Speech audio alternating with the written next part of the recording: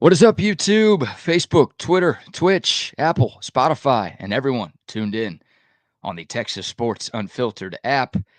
Welcome in to another edition of Bucky and BK live on Texas Sports Unfiltered and on the free TSU app.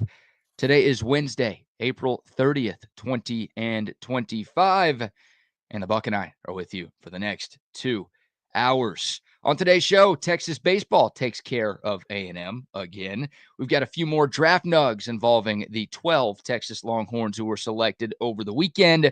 More sound from Steve Sarkeesian putting a bow on Longhorn spring football. The latest from the NBA and NHL playoffs. What a wild night it was with 4 games in the association and on the ice. We'll recap all of them. Plus, is Bill Belichick ruining his legacy by dating this 24-year-old?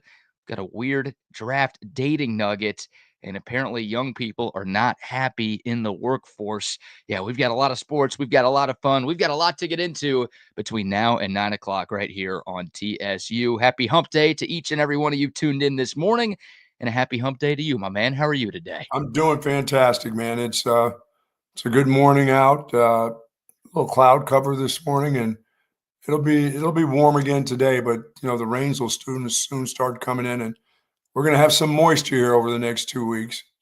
And there may be a point in time here next week, early next week, where it is absolutely raining, like not a little sparse rain, but absolutely raining in Central Texas, which is a good thing. So let it come, but let's give us one more day. We may get away one more day. It may start to happen to us on Thursday. And then later on, in the weekend, and then early next week, we could get some real showers. We really, really need it. But, man, it was you and I played a little golf yesterday. It was warm yesterday. Warmer than I thought. I mean, warmer than you thought for sure. It wasn't very sunny out, overcast, kind of windy, but I guess the heat was on. I guess the heat was on your arms. What, Glenn Fry, the heat is on? Yeah, was the heat on your arms, though, huh? Yeah, I don't know if you could tell on camera, but both of my lower arms are cooked. I mean, red. And it turns out, Buck, putting sunscreen on your face does not protect your arms. That doesn't count? Yeah, you would think it would do enough, right? You just put sunscreen on, that should take care of your whole body.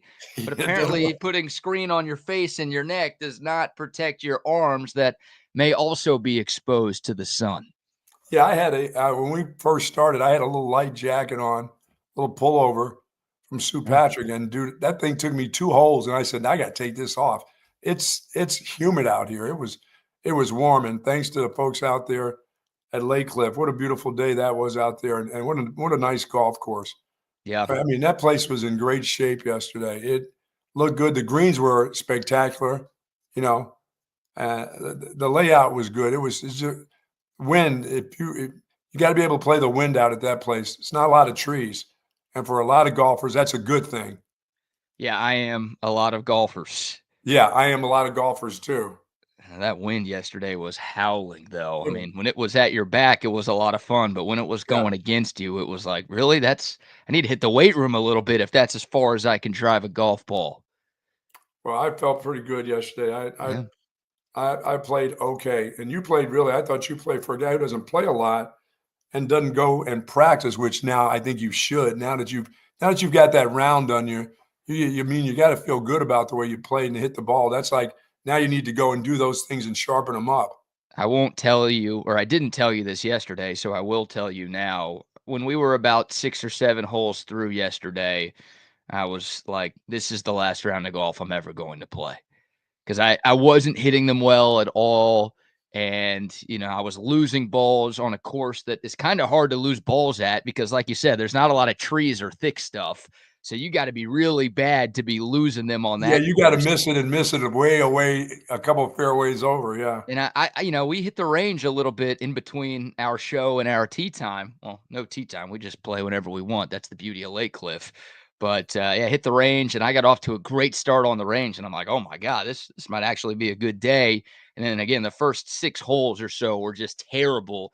And I'm like, I'm never going to be half decent at this, so I should just sell my clubs right after this. Hell, I should just leave my clubs here and say, hey, Lake Just Cliff, drop them and get in the car and go. if you have any idiot lefties that need rentals, let them use these. Maybe they could do a better job than I did.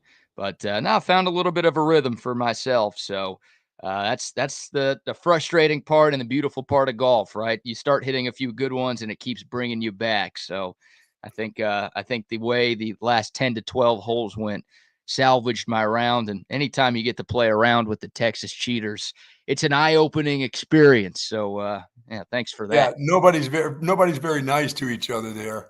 There's all sorts of trash. I wish I was good enough to talk trash to you guys, but that's the quietest you'll ever catch me is me playing around the golf with you guys. I'm not good and I'm not quiet. I'm going to let them know. Oh, yeah. You stink. That putt sucked. Really? And it's funny because y'all play teams, right? It's 2v2, yeah. but you switch up the teams every 6 holes. So, like, Yeah. you're super nice to one guy for like an hour, and then the next hour you're just dunking on him the whole time. Oh, yeah, like, hey, thanks. I remember when you were my partner, you sucked. Yeah. Yeah, we have a lot of fun. It's just, I mean, I think golf is one of those places where truly, if you're a golfer and if you want to, you'll find out about somebody within that 4 hours that you play golf. And that's what it is, because that place is quick. You know, like I said, that's a club, but you go, you know, you don't have to sit around and worry about tee times. There's not a lot of slow play there. There was hardly anybody out there really yesterday. And a lot of people that play that belong to clubs, if it's windy, they just don't go. They want to go when the golf is perfect. And for us bums, when we get a chance to play somewhere, we don't care, except for when the temperature is below 62. I'm not going. That's your rule, right? That's my rule. I don't care about it being windy. If it's warm and windy, that's fine with me. But if it's 62 or below, which I have gotten extremely soft about that. Yeah, And I used to go play golf when it was 45 degrees, just bundle up, put a hoodie on and play. I won't do that now because I can never get warm. And I just, it's no fun when you're cold out playing golf. You'll play in the rain. You'll play in the. I guess you won't play in the snow because that's I'll play in the heat. I'll start seeing like mirages out there and almost passing out, but I'll play. But if it's cold, I never can get warm, and that's no fun when you're not warm enough. No, it's not. No, it is not. But yeah, we had 5 guys. Play in Pennsylvania with gloves on and like 2 gloves. I mean, you don't want to play golf. There's too many nice days here. What are you, Kenny Pickett with 2 gloves on? What are you doing? Just totally ridiculous. But I have a lot of fun playing with those guys because it's a lot of crazy talk out there because they're all thinking they're good. They are PGA, senior tour players. That's what they all think they are, and they're not.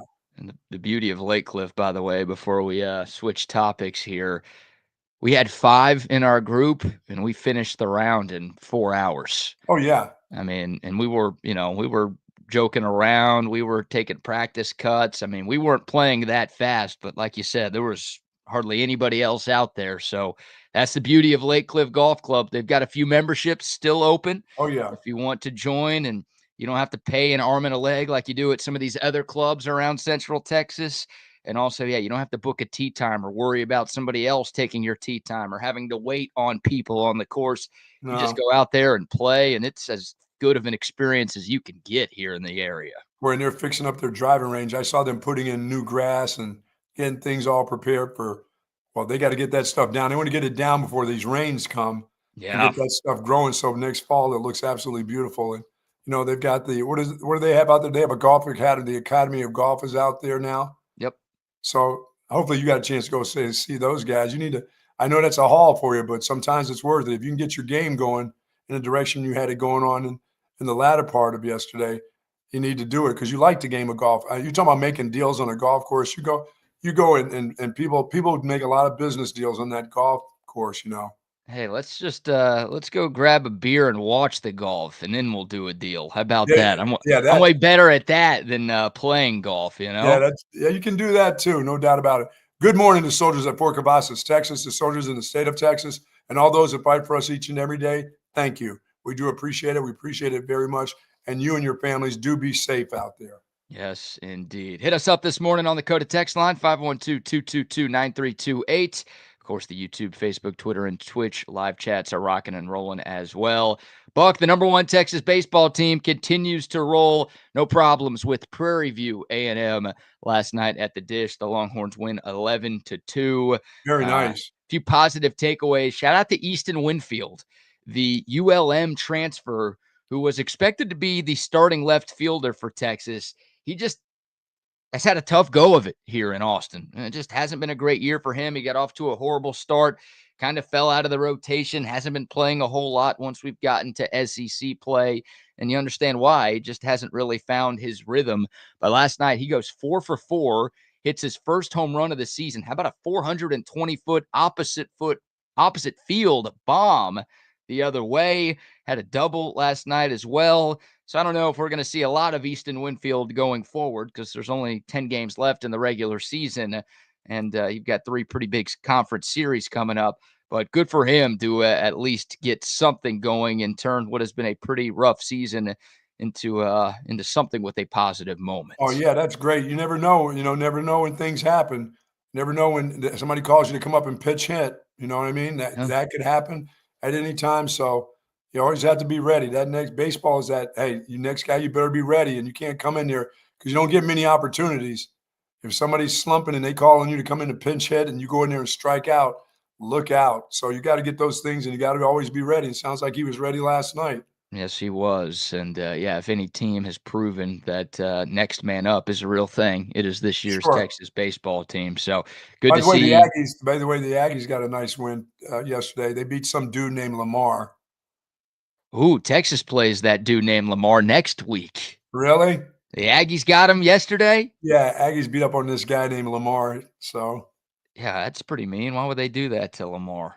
They needed to have a win after 3 losses. So they just played one. They played one guy. They didn't even play the whole University of Lamar. They just played one dude. They just played Lamar. That was it. Lamar Jackson, Lamar Houston. Played by himself. Kendrick Lamar. Yeah. It didn't work out for Lamar. No, it didn't work out for Lamar. Yeah, that is Texas's final midweek game of the season next Tuesday. So good to know if the Aggies can beat them. You feel like the Longhorns can beat them too. But, Texas 12 hits last night. Casey Borba, another 3-run bomb for him. Will Gasparino went deep. And you got to give a few guys half nights off. I was a little surprised. Look, Schloss knows what he's doing, clearly. This team is 38-5. They're the number one team in the country. They've got a 5-game lead in the SEC. I'm not going to question really anything that he's doing. But I thought last night was an opportunity to give some guys full nights off. Just felt like you were that much better than Prairie View A&M to where, you didn't have to play Rylan Galvan at all. You didn't have to play Jalen Flores at all. You could really empty the bench and still take care of business against maybe the worst team that you'll play all season long. Most of those guys started, but the good news is a lot of guys were able to be replaced. Ethan Mendoza left early. Rylan Galvan had a couple of at-bats before Cole Chamberlain came in behind the plate to relieve him. So you at least got to give a couple of guys sort of half nights, again, against a weaker opponent with a huge series against Arkansas getting going tomorrow up in Fayetteville. I think you're still a little worried. You don't want the rhythm that you have, even though guys could use a full night off. You kind of like, no, I need to keep a couple of these guys that have been playing these games. I need to keep them hot. Yeah. No matter who we play against. You're right. And that's what it was, right? And you trust in Schloss because, again, he's had the Midas touch with pretty much every decision that he's made in his first year in Austin. So I won't question it too much. And, nobody got hurt. Nobody left the game banged up. So now, if that happens, now you're really questioning. If that happened, I'd be pissed this morning. And I'd be like, Schloss, what are you doing? We love you, but what are you doing? You're playing Prairie View A&M. That's a team that was 11-31 going into last night. You don't need to risk any of your players getting hurt. Absolutely. But that's one that you if you get away with it, you can question it. But if nobody got hurt, just move right along. Yeah. And Texas, of course, didn't use any of its best pitchers. That's what the Longhorns have been doing in these midweek games. Cade Bing was solid to start. 3 innings, gave up just 1 run. Yeah, the Longhorns used 5 pitchers overall. Hudson Hamilton, really good showing out of the bullpen, eating up 3 innings in relief. And then, it was Aiden Moffitt, Ethan Walker, and Cody Howard taking care of business. So not a whole lot to talk about from the game itself, but some good news from after the game. Jim Schlossnagle said in his post-game media availability that the two-sport star, Jonah Williams, who's been nursing a hamstring injury, should be good to go for this Arkansas series. Awesome. So we did not see Jonah against A&M. Now, he was on the bench in uniform, but he did not appear in any of those wins against the Aggies. I think he's missed the last 4 or 5 games with that hamstring issue, but it sounds like he will be available starting tomorrow. So we'll see. Yeah, we need him to get through the remainder of the baseball season without any more of that hammy stuff because football is just around the corner again. Yeah, I heard Zay talking about this the other day, and it's like, does it concern you that Jonah Williams, I mean, this is his second injury that he suffered this baseball season. And I mean, the first one, he was hurt coming in. It was something that happened to him at Ball High Okay. last semester. But, he's had to miss a decent chunk of the baseball season with a couple of different injuries to different parts of the body. Soft tissue stuff with him? I think the first one was a collarbone, but this one, obviously a hamstring. So, yes, soft tissue. Yeah, that collarbone, you fall and all that stuff. That's a part of the injury deal. The real issue is the hamstring. Is that a chronic? Hopefully, it won't be a chronic thing. Even people that get their first hamstring, people always talk about, did he ever have this before? Well, everybody at one time or another has had a little tweak. So most guys in athletics have had a hamstring tweak, not a hamstring pull, because when as soon as you get past about the third one of those, everybody starts calling it a chronic deal with you, and it's going to show up eventually sometime during the year. And for him, he puts a lot of stress on that hamstring from baseball and the quick twitch there. But, dude, you want him for football too. So he needs to get through the rest of the remainder of the baseball season without any more hamstring problems. With you. Yeah, I'm sure Steve Sarkeesian wasn't thrilled when he found out about that hamstring injury. He's like, all right, Schloss, I know you love him, but hey, he's our 5-star safety. All right. We want this guy to be a big part of our defense this year. Right. Let's make sure that this doesn't happen again, please. We need him healthy. And if you get to a part where you don't need to use him, coach, let him go ahead and rest some. Go sit him somewhere, and we'll take care of him over here at the football office. That's the thing, though. Jonah Williams has been playing really good as of late. So, in the early part of the season, again, he was hurt and then slowly working his way back from injury. He wasn't getting a lot of PT, but he got an opportunity. And I think it was the Auburn series. He was incredible in back-to-back games. And then Schloss came out and said, he's going to be our starting left fielder for the foreseeable future. Then he goes down with an injury on that Tuesday game. And then it's like, uh-oh, what do we have? But clearly he's a good baseball player too. This is not just a charity case. Oh, no. We had to get him on campus, so we threw him a bone with baseball, even though he's clearly way better at football. Jonah Williams has shown that he can get it done on the diamond too. So, yeah, both of these coaches, I'm sure they want him healthy for the other sport, but they would obviously like him healthy for their sport as well. So it's cool, man. I mean, it's been a while since Texas has had a cat like this. Yeah, I mean, like I said, that's a good thing. But if you get to a point where everything's running smoothly for your baseball team, and maybe that's when you have that talk. That's when the two coaches talk to each other and say, "Hey, we're fine. We got plenty of depth. We'll move right along. He needs to go rest somewhere." That's fine with Sark. I guarantee you that. Yeah, I wonder who wins that battle. Well, I mean, the kid will win the battle. Right now, if the kid feels good about the way he's playing baseball, even if he's got a hammy and it heals up, he's going to want to play. He wants to. I mean, they're the number one team in the nation. Who the hell doesn't want to be on the number one team in the nation and playing? You're right. So right. he's going to want to do. He's a 2-star athlete. He's going to want to do baseball if it's going well. If baseball was crappy right now, I could understand resting him and not sticking him out there. Yeah. If you're in 4th place in the SEC, no thanks. But you're in the 1st place and you're number one team in the nation. That guy's going to want to play. The coach, he's going to want to play. The coaches are going to want him to play. Sark wants him to play now. Sure. So you've got a huge rivalry series coming up against Arkansas too. So yes. You want all hands on deck. This is the toughest road series to this point for this Longhorn baseball team. It's going to be hostile environments for the next 3 days. And I can't imagine a coach coming to me and saying, you've worked your way through the hamstring. You're playing Arkansas. You're getting ready to go and playing regional, super regional play, and him saying, we're probably. Do you want to be here? The kid's going to go, what do you mean, do I want to be here? Been here all damn year rehabbing. I want to. I'm not going to go get ready for football season. Football is not until August sometime. No thanks, coach. I'm in. So that kid's in. You know that. He's in, and it sounds like he's going to be in the lineup this weekend. Another positive injury update for Texas. Max Ballou, the reigning Big 12 Player of the Year, the preseason All-American. According to Jim Schlossnagle, Max Ballou is progressing.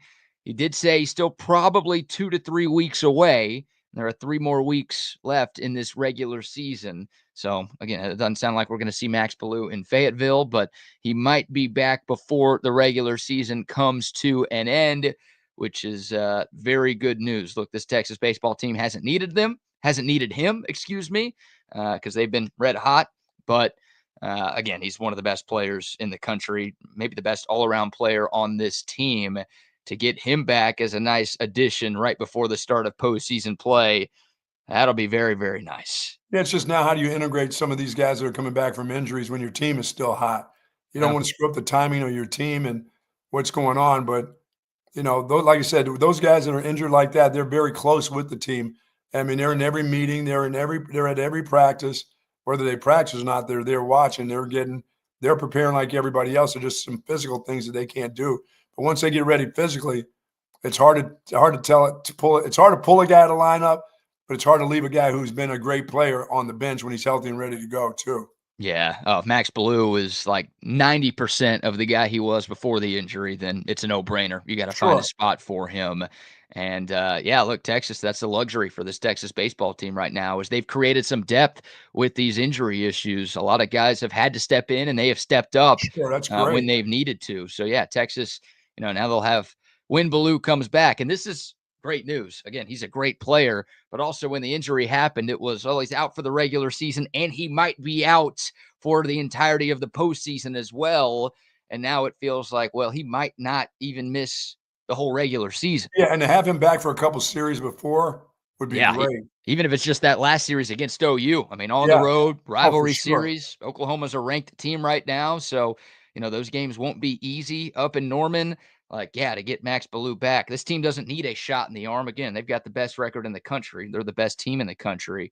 But you'll take them where you can get them. Absolutely. That'd be a huge boost for Texas. And, if you got Jonah Williams continuing to play well, you've got him in left. You've got Gasparino in center. You could put Max Ballou in right. You've got Tommy Farmer as your fourth outfielder. We'll see what you do with Adrian Rodriguez. Maybe he goes back to third when Ethan Mendoza gets healthy enough to play in the field.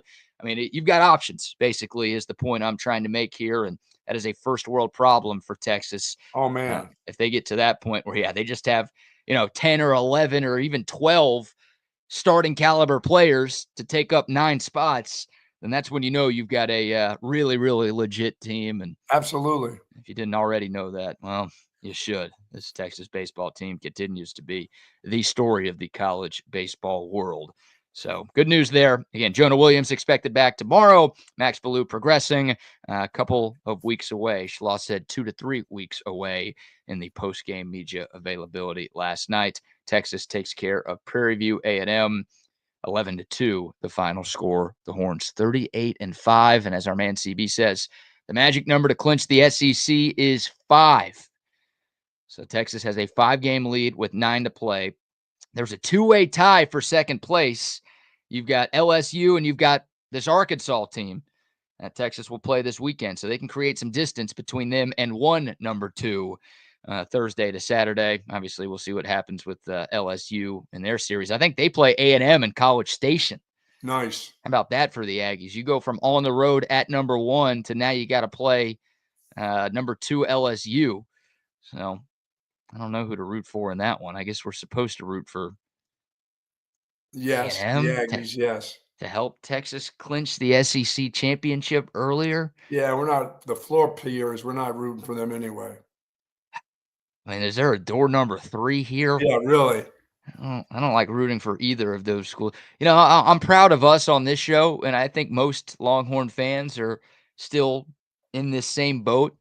We don't root for the conference. SEC will root for SEC. We don't want any of these teams to win at all. I want them all to lose. Even South Carolina and like Mississippi State, schools that we're not really supposed to care about that much. I don't want any of them to win ever. No. I've gotten that way over the course of 1 year. I wasn't that way before. I've always been a conference kind of guy. If my team is, if it's out of conference, I'll root for my conference. I've gotten away from that being around you. I don't like it, but that's okay. Everyone here is saying Geox Tigers, so it's anyone but A&M, it appears, for a few of our TSU Oh, it's audience always going to members. be that way. That ain't changing. Hey, look, normally it's a no-brainer. I would take LSU over A&M, but no, it'd be pretty cool. Like Texas could. That still hurts them, That hurts. That would hurt the Aggies still. Yeah, I've got a magic number math myself here. So someone correct me if I'm wrong, or y'all can help me with this magic number math. If Texas sweeps Arkansas and LSU gets swept by A&M, the Longhorns can win the SEC this weekend, I think. Now, there might be a team in third that could still mathematically be involved to where that's not the case. Texas might need some other help from around the conference. But, like, if Texas sweeps Arkansas and A&M sweeps LSU, then I think Arkansas and LSU will be out of contention to win the SEC. And that might end up being enough for the Longhorns to clinch. And look, you'll take any SEC title when you can get it.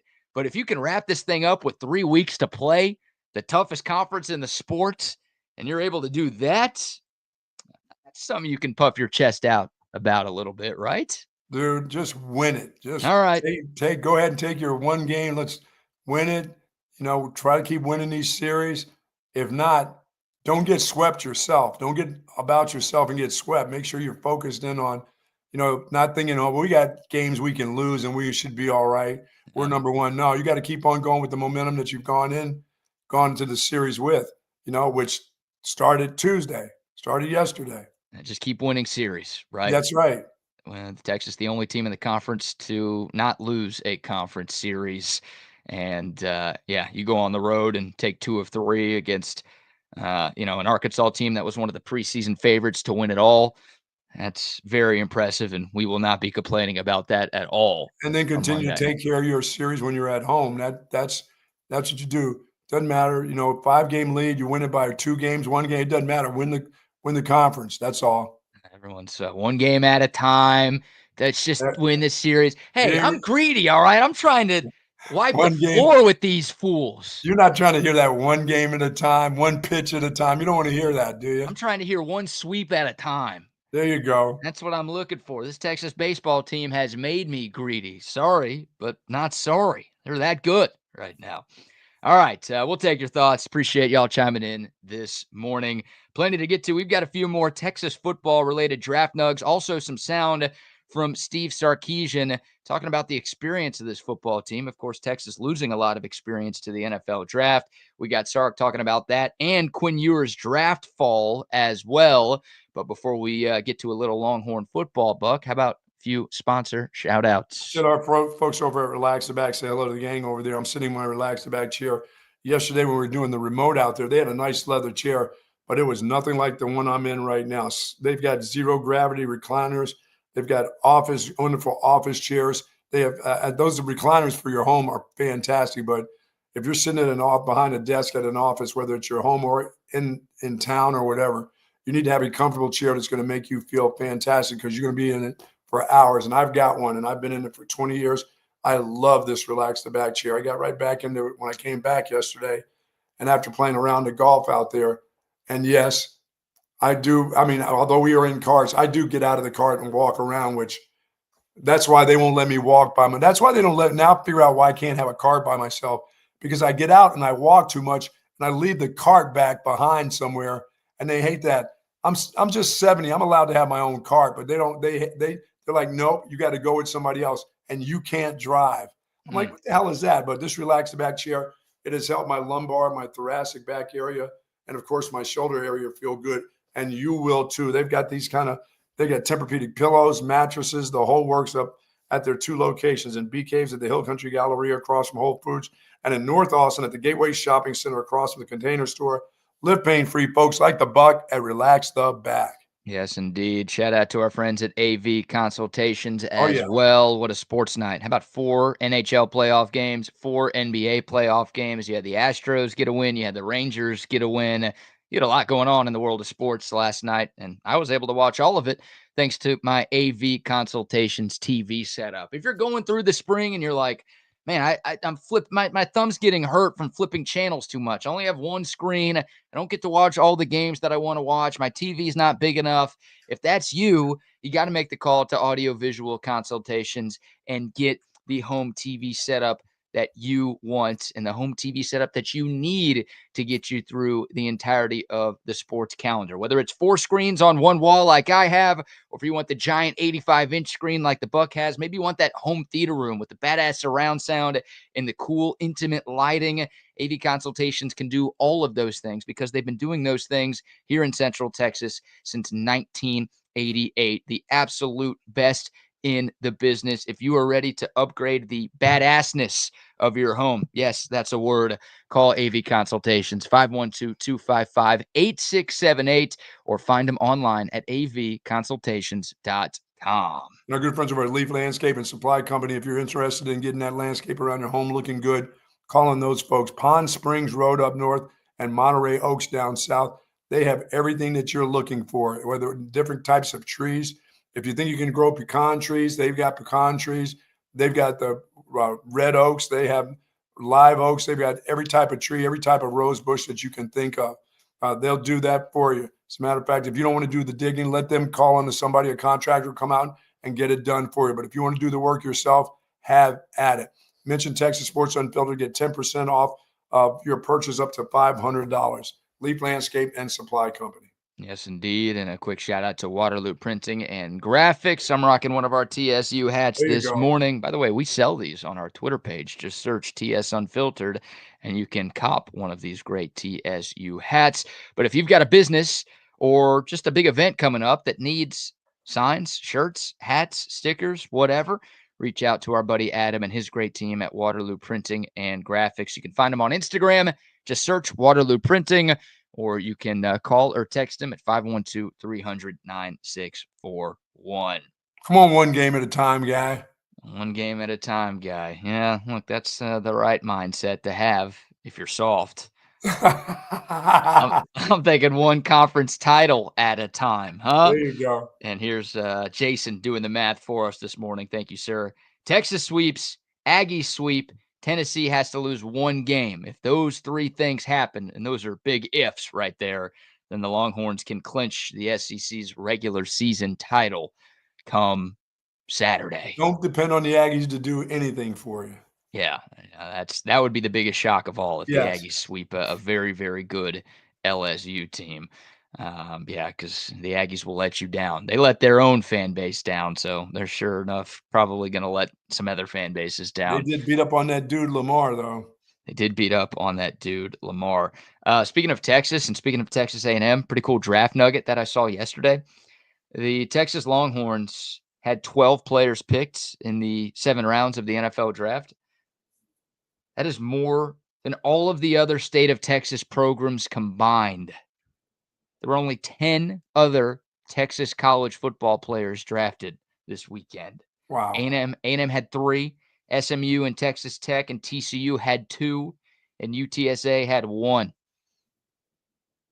Baylor and Houston did not have a single player drafted. Nothing from Baylor? Nothing from Baylor in the Big 12. Nothing from Houston in the Big 12. Not great looks for Dave Aranda and Dana Holgerson there. Maybe they're very young. So how about that? I mean, Texas quadrupled the players that A&M had drafted, 12-3. And then again, the University of Texas had more players picked than all of the other state of Texas schools combined. What about the state of New Jersey with Rutgers? Because we like Rutgers stuff. I didn't do any Rutgers research before today's program. See how many they had go. Yeah, I'm sorry to tell you that. A couple of other draft nuggets, by the way. A few more thoughts on the draft, and I want to get your thoughts on some of these fits for these Longhorn players as well. Just going down the line, starting with Quinn Ewers here, because we've got some sound from Steve Sarkeesian, who was asked about Quinn Ewers' unexpected draft fall down in Houston on Monday. Quinn Ewers falling to pick 231 is ridiculous, isn't it? I mean, there were 2 punters drafted before Quinn Ewers. I know you got to take a chance on a quarterback before you take one on a punter. I understand a kicker, like, the guy who kicks it through the uprights, but 2 punters. Yeah. 2 punters. You had a quarterback from North Dakota State and a quarterback from South Dakota State get picked. Yeah, those 2. Quinn Ewers. Weren't a couple of those guys in the playoffs played against each other, got drafted before Quinn Ewers did? Yeah. It's like, look, I get it. Quinn Ewers is far from perfect, and I don't think he's going to be a franchise quarterback in the league. But, man, with his resume and with his recruiting ranking coming out of high school and his potential upside, like, there was a lot of the expectations were that this guy, was going to be one of those top 3 guys when his time came, no matter where he went. yeah. He was going to be that guy. But That was the thing. Like, going into last year, most people thought Quinn Ewers was going to be one of the first 2, maybe 3 quarterbacks drafted in 2025. And he ends up being what, the 12th guy picked? and they were in the semifinals. It wasn't like that he played on a losing team. Right. Like, look, he didn't have the year any of us wanted him to have, but still made it to an SEC championship game, still won a couple of college football playoff games. And had some good games along the way. So they're Yeah. just Like, he got drafted lower than Garrett Gilbert got drafted coming out of college. yeah, there's some things that I don't know, and it's not like we have blinders on. We see a lot of them. There's a lot of things that I think that he would have to improve on. His ability in that pocket would have to really, really change for me to think that he would be a starting quarterback. He would be a backup quarterback that can probably save you in some games, but week in and week out in the NFL, I think he would be one of the sack leaders. I mean, getting sacked, quarterbacks getting sacked in the pocket. Again, he's far from perfect, but like, how many guys who were drafted ahead of him could have done what Quinn Ewers did at Texas? I know he had great talent around him, talent here that a lot of the other quarterbacks did not have at their colleges, but like what caused this? I mean, I don't know how many guys could have gone to Alabama against a Nick Saban-led defense filled with pros and did what Quinn Ewers did 2 years ago.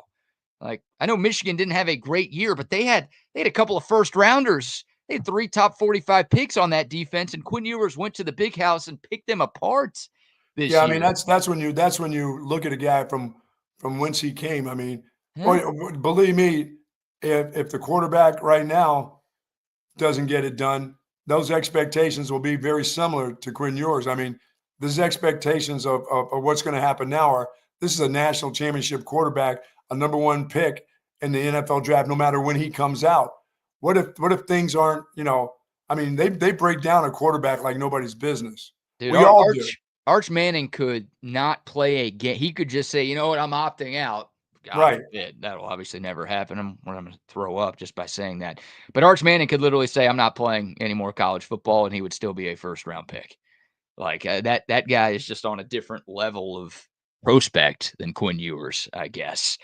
But, like you said, but back in the day when Quinn Ewers came out of high school, his projection was pretty damn high, no matter where he ended up, Ohio State, Texas, UCLA, which is in Los Angeles. I don't know if you know that, but that's where it is. Yeah, you're right. I mean, this guy was one of the highest rated recruits ever coming out of high school. And again, it's like going into his last season of college football, people thought he was damn near a lock to be a first-round pick. It was like, oh, man, if Quinn has a great season, then he could end up being a top 5 pick this year. And by the way, what does a semifinal in the NCAA get you? I thought that's pretty good. Was the season that bad that he had to fall from like top 10 to 231? Well, more than anything, he showed me the ability to play hurt because I don't think he was ever right. I think they played him. I'm not blaming Sark. I'm not blaming anybody, but everybody got together and they thought he was good enough, to get you to the semifinals. You know what I'm saying? To play in that game again. So I take heed, and that guy is a tough son of a gun that he will play hurt. He gets hurt a lot. I mean, which sucks because every year he's played, he's been hurt. So I don't know if that's the knock on him, but I know one thing, he did play hurt last year. They can say all they want to. That guy was never, ever like at top. There was something always wrong. Even when he came back, he was still hurt. I think that's got to be the reason why he fell this far, right? I mean, again, the resume, the potential, the fact that he was coached by Steve Sarkeesian, like all of those things would lead you to believe Quinn was going to get picked way higher than he Yeah, I mean, I did. hear a lot. We see on our text line, he just sucked. I mean, people just. I'm like, no, he didn't just suck. He got better. He got Yeah. better, and to get you where he got you was incredible. And just the fact that once again, I thought he's got some deficiencies, but I never thought that he was at his best. I don't know if he ever got to his best, with his injury. So. Yeah, if you think Quinn Ewers sucked, just I guess you didn't watch any Texas quarterback play from like 2010 to 2022. Like, Well, I don't. I guess you But didn't see, see I what don't we know if had around here. they don't compare him to that kind of stuff or what Texas used to have. They compare him to when he got out of high school, what he was supposed to be. I mean, I thought he had a really good Texas career, don't you?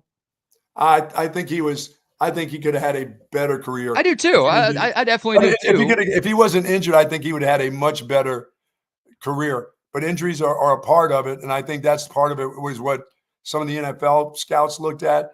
But I like I said, I have all the respect in the world for a guy who was not right and played that position and had to throw the ball down the field last year and got to where he got to. I just think the world of the kid in that way. But I don't think what some people just think he sucks. I mean, 3 months ago, we're talking about Quinn Ewers being the third best quarterback Texas has had in the last 50 years, and now he sucks. Like, what happened? What did I miss? Here's Steve Sarkeesian. The coach was asked about Quinn Ewers' draft fall on Monday at the Houston Touchdown Club event that he was at. And here's Steve Sarkeesian talking about all of us, included, wish he would have gotten drafted higher. But at the end of the day, if I could have picked a place that I think is a great fit for him, I think Miami's a great fit. Systematically, what Coach McDaniel does is, if not exactly the same, very similar to what we do. So there's going to be a level of comfort for him of, style of play. He's got some great weapons on the outside. It's a warm weather place. So in the end, I think it's a good fit for him. Now it's about taking advantage of the opportunity, that presents itself. But I also think it's ironic in that so many things are written and talked about the players from a negative standpoint, that transfer schools or stay in school to take more money, like it's a negative. But all of a sudden, here's a guy that said, I wanted to leave a legacy at Texas and I wanted to go play in the NFL, and now they're knocking him for not taking the money in college. So, I don't know which side of the fence everybody sits on that. But in the end, I think it just speaks to the character of him, of what he believed in and what he stood for. And nobody wanted to win a national championship much or more than Quinn on our team the last couple of years. And I don't think anybody felt it more than he did when we didn't beat Ohio State. Obviously his track record of going to school there. So in the end, it wasn't about going to another school. It was about the next the next part of the journey in his career and in his life, and that was going to the NFL. So, like I said, he's got a good opportunity in front of him. Now it's time to go make the most of it. Yeah, I don't think of him as anything to do with the money. Like as we talked about yesterday, that dude has money. That guy was never going to be poor. He had enough money coming out of high school, even before then. His parents are probably well-to-do enough that it's not about anything to do with money. It's about his ability to play at a level, at the highest level there is, and that's professional football at that position at quarterback. And the expectations out of high school is no matter where he went, he was going to be, if he stayed healthy, he was going to be 1, 2, or 3 at that position. Like I said, I don't care where, if he went to Moravian, Kutztown, if he went to Lehigh, he was going to be that guy. It just never happened. But I have a lot of respect for a guy who played hurt because, like I said, dude was never right last year and played in the toughest conference in college football and made it to the semifinals and played hurt. And whether the head coach said, okay, you're going to play hurt, or the kid said, I'm going to play, or the doctor said, let's go, he did it. And so I got a lot of respect for that. So you can think what you want of him. I think he was better than a lot of other guys that went ahead of him just on the fact that guy has a lot of guts to play that way. So yeah, I don't know. We'll just see how he develops, over the next couple of years because, Steve Sarkeesian may be quarterback whisperer, but we'll really see because now he's in the NFL and he's with a pretty good coach, and we'll see how he develops. Yeah, well, Quinn's got his work cut out for him. I mean, obviously, the later in the draft you go, the harder it is to make a team, and the more you have to work to ensure that there's going to be playing time for you down the road. Yeah, dude, if that dude's not good in the pocket in the NFL, he's just not going to make it. Yeah. And look, I think it's a pretty good situation. I agree with you. I agree with Steve Sarkeesian.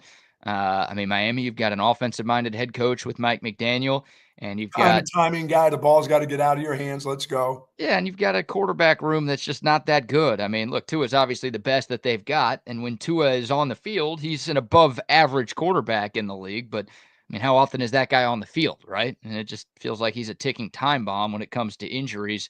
And then Zach Wilson is your number 2 quarterback with the Miami Dolphins, so it's not like that guy's done anything to give franchise QB. So maybe there could be an opportunity for Quinn to make the club and eventually find his way on the field there. But yeah, Him wanting a national, his want to doesn't do anything. I'm talking about his quarterback play. Everybody wants to win. Everybody wants to be a champion. Everybody wants to do well. I'm just talking about his play. There are kids on that team that they all want it, or they wouldn't be doing this shit. You know what I'm saying? What would they do it for if they didn't want to win championships? You're at Texas. You come here to win championships. So the want-to part is, but the part of saying, Coach, my shoulder isn't ready, my arm isn't ready, I'm still a little banged up. But actually getting out there and doing it when you're hurt, that's good stuff. And that's what it's all about. That's sucking it up and getting it done and still getting to the semifinals. No disrespect to Garrett Gilbert, and definitely no disrespect to Sam Ehlinger. But I just can't believe Quinn Ewers was a later draft pick than either of these two guys. Like even if you don't think anything of Quinn Ewers, like that's nuts to me that he fell further than those guys did. But we'll see. He's got to make the most of this situation. Absolutely. And rooting for him. Hopefully he can find a way to make the team and make it in this league for a long time. All right, some other draft nuggets. Man, I think Green Bay Packer fans are going to love Matthew Golden. By the way, Matthew Golden, the highest wide receiver picked out of the University of Texas since Roy Williams in 2004. So it's been a long and Roy Williams was a top 5 or 6 pick if memory serves. But Matthew Golden, the highest picked wide receiver out of Texas in more than 2 decades, and the first wide receiver selected in the first round by the Green Bay Packers since 2002. So if that guy turns out to be really good, then he is going to be a fan favorite instantly in Green Bay. Oh, I think so. They always need receivers there, and they've kind of neglected that position a lot. But they spent a couple of, I think, top 3 draft picks on wide receivers this year. So excited to see what Matthew Golden can do up there. Yeah, with their quarterback, they have to have speed. Yeah, they do. And Golden, the 4.29 40 at the combine. I still they got the one kid that can run, but sometimes just doesn't make the catches all the time. He got a little bit more consistent, but then, he's not consistent enough. Matthew Golden is a consistent catcher of the football, which if you're a wide receiver, that's really important, is that you can catch. Yeah, he's got great hands, and for a guy who's only 5'11", he's got a pretty big catch radius as well. Yes, he does. He made some highlight reel catches during his 1 year at Texas. He's obviously incredibly fast. He's a quick route runner. He's got that quick twitch, and he's close. No, I was wrong about him. No, he didn't need to come back for another year. No. I kept on saying, is he coming back? Is he coming back? No. You're just trying to get him to come back for another year. He made the right decision. Maybe he could have been picked even higher if he came back for another year. There wouldn't been any doubt that he would have been picked higher with his ability. But now you only got so many of those hits that, like you said, at 5'11", you can't take with so many of those. You got to go while you can go. The guy who should have come back was Isaiah Bond, and it's not really for play; it's just for timing. Or the other guy that's the offensive lineman should have come back and made himself some money. Yeah, and look, for Cam Williams, 2-3 years down the road, if he turns into a starter for the Eagles, then he's at the right place. They're the best offensive line in football. Yeah, and he gets to learn from a future Hall of Famer in Lane Johnson. So I think it's a great value pick by Philly. Of course, the Eagles took a couple of Longhorns. We'll get to the other one here in a second. But yeah, Cam Williams, like for the sake of his rookie contract, should have come back for one more year, because I really think with a great 2025, he cleans up some technique, obviously cleans up the penalty issues that plagued him in 2024. I don't think it's too far-fetched to think Cam Williams could have been a first-rounder next year. We'll never know, but playing at Texas, and again, if he fixed a couple of things with his size and athleticism, right, I think that guy could have been a back end of the first round kind of tackle, and instead he goes in round 6. So it's all about the second contract. Cam Williams gets on the team, and figures some things out and gets a big second deal, then the decision will end up looking right. But man, in the short term, I think that's a dude who could have returned. Probably should Yeah, have returned. and what Philly got with the secondary kid, I would think of him in my mind as, yeah, he's good enough to be a second-round draft pick, but I was expecting him to go in probably around late 3 or early 4, the way things are going. But, I mean, to He's me too good. He's too good. He's too yeah, if yeah, he's you're 3 right. inches taller, he's late 1, early 2. So it's nothing to do with the ability. It's just all these, NFL draft experts gave him a lower grade because he's less than 6 feet tall. You're But right. the tape screams like much higher than that. And the Eagles are like, we took a white corner last year and turned him into a stud. We don't care about your norms and stereotypes. We just want good football players. Yeah, you're right, and they got one. They got a great football player. Like I'm telling you, Makuba could have ended up in Cleveland, and I'd be like, I don't care. He's that good. He's gonna find a way to be good on the Browns. But yeah, he goes to Philly. I mean, come I on, know. man. That only makes them you're talking about making them better?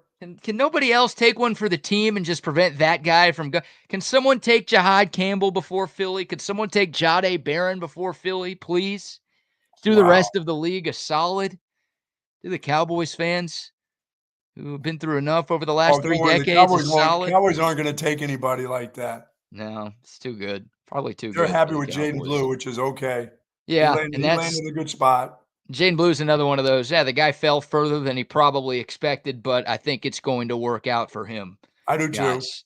I mean, that's a great situation for him because the Cowboys need a player like that, and they've got a running back room that's not very good. They also don't have a lot of receivers, so Jaden Blue can be, and I think will be, a big factor in both the run game and in the pass game from pretty much week 1, Buck. Yeah, That's good. I think Steven's right. The Eagles draft players from winning programs. Um, They just get winners. I yeah. mean, I mean, that's what they they've do. gone Alabama and Georgia a lot, and then they got 2 Yes, players out of Texas this year, and Texas has become one of those winning programs. So, right. yeah, look, I mean, these guys have played in big games. They're also really well coached in college, and they're getting developed at their respective colleges. So it's not a bad strategy by the Eagles, and well, they've played in 2 Super Bowls and won 1 in the last 3 years. So Yeah, but it's working. the Cowboys just love that juicy back. So Cowboys love juicy backs. yeah, And great. I don't know what that means in football, but I'll take a juicy back, I guess. Yeah, and I mean, I think the kids that went to Tennessee, I think that's pretty good. That team needs help, and they want to win, but we'll see. Yeah, Gunnar Helm. I'm not going to mention him in great situations here. Look, if Cam Ward turns out to be worthy of the first overall pick, That's then true. all right, cool.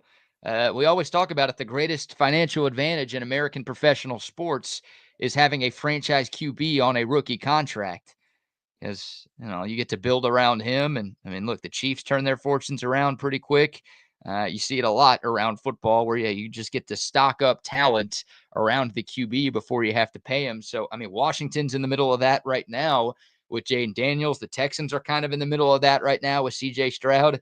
If Cam Ward is next in line of those great young QBs, then yeah, it's going to be great for Gunnar Helm. But Which is great to be the tight end on that team because that dude needs safety. He'll need safety blanket a lot of times early in his career where people will say you should have thrown that down the field, but we'll take the reception for your tight end for 8 yards. for sure, There'll if be a Cam lot. There'll be a lot of dump offs by him. Yeah, I think so. But if Cam Ward is Will Levis 2.0, then Oh, I hope Gunnar Helm's going to have an Adonai Mitchell-like rookie season. or he's Which, going to get set up to get his head taken off. yeah, where he's going to be open, but the quarterback can't get him the ball. I still can't believe that. Come on, AD. What did AD do to deserve that? I Fell too know. far in the draft and then went to a team that doesn't have a quarterback at all. What a mess right there. A little surprised Jake Majors went undrafted. He did get a pretty nice chunk of change from Tampa Bay. He got $260,000 guaranteed, which is a lot for a UDFA. Yeah, So it is. tells me to believe he's got a shot to make the team, and they think a little something of him. And then I can't believe I'm going to do this, but might lose a few listeners with this take. I'm going to give Tom Herman a little bit of credit this morning. Texas has Why had would you do that? Well, Texas has had 6 defensive tackles drafted in the last 3 years, and all of them were Tom Herman recruits. 3 of them have been taken in the top 45 with Murphy and Sweat last year, then Alfred Collins this year. I mean, Tom Herman did a lot wrong at Texas. There's no denying that, and I'm not advocating that he should still be here, but he was able to bring in some really talented defensive linemen during his tenure. Now, those guys got developed a lot by Sark's staff, but again, 6 defensive tackles drafted I last wish I could 3 give him years. credit for Alfred Collins, but wasn't his mother a basketball player here? I mean, wasn't that Uh, guy destined to be a Longhorn? And wasn't he was one of those, you know? was a legacy, yeah, and Yeah, I mean, obviously he was played kind his of that guy. Yeah, he from played his high school ball at yeah, Bastrop, Cedar Creek, right down the right road. down the So, road. Yeah, look, not the hardest recruitment to win. I'm saying Tom McKay says Tom Herman didn't recruit. Yeah, I mean, the head coach helps recruit everybody. So he brought in these guys. I'll give Tom Herman's staff some credit. Fine. If you want me to say the staff there instead you of just go. Tom Herman, if that's more palatable for everybody out there, I will. The offensive line, not so much. The defensive line, he was able to find some pieces who have helped the Longhorns these last couple of years and guys who will be representing Texas in the NFL. So, Well, we'll see how this staff does with those type of defensive linemen now, because they have got to start in the direction that they've done with the offensive line. They're going to have to find there's some big kids in high school here that they're going to have to find and develop, just like they're doing the offensive linemen. I have nothing but good things to say about their offensive line and how they've developed their high schoolers. They don't run out looking for guys that aren't a part of the high school scene here, and they can keep that up. That's something that sticks with you, because there's always going to be those big suckers on the offensive line in high school in the state of Texas. They're going to get those guys. Now it's to let the defensive guys end up in Georgia, like you say, Alabama, LSU. I mean, obviously you have to go to Louisiana and recruit against LSU and Texas A&M with those type of kids. Now they got to win those battles and bring those guys here. yeah, Texas A&M always ends up with 1 or 2 of those type of players. They end up with a shitty record, but they end up with some pretty big time defensive linemen on their defense. So Texas needs to win those battles. Yeah, well, Texas just won a battle in the state of Georgia. I mean, they got 5-star D lineman Justice Terry out of Yeah, Manchester, Georgia. That was a guy that the Bulldogs really wanted, and Texas was able to get his commitment right before signing day. So, yeah, I mean, I think Steve Sarkeesian recognizes the importance of building through the trenches. That's why they went out and got 5 portal defensive linemen this year, and they got 3 freshmen coming in. One of the reasons why Texas has been able to recruit so well on the offensive line is they've kept the same coach, right? yes. Like Kyle Flood has been here throughout the entire Steve Sarkeesian era, and he's one of the best O-line coaches in America. And he's a great recruiter as well. And he's been a head coach before in college football. So, there's a lot of boxes that he checks, and guys want to go play for and get developed by Kyle Flood. And Yes, just and that it sounds that way continuity. through the players. It really sounds that way Yeah. when the players talk about that dude.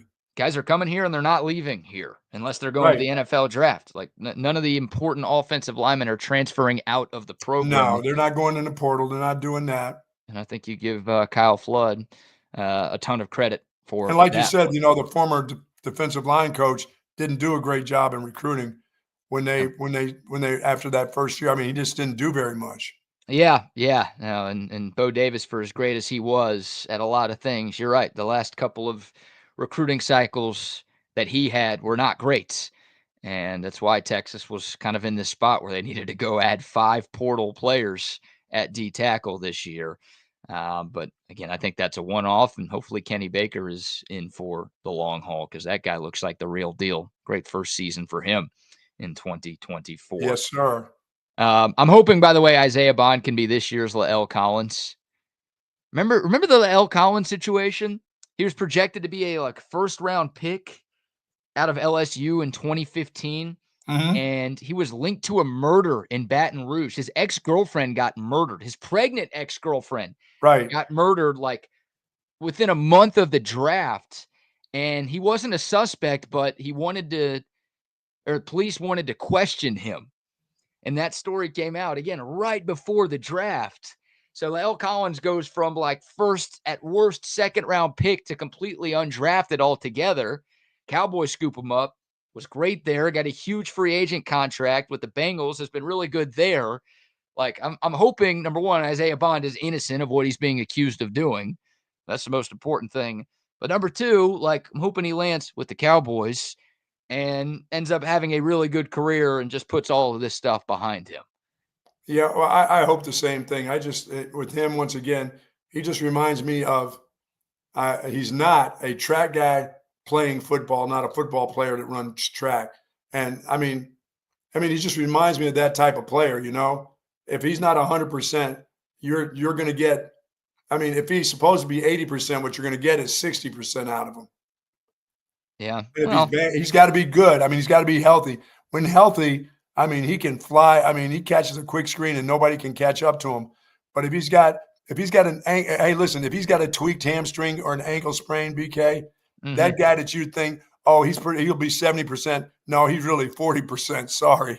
yeah. Well, look, if he I mean, was, there's a lot of guys like that, and those kind of specialty positions, running back, wide receiver. I mean, you can't be a running back and say I got a sprained ankle and just be a shit bum. That doesn't work because you're always going to have something wrong with you as a running back. There's always going to be an elbow injury. There's always going to be soreness to the knee, hammy maybe a little sore. But the running backs that ever came up with, you know what, I kind of tweaked my ankle a little bit. I'm like, so who cares? what'd you call him? A shit bum? A shit bum. I don't think I've heard that one before.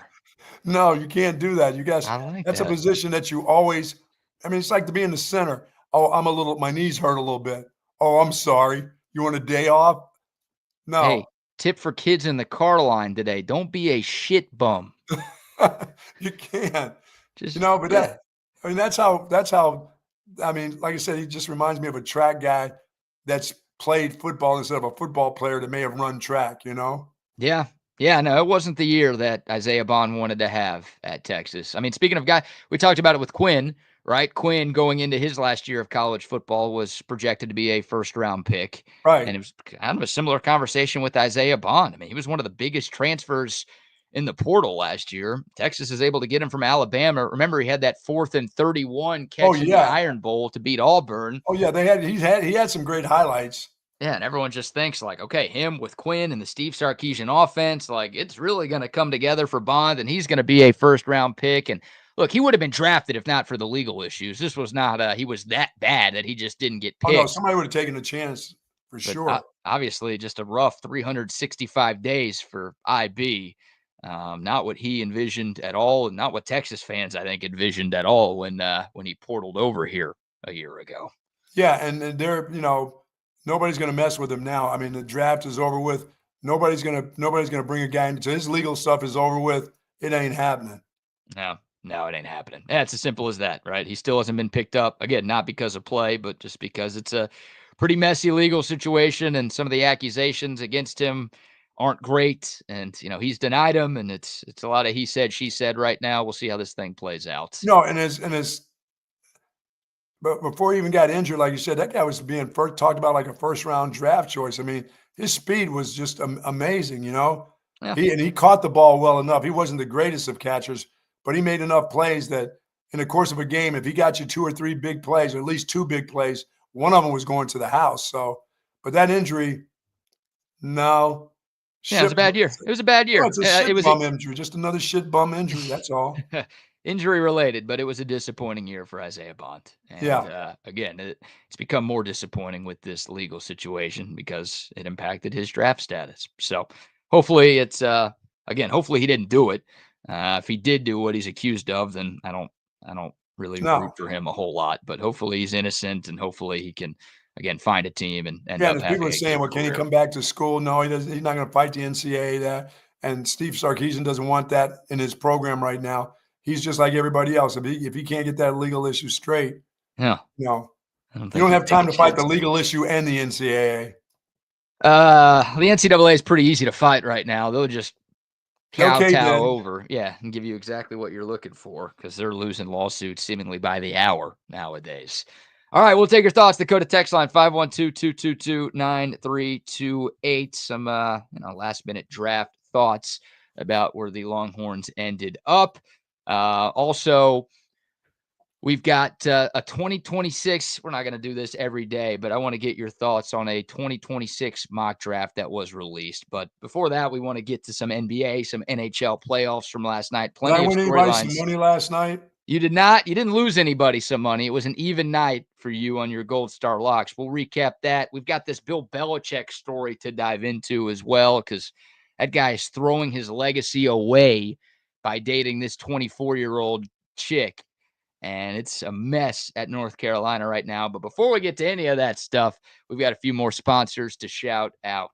Say hello to the gang over at Sue Pasture, of course, with that incredible selection of Longhorn apparel, collectibles, accessories, and they've got tons of Texas-themed gifts and items there just for you. A huge variety of men's and women's clothing. Mother's Day just around the corner. You want to head over there. They've got jewelry. They have everything mom would like to have for sure over at Sue Patches. They got the free parking. It's at 5222 Burnett Road. They offer free shipping on online orders over $49. And like I said, folks, you want to get to a place, you want to get in and out of there and not have to walk 6 blocks. Sue Patrick's is the place to go. 5222 Burnett Road. And of course, the famed Jelly Cats are there. And if this baseball team keeps it up, we'll be having more hats than you can shake a stick at. Do people shake sticks at hats? Yeah, that's just one of those terms. Shake a stick, shit bum, the whole works. I don't know if I've heard of the shit bum one. You haven't really? No, I don't know. I've heard of shaking sticks at hats. What are the hats going to start moving if you shake a stick at them? Just keep the shit bum with you. Keep that one in your mind for the day. Yeah, that one's going to be a part of this show, I think, moving forward. Love it. Love Sue Patrick, folks. We love that. Hopefully we'll be over there just before Mother's Day. Yep. Bring you some great items over there, and they've got them all. Yes. They've got Admiral McCraven's new book out there. Of course, I'm still a couple pages away from being done with book number 3, The Hero Code. A couple of pages. What, like 100 plus? Look at the size of the dadgum book. It's tiny. Open it up. Show people how big the font is and how few words there are per page. Look at that font. Are you kidding me? Look at that. Look at the margin. You got like 3-inch margins on that thing. But look at the size of that book. I'll finish it up on the next plane flight, especially if I'm on a Delta, which I know I'll be on somehow for hours upon hours somehow. But I won't be in Atlanta. I may be in a Delta, but I won't be in Atlanta. I guarantee you that. Avoid Delta at all costs. Avoid Atlanta at all costs. Wait a minute. And okay, we love Sue Patrick, but give us a quick update on Delta, will you? There's no update. There's no update. What? The update is we're still waiting. We've got another open case with Delta Airlines. It's our 3rd open case. And they're still offering you $100. They're still offering you $100. I think that's about our best offer is $100 or like $150 worth of Delta Sky Miles. Ooh, I don't want that. I want rewards. When I say rewards, I want stays at hotels.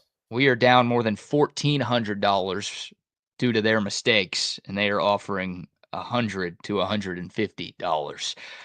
The good news is we have found the email address of the Delta Airlines CEO. Oh my God. I don't know what is going to happen with that. I'm sure if we try to email him, we'll get some automated response saying that this email is not in service or saying that, we'll get back to you as soon as possible. And then we'll never hear anything from him. Okay, there, Chuck Mangione. Be careful there. Luigi, you're giving me the Luigi. Dude, treatment. Hey, kill them with kindness. See if that works. I'll kill them with a bullet. No, send him a message that's so kind about. Hey, we love your airline so much. Can you pretty please give us the $1,500 we're owed because we love your airline that much? Yes, just you got to give them. You got to work on the kind part of it. You already know the other part is not. The other part's not going to work. You can't be belligerent. They won't buy that. But if you crush them with kindness and talk about your stay in Atlanta, how many times you've flown through Atlanta, and how the man servants treated you on the plane, they treated us like shit bums. Hey, lie to them. Yeah, just say, we love your airlines. We've been flying for years. This is the first negative experience that anybody we know has ever had with Delta. That's right there. It sounds good enough to give you $500. That's not enough. Oh, you're not accepting 500? Hey, I'm JG Wentworth. It's my money and I need it now. Oh my God. That's me. They owe me more than $500. They owe me a lot. Plus, I already said the story. There was the other couple that experienced these same problems. They got paid everything plus $400 in gift cards. Wow. That's like, why can I not get that?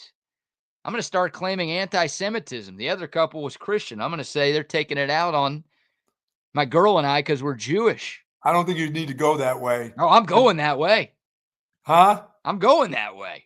Well, you're going to go, obviously, you're going to try every means. Hey, we're going to send Ed Bastian a baked potato. That's what we're going to do. Let him know that, hey, we're going to be kind enough to send you a baked potato. Yeah, there you go. Well done, CB. Wow. Yeah, unfortunately, the Delta Airlines update is there is no Delta Airlines update. But I'm rest sorry assured, to hear that, man. We'll get it. We'll get it. I'm not losing hope just yet. Are you going to keep? Are you going to keep after them? Yeah, 100%. It's if it was like $200, I'd be like, all right, not worth it. But $1,500 in this economy, that's like 3 cartons of eggs. Yes, I'm like sort of like my limit on dogs. I give up the hope after about, if it's 3,000. If it takes me weeks, I eventually just say, okay, I'll give in. I'll count. Remember, ever since for 24 years of not drinking, I've saved an awful lot. I always go back to that. How much have I truly saved on my alcohol intake? I would say for a year, but for back in the day, it would probably be every quarter. How much have I saved? Yeah. It's a game changer. Yeah, it truly is. It truly is. And I don't even know. I wouldn't know because I don't know what a drink costs these days. I don't know, like when you go out and you sit there with your girl or you're having dinner somewhere and you want to have 2 drinks at dinner, which would have been 3 shots and some chasers for me. I mean, what would that go for? What does a mixed drink? What does a regular mixed drink of good alcohol go for? Let's say you're at like an $4. What? I mean, okay, let's say you're getting a cocktail. Let's say you're at, you don't need to be at the nicest restaurant. I'm at Jack Allen's. Okay, you're at Jack Allen's and you're getting a cocktail. Yeah. I would say a cocktail, like gin one of their premium. Okay, gin and tonic's probably on the low end, $8 to $11. What? And if you're getting like a cocktail, you're in the 15 to 20 range. And obviously, if you're at a a nicer, we love Jack Allen's Kitchen. When we say nicer, y'all know what we mean. When you're at like a nicer restaurant, yeah, you're paying upwards of $20 for a mixed drink. For a mixed drink, or cocktail, yeah. Dude, so all of the math that you've been doing, it ain't 90s prices. You've been sober since like what, early 2000, 25 years? Going on 24 coming up. Going on 24. I always get that in the Mullet Open. It's about the same time, I guess. Yeah. So since, early 2000, no, it ain't the same prices as it was when you were drinking in the late 90s and early 2000s. So you've saved a lot more money than you actually think because the price of booze at restaurants and bars has gone way up. Way up. Oh my God. I'm so Jeff. $4. Could you imagine paying $4 for a mixed drink? I live out here in Dripping. You and I, we ought to be able to make that kind of stuff. We can make some up and stick it in a bottle, in some jars, and send it around. Really? You go out, I mean, on a normal night of dinner, what will you have? I mean, for mixed drink, two at a dinner? Sure. Let's say 2 at a dinner. You're going to pay for you and your girl, you're going to pay over $50 in drinks alone? Yeah. If you're lucky, like, let's say the drinks. Alcoholics? Well, I mean, yeah, you spend $80 on alcohol at dinner. You're like, damn, you guys are alcoholics. No, that's 2 drinks each. Oh my God. You barely get a buzz from that. Wow. Yeah. Oh, yeah. Oh, it's bad now. That's why you should go to Cabo Bob's. I don't have alcohol there. That's where I went for dinner last night. Shout out to our friends at Cabo Bob's. That's why Cover 3 is not going to charge you that much for their drinks. But I'm telling you, some of these places, man, it's $20 for a drink. It's crazy. No wonder 34 Wine and Spirits is in making all kinds of. They do stuff for the Moody Center. What does a drink there cost you? Oh my God. I mean, even a beer at the Mood is $14, $15, $16. I was going to think on the high end of like $9. No, No. Oh my God. No, that's the liquor business is a good business to be in. And, the most profitable restaurants are the ones that sell booze because that's where the money is. There's not a Somebody lot of said, margins in food. There's tons of margins in alcohol because you can I'm get a not even bottle talking for happy less than hour you charge price. a drink. I don't even sound like the happy hour guy. My numbers aren't even happy hour No, numbers. no. What? If you can get like a happy hour cocktail for, less than $8, let me know where that is and I will join you for a drink. Oh my God. It's crazy. It's It is crazy. crazy. Yep. All right. Shout out to Shout out to 34 Wine and Spirits for keeping it real because they're keeping it real yeah. for No, you sure. you Right could there. you could get, I mean, that's the thing. Like you go to 34, you get a 6-pack of Holdstat. You can get that Yeah. for less than what it'll cost you a beer at the Moody Center. For less than it costs you one beer when you're sitting down at a place like that So get you for a a sixer. concert. Get you a sixer of Altstat instead of just Well, I would one. hide all that stuff in my pockets, in my underwear. Oh, they do check for those. Wow. Yeah, they've got those monitors there, and they'll give you a full body ocular pat down. They Wait a see minute. you. Jason said he was at the Dell Diamond Sunday. He paid $14 for a beer. Yeah, telling you, Okay, man. I'm at the ballpark. I'll go ahead and take the chance because I'm going to get myself some nuts, a dog, and a beer. And that's it for the night, though. No, I'd have to have 2 You're beers. gonna put the beer next to your nuts so they can grab these nuts when you're walking No. in. No, if I go to the ballpark, if I'm going to a baseball game, I guess I can get some nuts, that beer, and a hot dog for what, $20? No, that sounds like it's going to cost me close to $30 for a beer, a dog, and some nuts. Seriously, These nuts. at a ball game? A beer, a dog, and peanuts. Let's say it's a normal night, right? Because they've got dollar dog nights, and All occasionally right, they'll I'm still do. putting it on the university. Say if I'm going over to the dish for a beer, some nuts, and a dog, am I Yeah. getting? Tell me $25. I'm paying less than $25 for those 3 items.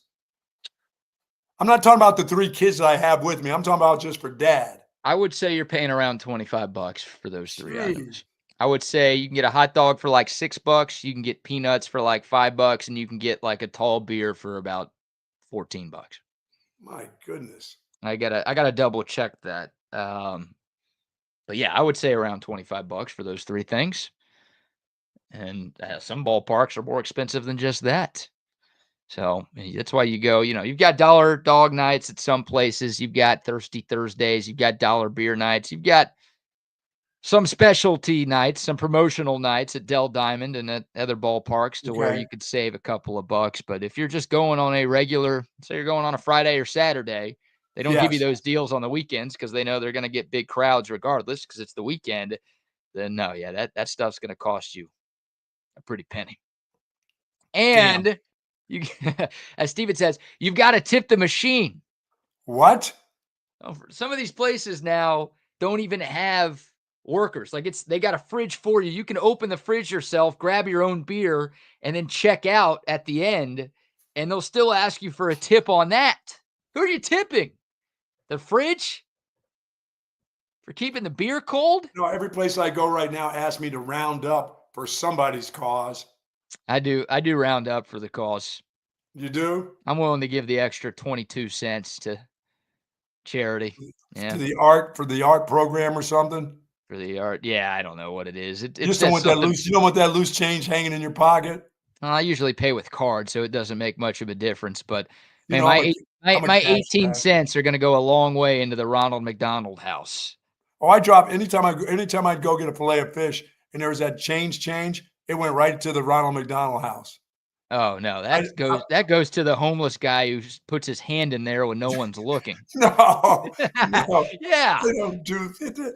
Come on, man. Come on, man. Why do you think there's hardly any coins in there? That's not always getting donated. That's getting stolen by the You think hobos. you think the people that work in there are divvying that up at the end of the night? It might be. Oh, it's tip money. No way. Come on, man. No, they better not be doing that to St. Jude's because I'm a St. Jude's donor. So they better not be. If that thing goes to Ronald McDonald or any of that stuff goes to St. Jude's, those kids need that money.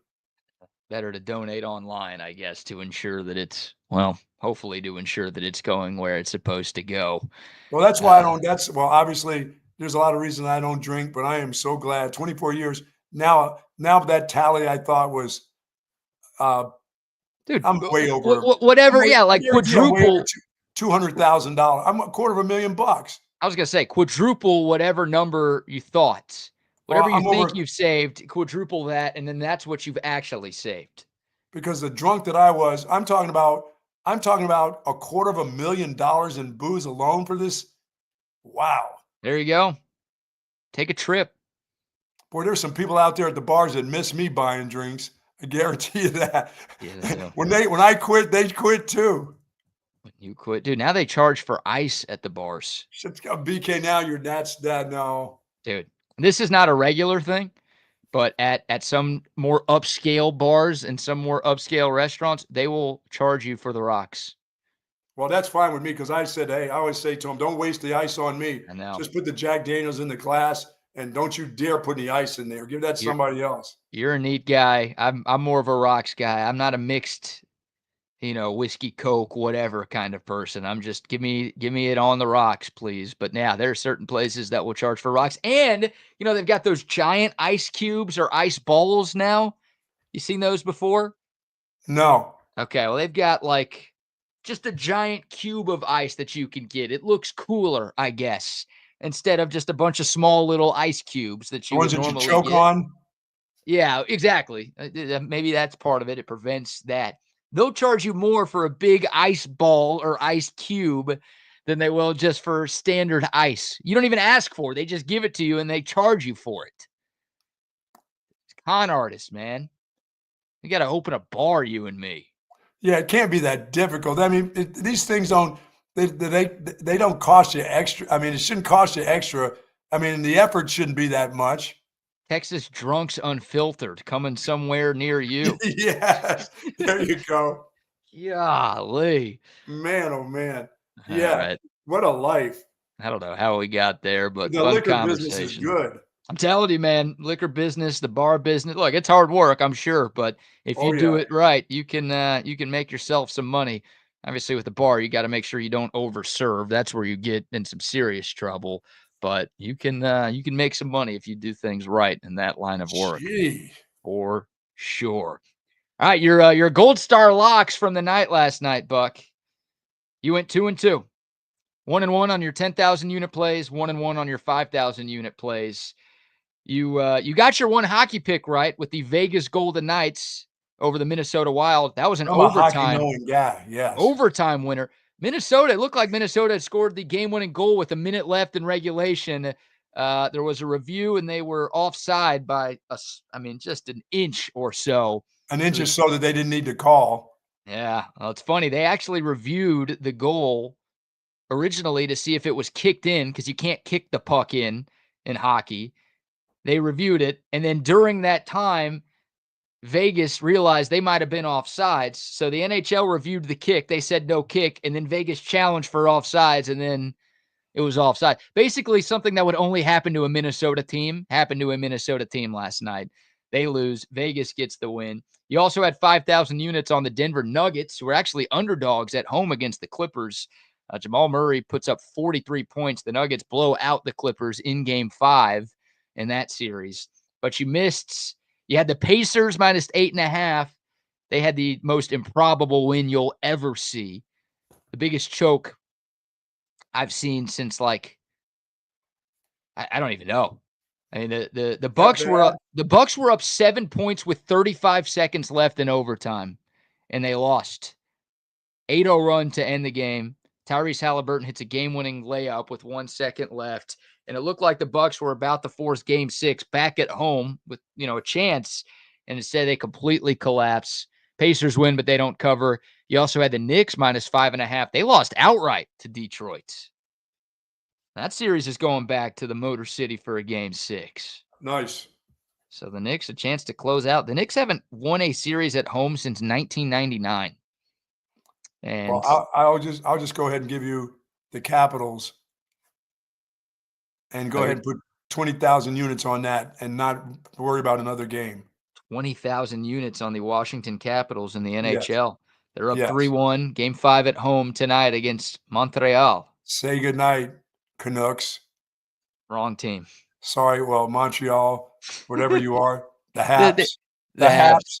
The Yeah. Haps. Yeah, they're the Haps. They've got the easiest name to remember ever. Yeah. What country is Montreal in, Buck? I think it's in Canada somewhere. Well, they're the Canadians.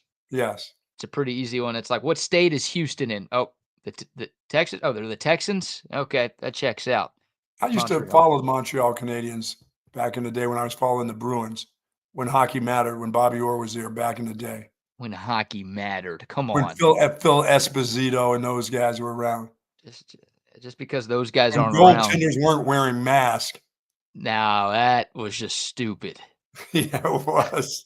That was just ridiculous. And those guys, I mean, hockey players now are warriors, but the goalies back then who weren't wearing masks. How crazy was that? And the football players who were wearing leather helmets or no helmets at all. I mean, that's badass right there, but also insanity. Okay, you've got so you're even last night. You're still up 40,000 units since the postseasons started. Yeah, I'll get you 100. I'll get you 100 G's before it's all said and done. But I'll take 20 tonight. You've got two more NHL games. You've got Panthers at Lightning, Game 5. The Bolts trying to stave off elimination at home. I'll take 10 with the Lightning there. The Bolts. Okay. I'll take the Bolts. I think Tampa keeps it alive. And then last but not least, you've got Game 5. The Blues and the Losapeg Jets in Losapeg. Home team has won all 4 games in that 2-2. I don't want to touch that. I'll wait till St. Louis gets back home. Or will he get back home? Okay. And then NBA tonight, you've got 2 games. Boy, the Rockets, what a mess it's been for them. They're down 3-1.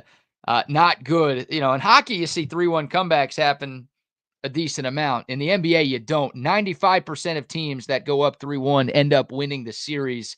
Golden State up 3-1. This game tonight in Houston, do the Rockets stay alive? Yeah, I think they do. I'll give you a 5,000 unit play on them. Okay, they are 4.5-point home favorites to keep things rolling and send it back to the Bay. Their guards better score some points tonight. Yeah, and then Jalen Green, like, where you been, buddy? You can't have just one good game in this series. Your team needs you. And then another home team trying to avoid its season coming to an end. The LA Lakers down 3-1 to Minnesota. Lakers 6.5-point home favorites. Do they stay alive? No, I'll have to hear how LeBron's tired because he played too many minutes the last game. Been trying to wear that stick out a little bit. Oh, JJ Redick played him too long. Okay. You're trying to wear LeBron's stick out? Well, they're talking about how he played too many of the minutes. I'm going to say I'll take the Lakers for 5,000 units. I'll just play them for 5,000 units. Okay. Mini play on the Lakers. They are -6.5 at home. Wow. Yeah, it's not great for the Lake Show. Again, they lost both games on the road, just like Houston did. Yes.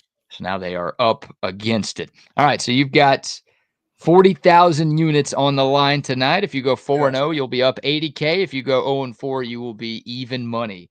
There you go. The postseason. How will I ever lose 4 in a row? How will I lose all 4? I won't.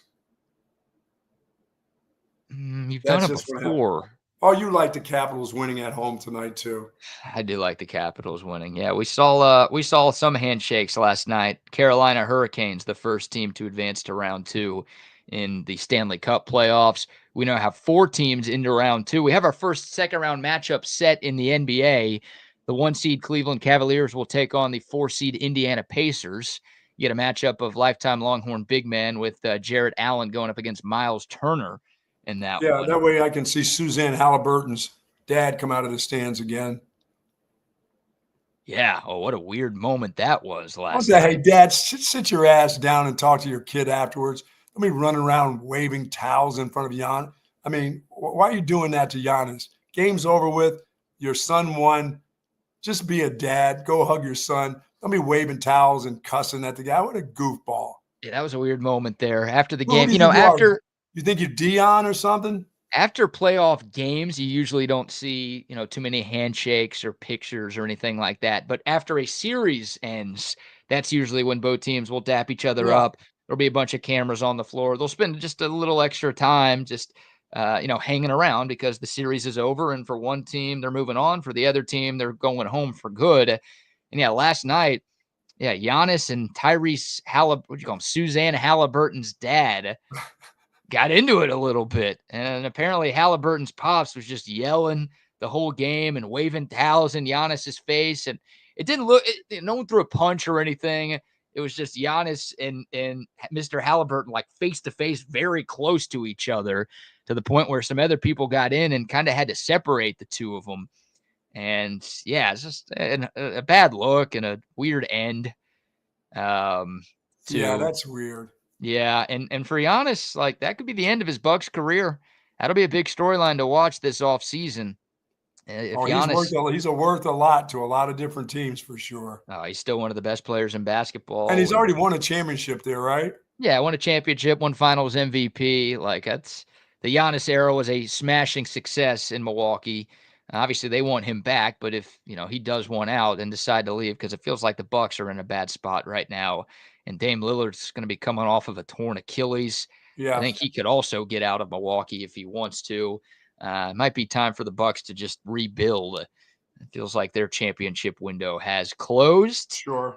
But yeah, you've got dads and players getting.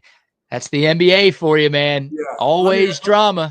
BK, how is what's the situation with the stuff that went on with with the kid who got Sanders' telephone number and all that stuff? He's not a kid and he's 21 years old. Is there any repercussion from that happening? Nothing can happen. Nothing's going to happen to his dad, probably, right?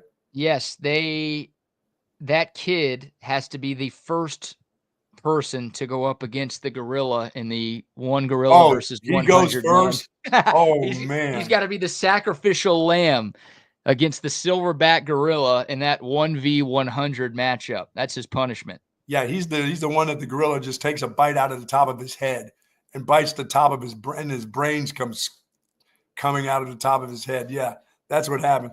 Yeah, I thought about that a little bit yesterday. I said, that gorilla could bite you right in the face if he wanted to. Like, this nice soft meat on your face. He could take half your face right off with a bite. Yeah, if you're unsure what we're talking about, we ended our Tuesday show with this discussion. It's a tweet that has gone incredibly viral where someone asked if 100 men could take down one gorilla. And, we talked about it a lot. We asked Wags and Rodney about it. One thing that I thought of is, do the other 99 men stay and fight after they see what happens to the first guy? That's like, even if you attack, even if it's like, oh, you all charge at the same time, the gorilla is obviously going to get one guy and just crush him or bite his head off or do whatever he wants to him. Do the other 99 guys still have the fortitude to stick around and fight, or do they get so scared off that, oh my God, what if he picks me next? I'll take that gorilla. I'll take 99 Kyler Murrays and go after that gorilla. Ooh, he's just shots to the nads because he's so short. Oh yeah, he's gonna be trying to kick them off. That gorilla would field goal those little dudes. After all those numbers that you gave me, what a gorilla could do, I'm like, wow. That gorilla would field goal those dudes. Yeah, I'm taking the gorilla still. I know 100 people is a lot of people, but with the stats that we had for the silverback gorilla yesterday, I don't think the stats are too good. Stand much of a chance, especially if it's a bunch of guys like this fighting against him. Yeah. I don't know if that's going to help out too much. Come on, Kyler. We can get it done. Now, hang on here. What if 100 Kim Mulkeys were fighting? I know you would say that gorilla has no chance. I think the gorilla would wave the white flag. I think so too. You'd see 100 of them charging at him. Wow. I think he would just take a knee and say, I'm done here. I'd like to see 100 of them charging at me. Yeah, you would. Yes, I would. You'll take just one. But yeah, if you can get clones of Kim Mulkey coming your way. Wow. Talk about a dream come true. In all seriousness, I don't think anything's going to happen to Jeff Ulbrich, the Falcons' new defensive coordinator. And yeah, I mean, for the college student, I don't know what happens to him. Just going to be kind of tough at Thanksgiving. He's grounded, maybe. When he comes over to the house at Thanksgiving, it's going to be a little awkward. Yeah, I would think. It's pretty awkward right now. between son and dad, and that's Man, a lot of yard work this kid's got to do to make good with his dude, pops. your friends and people just know you filmed that. They filmed that. Yeah. And they sent it to somebody too. If they just filmed it and kept it for themselves, then all right, we don't ever find out about this. But they filmed it and they didn't post it themselves, but they sent it to somebody who posted it. And oh yeah, that is a problem, Those two idiots really trusted that somebody would keep that a secret, huh? I guess. Wow. Trying to be funny and it backfired. And now whenever you search Jack Olbrich for the rest of time, employers do that stuff. They'll do a Google search, just say, hey, like, what can I find about this guy? Is there anything I don't want to find about this candidate? Whenever they search Jax, sorry, it's Jax. What a douchey name that is, by the way.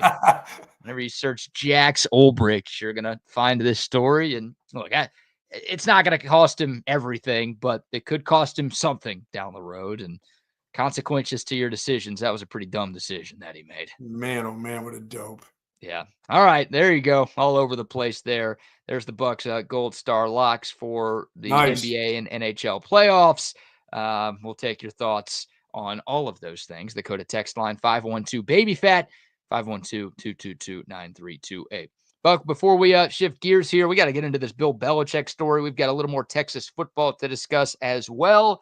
Before we hand things off to Chaos Theory at the top of the hour, let's give another round of sponsor shout-outs. So to our friends over at Hat Creek Burger, folks, 25 locations throughout Texas and started right here in Austin, Texas, but nobody makes a better burger. This is burger week for me. I'm not having to worry about Good Fridays or Fridays in general. I can go out there and have my double with cheese, no pickles, please. Keep your pickles to yourself or put them on the side in a little jar or something. Do whatever you want. But I love Hat Creek Burgers. I love the taste of the quality of the meat that they have. Of course, the fries and the best shakes out there at Hat Creek Burger. Locations all over Austin area, all over Round Rock, all over the place. And folks, they've got, if you want to take the kids out for a meal, they got the playscapes out there for you. They also got a little alcohol for mom or dad if they want to sit and have a nice little drink there. And around there, certain locations that serve breakfast at 7 a.m. Find out the location and have yourself a nice breakfast at Hat Creek Burger. Yeah, I love our friends at Hat Creek Burger Company. Love our friends at McCall Custom Homes as well. See the logo behind me over my left shoulder. There you go. Did I do that right? Yeah, this one is the L, left shoulder. There you go.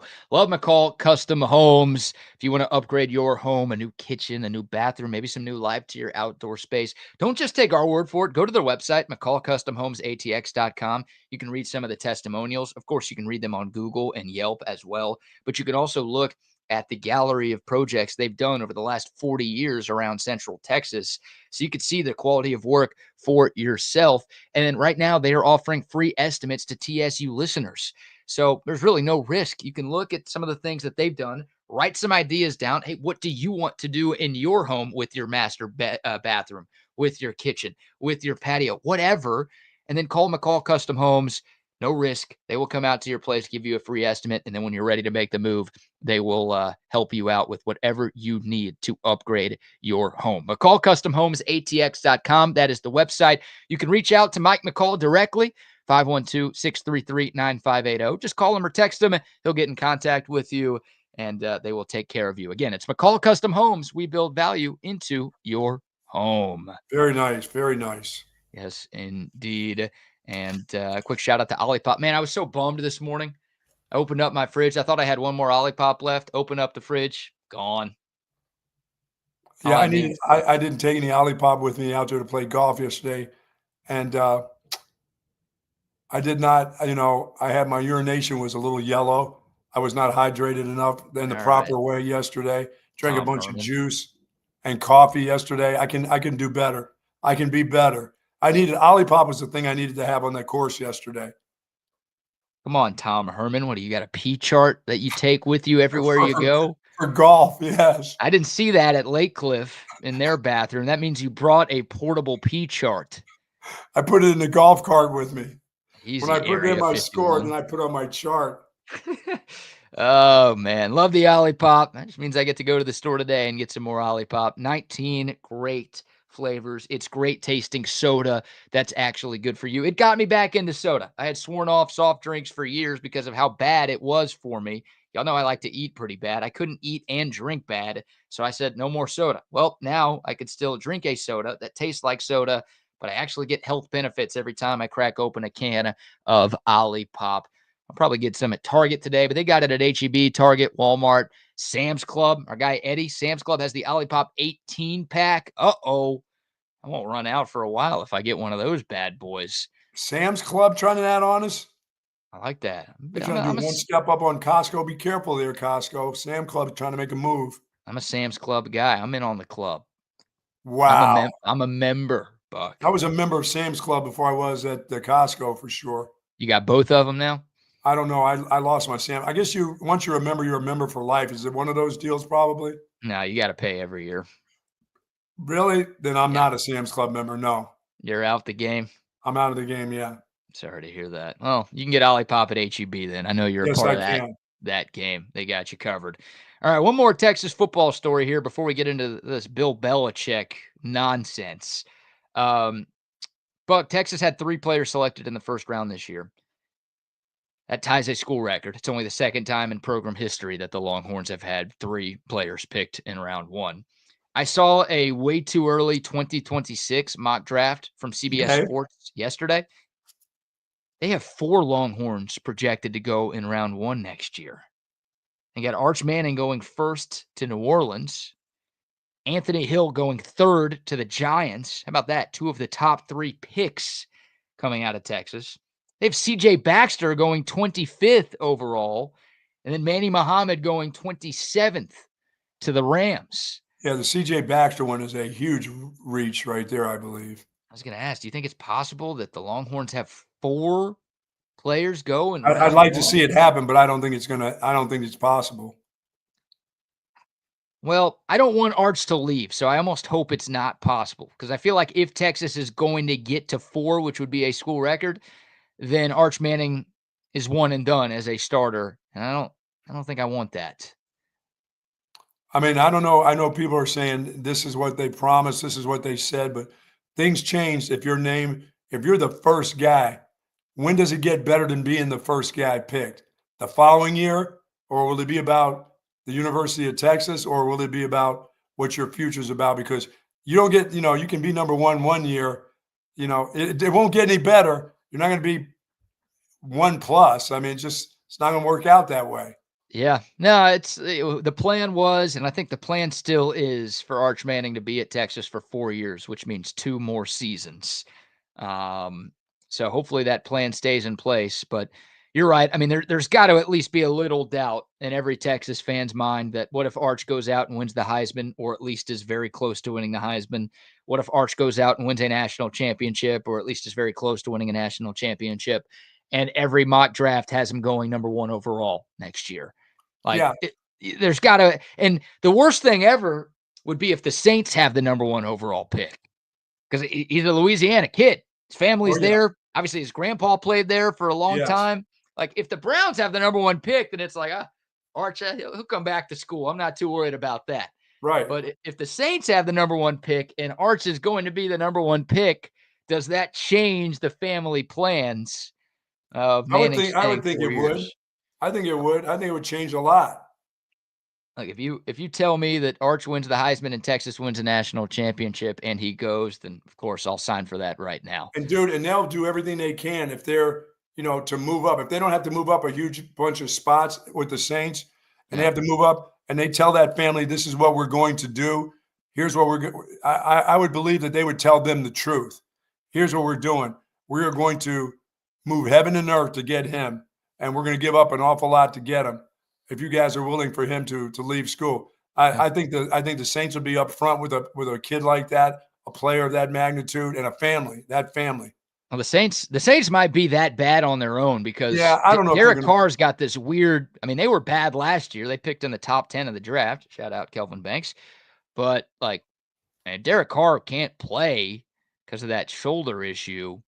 Then that's not a super talented roster. They've got a first-time head coach in Kellen Moore. They might be bad enough on their own. But I'd like not to disagree with what you're saying. I'm just saying they might not need to trade to go get that pick. They could be that bad. Yeah, you're right. I mean, I'm thinking, man, they got to even be better than last year, don't they? Even if it's not Carr at quarterback, somebody else has. Who's their backup? I I don't mean, even know who the hell their backup is. they got boy on a bicycle still there. Yeah, I well, think they drafted Ian Book a couple of years ago. Oh, they drafted Tyler Shuck in the second round. yeah, How okay, could we forget that's right. They're not throwing him into the fire. Spencer Rattler? Well, Tyler Shuck's like 40 years old. He better be ready to play. Yeah, he's my age almost. My God. Yeah, and Spencer Rattler, they know it. Everybody knows what they have with him. Yeah, he's a bum. He's no Yeah, good. they got 12, 13 losses right there. That's a team. I was about to say that's a team that could be that bad. So we'll see. The worst case scenario for Texas is, Texas gets to a national title game, and Arch gets to New York as a Heisman finalist, and then he decides to leave. Because then you're just going to have blue balls, right? Like, oh, what could the next year have been, and what Sure. could 2024 have been? And if we played Arch a little bit more, what could this past season have been? Like that's I don't like it. So I hope Texas doesn't have 4 picked because again, I think the 4th guy would potentially be Arch Manning. No, I And mean, out of yeah. all that, he would be the top guy that I Oh, would for think sure. would be going out there. And with the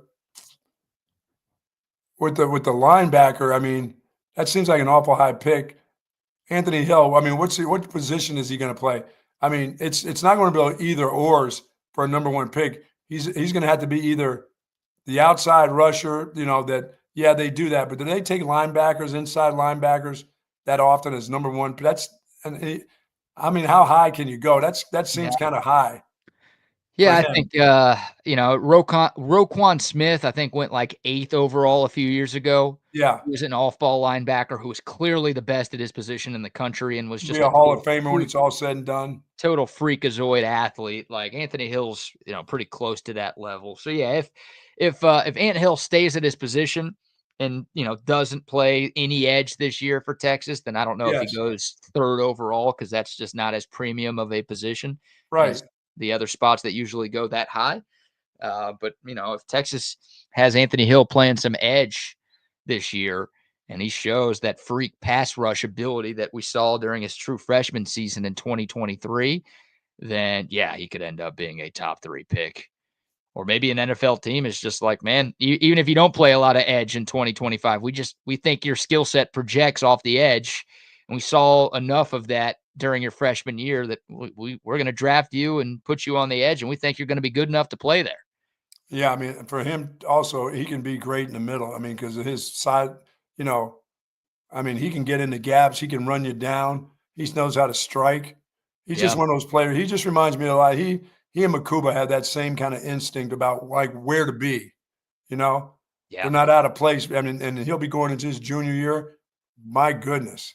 Yeah, I think Ant Hill's going to be an All-American this year. I think there's a chance he's a preseason All-American to start the year, but regardless of if he's that, Right. I think he will be a postseason All-American. I think he's going to have another massive, massive season.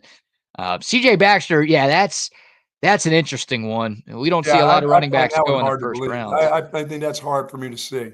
Yeah, you don't see many running backs go in round 1 anyways, and then we're talking about a guy who, is not the starting running back at his own school right now, coming off of a serious knee injury that required Right. surgery.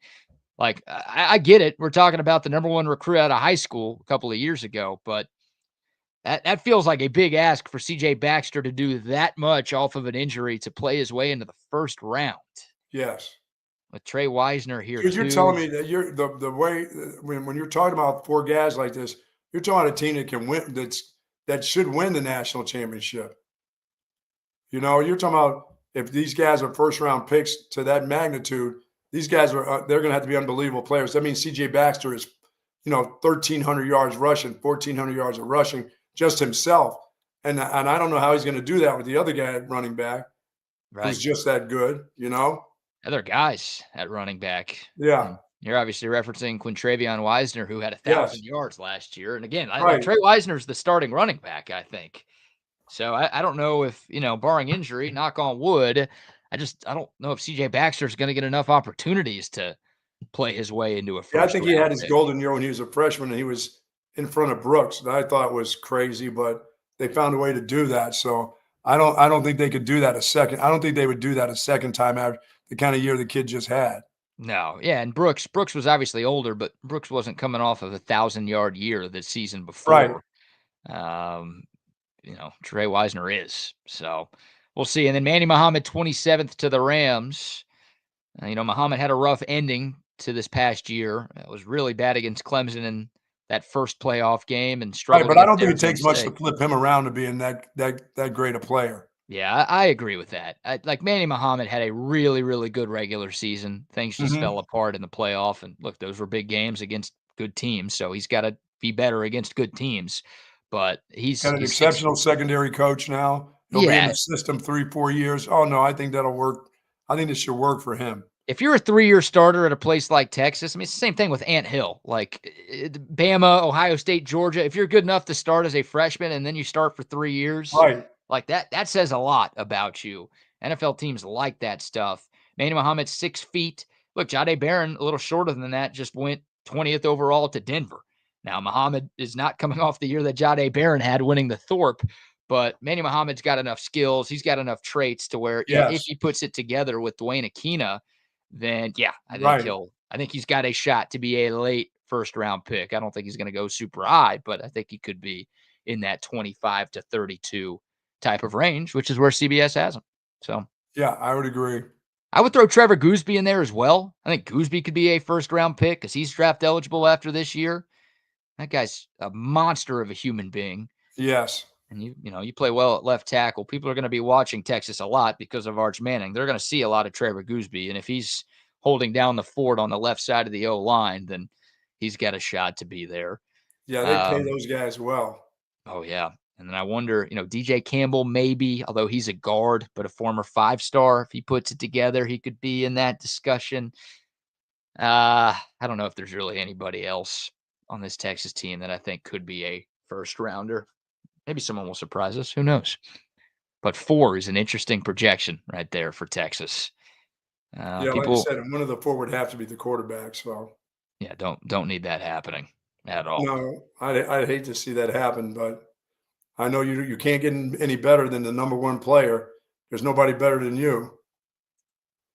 And if that comes up, everybody's going to be honest with everybody about that kid, I believe, for sure, especially if it's in the city of New Orleans. Yeah. I'm going to manifest it. Arch Manning's going to be here for 2 seasons. There you go. Keep it up. Keep that going. It's going to happen. All the stats about quarterbacks with only 1 season of starting experience, those guys usually don't pan out in the NFL. So I think people would look past that because Arch's last name is Manning, but hopefully he just wants to develop and get a couple of years of college football starting experience under his belt. Well, I think the one part you said, if he plays in a national championship or if he wins a national championship, get past the semis and you're in the national championship game. If you're just in that game, I think there's a good possibility that he would be the number 1 player taken. I think he's gone. That just doesn't make any sense to, Yeah, well, win a national championship. It makes sense to go back and win one. You can get back all that experience stuff. He will have had enough experience in the SEC. That many games that he'll be playing, 17, 18 games, lots of catch with his uncles and everybody. I mean, he'll have enough skills. No, the league will think so. That's the important thing. That matters. Yep. Again, I think Arch Manning could sit this year and he'd still be a first-round pick next year. The potential and the last name is going to carry him a long way, but I think he's going to have a phenomenal year, which will obviously help with that. Quick shout out to Covert Bee Cave. If you're in the market for a newer pre-owned car, truck, or SUV, go see our friends at Covert Bee Cave, the best in the business. They've got the best selection because they've got 42 acres of vehicles. We drove by Covert Bee Cave on our way out and back from Lake Cliff Golf Club yesterday. Gorgeous lot. They've got so many great people who will take care of you. And of course, Buck, what do they say about those Covert prices? Nobody beats a Covert deal. Not now, not ever. And our good friends over at Woods Comfort Systems, the best comfort system there is in Central Texas. Almost 70 years of service, air conditioning, plumbing, and heating. Of course, that air conditioning. Wow, BK, I'm glad when I got back home yesterday, that baby was cranked up in here. It was humid outside yesterday. I don't care what the winds were. It was warm out. You want your air conditioning working properly, If it's not, if you feel like that you need to have it checked out, please get that done over the next couple of weeks with the folks over at Woods Comfort Systems. Yes, indeed. WoodsComfortSystems.com, the website, 512-842-5066, the phone number. Get that AC taken care of before it gets really hot here in Central Texas. Okay, now tell us about Bill Belichick, grandpa, freaky grandpa. Dude, freaky grandpa. I like that nickname for Bill Belichick. Everybody knows he's dating a 24-year-old, right? Yes. We talked about that relationship a few times on this show. There's a report from TMZ Sports that came out yesterday that says North Carolina personnel are worried that Jordan Hudson's influence on Bill Belichick could become a problem. Uh-oh. And this stems from a recent interview that Belichick did on CBS Sunday Morning. Have you seen any of this? No. So Belichick was on CBS Sunday Morning promoting his new book, The Art of Winning, Lessons from a Life in Football. And it was a one-on-one interview. Well, it was supposed to be a one-on-one interview with Belichick and CBS journalist Tony DeCouple. His girlfriend, the 24-year-old Jordan Hudson, was there with him. She sat just outside of the main frame on camera. So she wasn't on camera, but it's like, you know, they're across a table, basically, Bill Belichick and the journalist, and she's like just to the side of both of them right off the camera. And apparently she was a constant presence during the interview. And there was a moment that went viral, at least most viral. We've got the sound for it here, a little back and forth, and you can hear Jordan Hudson interrupting this interview with Bill Belichick. Jordan was a constant presence during our interview. You have Jordan right over there. Everybody in the world seems to be following this relationship. They've got an opinion about your private life. It's got nothing to do with them, but they're invested in it. How do you deal with that? Never been too worried about what everybody else thinks. Just try to do what I feel like is best for me and what's right. How did you guys meet? Not talking about this. No? No. It's a topic neither one of them is comfortable commenting on. Yeah, it appears that that is the case. So just a basic question, right? How did you guys meet? You ask every couple that question, don't you? Yeah, I mean, if she's on camera to be seen. No, she's not on camera. Well, that's what I'm saying. I mean, the interviewer, I would see if he knows she's on camera and she asks him, but she's kind of off camera, you know. I don't know why he would ask her that question, even though she's in the same room with him. No, he didn't ask her that question. That was a question for Bill, and she jumped in. He asked Bill, how did you two meet? And she's like, he's not answering that. We're not answering that. Yeah, because it seemed like he was asking, you know, but like, yeah, that's just kind of a weird question to ask. I don't think I would ask that question. I mean, if she's there just to listen, I wouldn't. I mean, why does she have to be? I would say, why does she have to be involved anyway, even though she's there? You know, that was, yeah. But once again, I mean, that's one of those good morning deals. I mean, you need to ask the right questions. You're trying to get ratings. I mean, that's a part of the ratings right there. She's your 24-year-old girl. People are going to want to know that. I've got to ask that question. That's part of his life right there. That's a part of his story now. And that girl girl has been pretty involved. I mean, she's showing up to North Carolina spring practice. She's on the field. She's like, she wants to be included in email communication with North Carolina's football program. Like, she is very involved in things right now. Yeah, that's gonna end up getting screwed up. I mean, they better be good in football. They're gonna end up saying, sorry, coach, this isn't working out for us. Apparently she's not part of the deal. No, apparently at one point in that Q&A with CBS, she stood up and walked out and wanted Bill Belichick to follow him. And they had to delay the interview by about half an hour because she just up and left the room and Bill Belichick didn't know what to do. Like, she was the only one who showed up with him. No one from this book publishing company was there. No one from North Carolina was there. None of his reps were with him. Like, she just showed up and hogged the interview, basically. She must have the good stuff. Well, that's my thought. Like, think about this, dude. If, like, I am 99.99999% certain that if one of Bill Belichick's assistant coaches did anything, like cut him off during an interview or like apparently his girlfriend was like questioning football stuff he was talking about during the interview. She would like interject then too. Oh, I mean, she was interrupting the conversation between the guy. Really? This wasn't a one-off. Apparently, this happened numerous times where she would just like step in, even when he was talking about football. She would stop and correct him on shit. No, this is not going to work out. If one of his assistant coaches did that, he'd be looking for a new job the next day. No, she's got the good stuff. She has the outstanding stuff. How outstanding is it? It's incredibly outstanding for that guy to screw up his legacy. It has to be primo. Man, this is a guy who struck terror and fear into the hearts and minds of some of the most violent athletes in the history of the world for decades. Is there such thing as primo? It's all kind of good, isn't it? He's being emasculated by a 24-year-old girl, completely emasculated. Like this chick gets to cut him off and instruct him what he's learned about football in her 24 years on Earth. She gets to question his football acumen, Bill Belichick?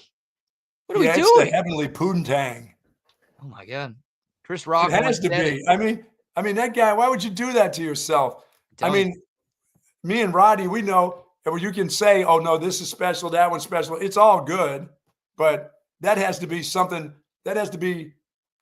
from another planet. Good. Hey, take the most whipped friend you know in a relationship and send that video to them and say, hey, maybe you're not the most whipped person anymore because it's Bill Belichick now.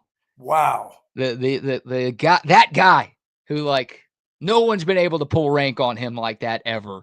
No, I guess it's hard for me to imagine that, like you said, with his coaches. I can't imagine him, if that would happen during the interview, that he would say, hey, stop the interview, and then he would look over at her and say, listen, shut up. If a player did that, how fast would a player get cut if he just questioned anything Bill Belichick said about football? Yeah, she has the golden arches. That's for sure. That's magical vag power she's got. Wow. That's going to screw up. That's going to get screwed up because there's somebody still a little bit more powerful on that campus than he is, that is in that athletic program, and they're going to get fed up with it and say, hey, this guy is winning this amount of games. We don't have a championship yet. He's got to go. No, it's not that he's got to go. They both have to go. Yeah. I mean, I was hoping like, okay, he's dating a 24-year-old, whatever. That's the end of that. Like, I wanted everything we heard about Bill Belichick to be about North Carolina football. Yes. Like, whether it works or doesn't work, like I wanted that to be the story here because it's a fascinating college football storyline. Like the greatest NFL head coach ever in his 70s is giving college football a try. Yes. But it's not, we're not even to the season. We're 4 months away from the first game.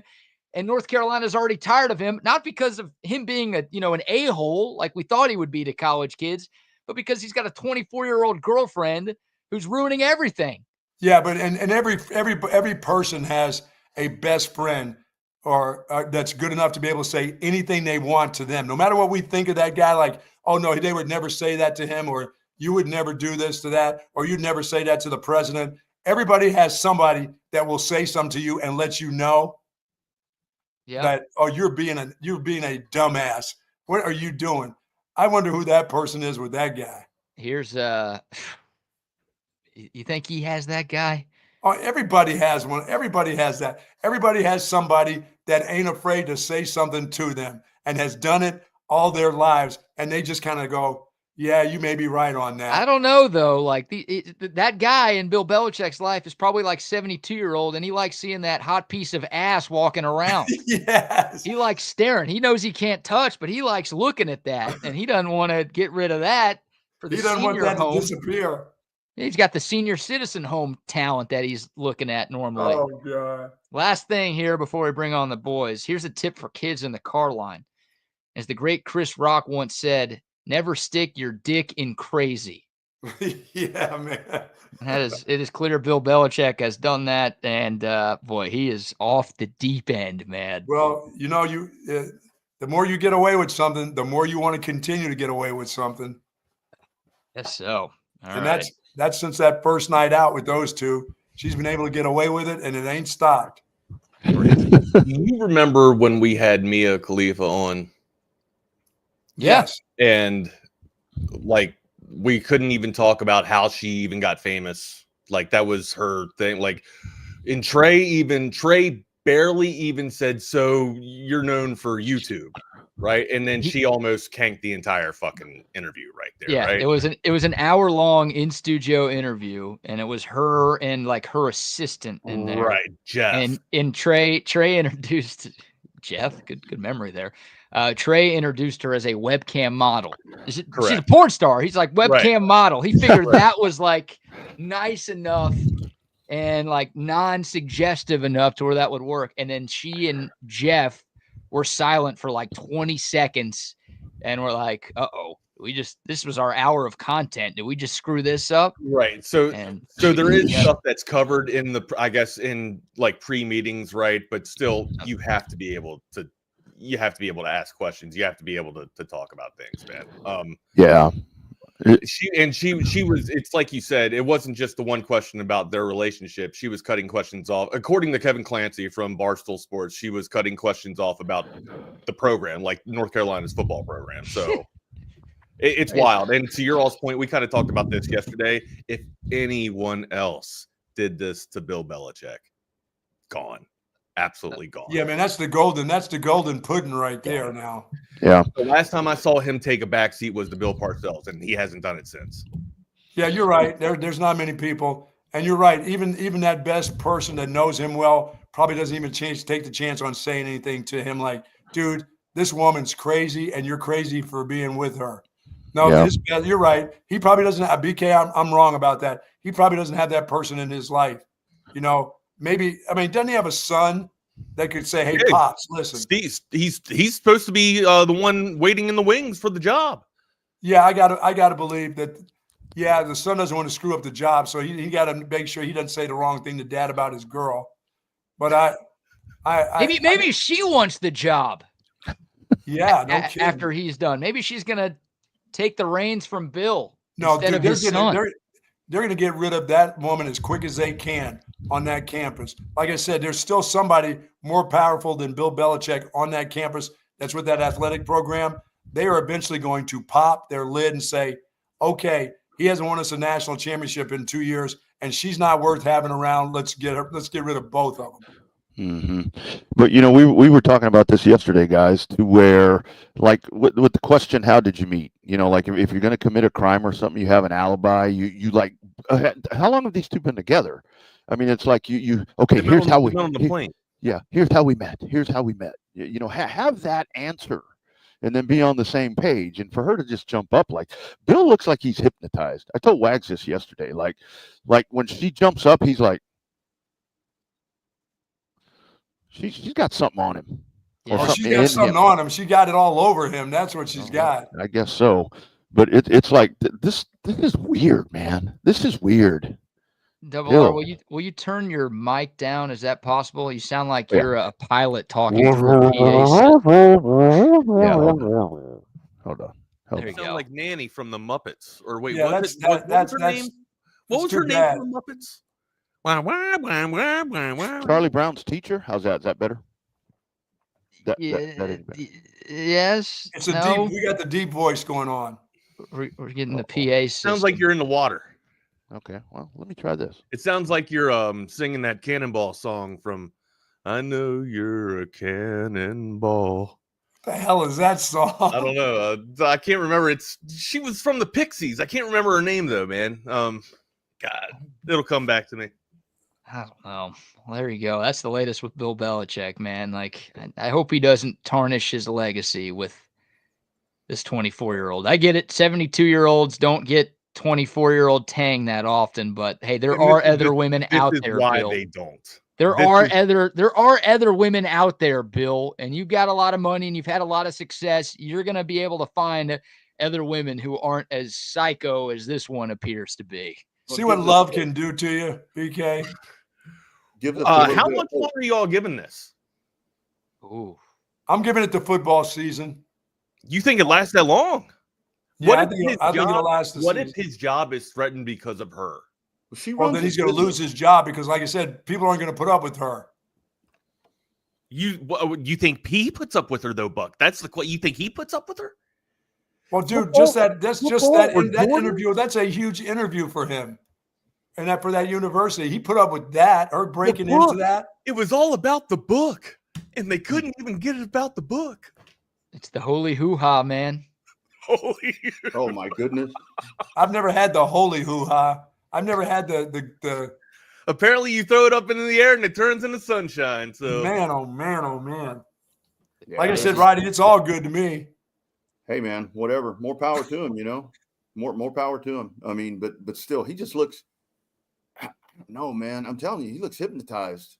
I don't know what's going on with this guy, but she runs his business. She runs the social media for North Carolina. she's PR, right? Essentially, she's PR. She's doing everything. So I don't know. What does the P stand for there? Yeah. She's got it on. Private. Yeah. Okay. She's 24 years old. Then again, what's she want with that old fool? The money. Remember the last guy she was dating before Bill Belichick was also an old dude with money. What? See, I did not know that. Wait, what did she end up doing? Killing them in the end? I thought that this could kind of be platonic, like real, like legit. Look, I love his killed love. the other guy die? Maybe. No, I don't know. She injected him with hepatitis C. Wow. Like Anna Nicole. Remember Anna Nicole married that dude that was like 90? Oh, yeah. That old rich dude. Now that's smart by her. That's well done. Yeah, her ex-boyfriend was 64 years old. And she was even younger. Now she's 24. She was probably like 22 at the time, and she was dating a 60-plus guy, who I assume also had a little money in the bank. So she's got a type. Hey, she knows what she's doing. She knows what she's doing, and God, she's got Gorilla Glue grip down there or something. Goodness gracious! All right, man. All right, boys. Listen, have a great day. Later tomorrow, guys. Later. There they go. Here we are, man. 12 minutes into the hour. It is time for Chaos Theory on Texas Sports Unfiltered. Welcome, everybody. Let's have a wonderful hump day conversation. My partner in crime, Rodney Rodriguez, is out and about. He looks like he's up in the Big D up there, if I can tell by the lighting, right? You're in the Big D?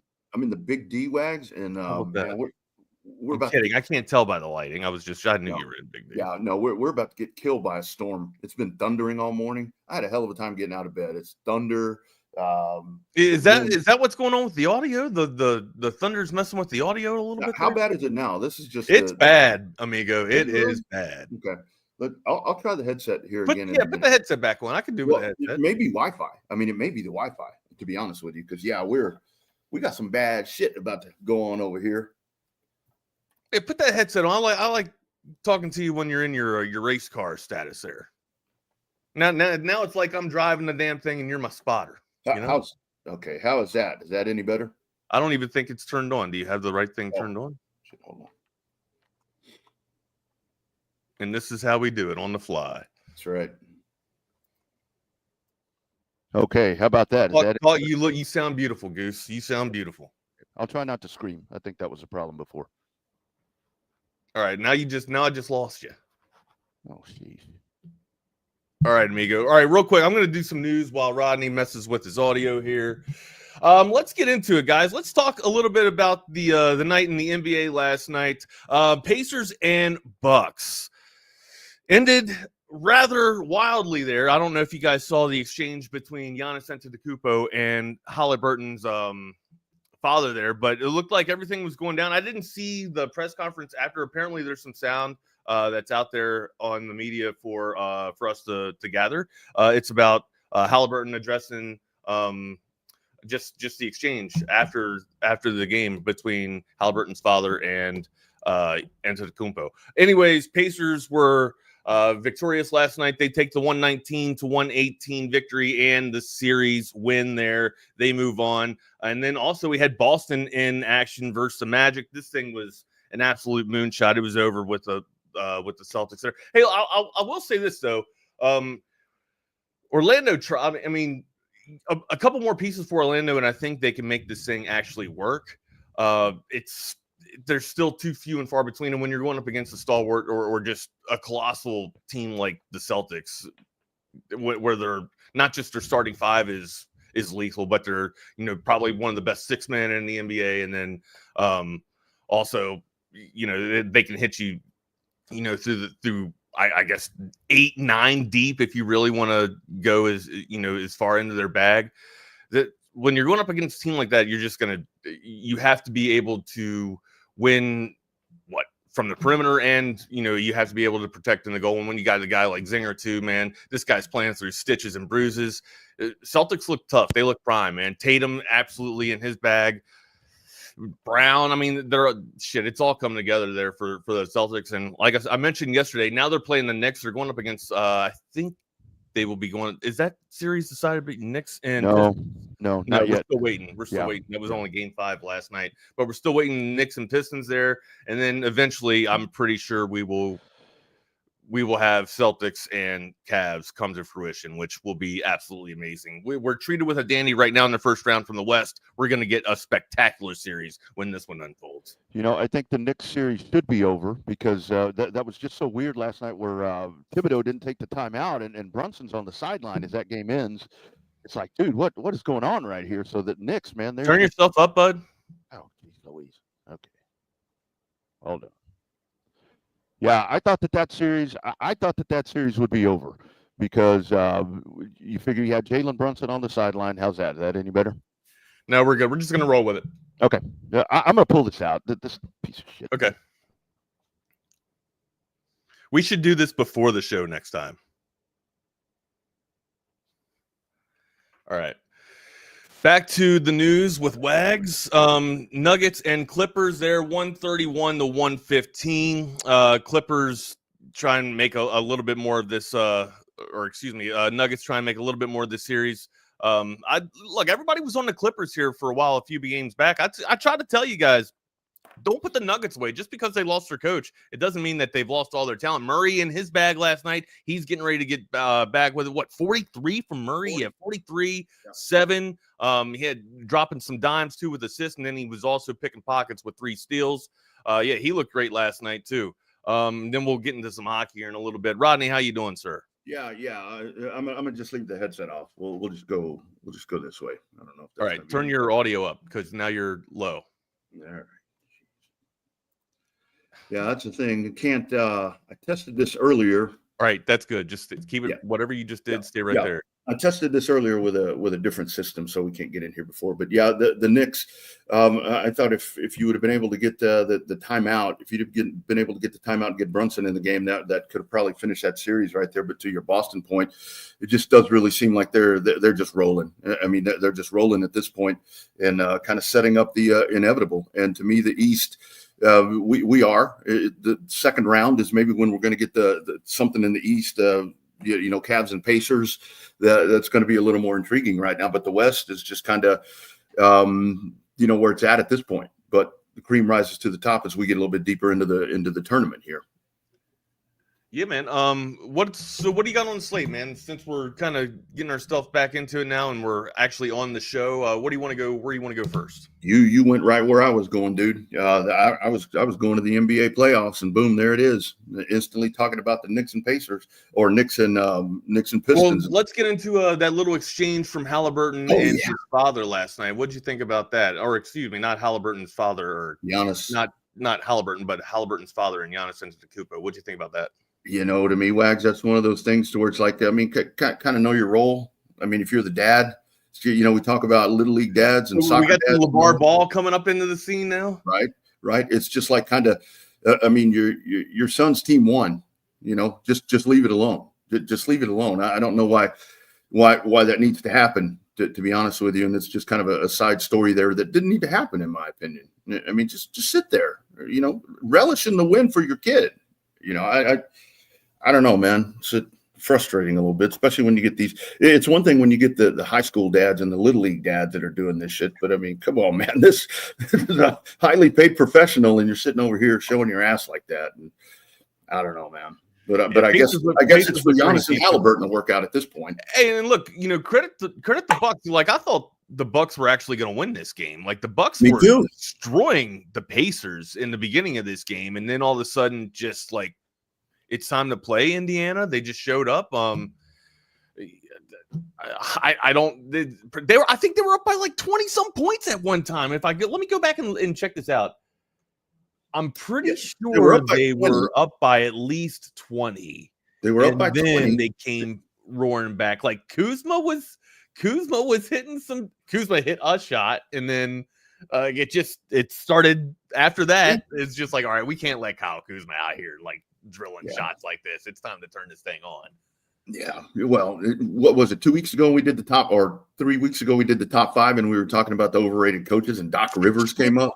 Trent had a great game last night too. I mean, this should have been locked for the Bucks, and then they just the Pacers just came storming back, man. Everybody in double digits there, or almost everybody in double digits. Hell, even McConnell getting into the double digits there. Yeah, I mean, just excellent contribution there for. I mean, most of the Pacers on the floor, and then hell, just the Bucks just let it slide at the end there.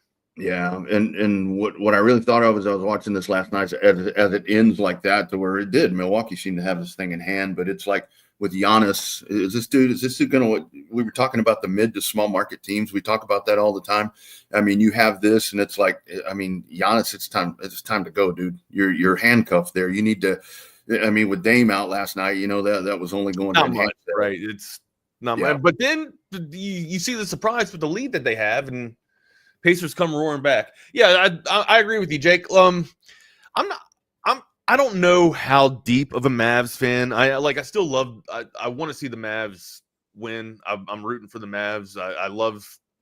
I'm a Kyrie guy. I like Kyrie. But again, like I love the Wizards. It's tough. It's tough for me to just absolutely bail on the Wizards. But there's also people in the league that you like, right? And people that are on the Magic, like Luka. Of course, Luka leaving the Magic, that sucked. But also you get people like Rick Carlisle, right? Like Rick Carlisle is a good dude.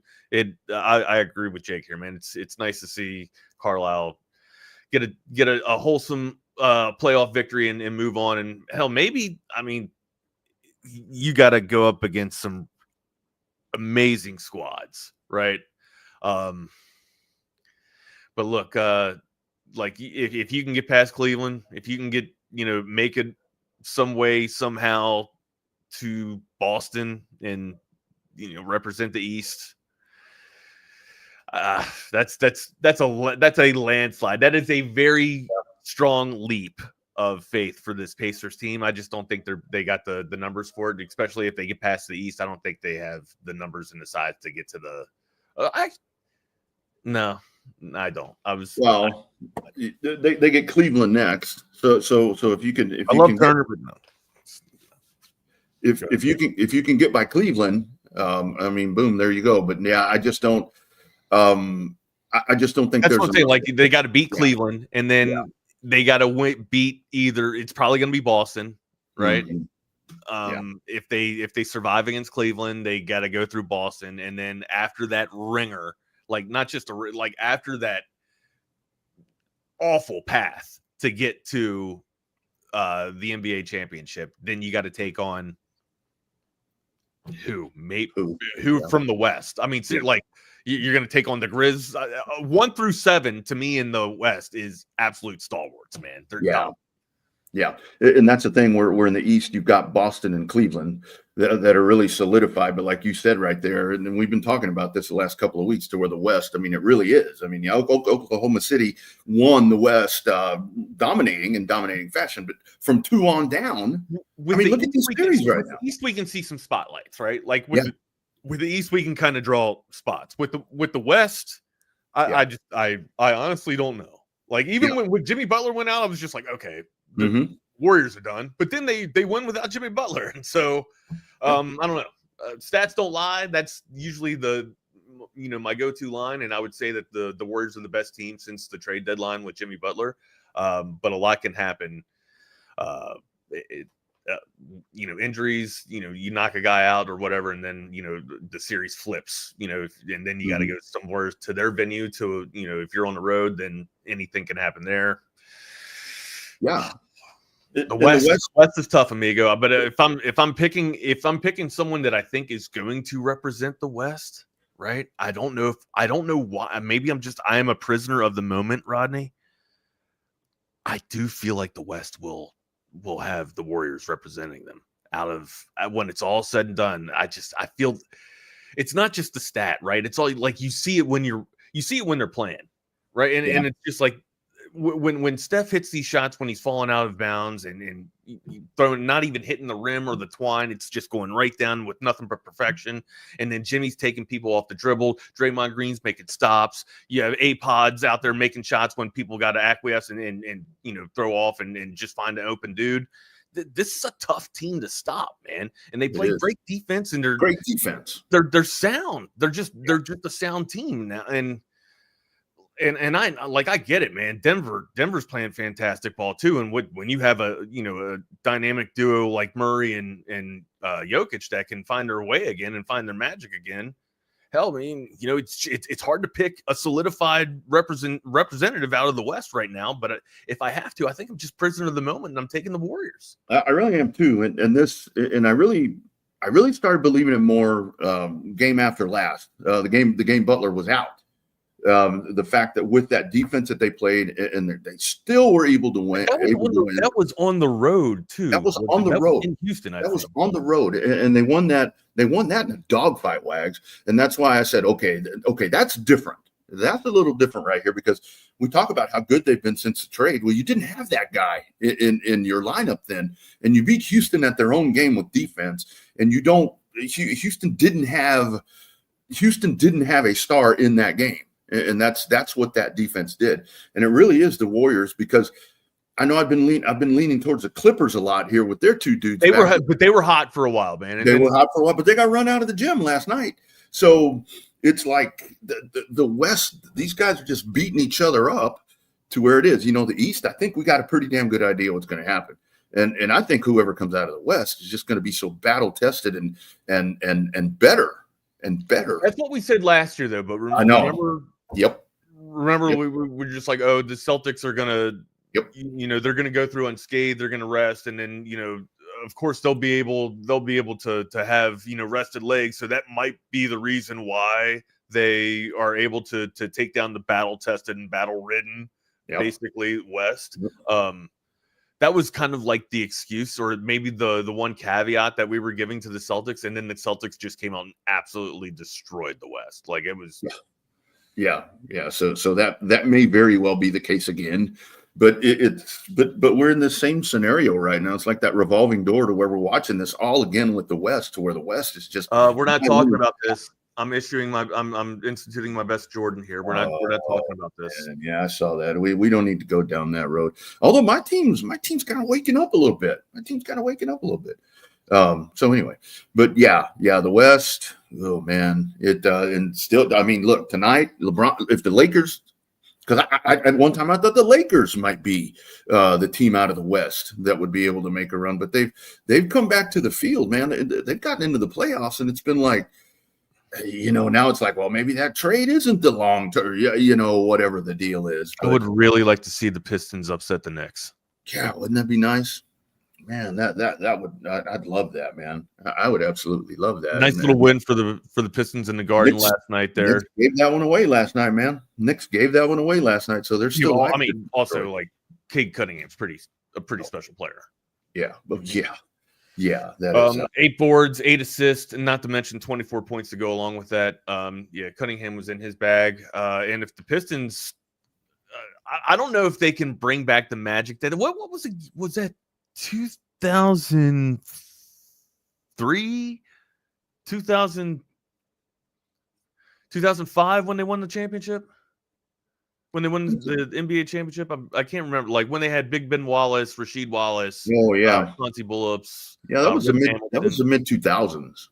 05, 06. And Tayshaun Prince was the other dude. 04. Thank you, CB. 04. Maybe they're trying to bring it back. Maybe we're trying to get that championship caliber back, man. Yeah.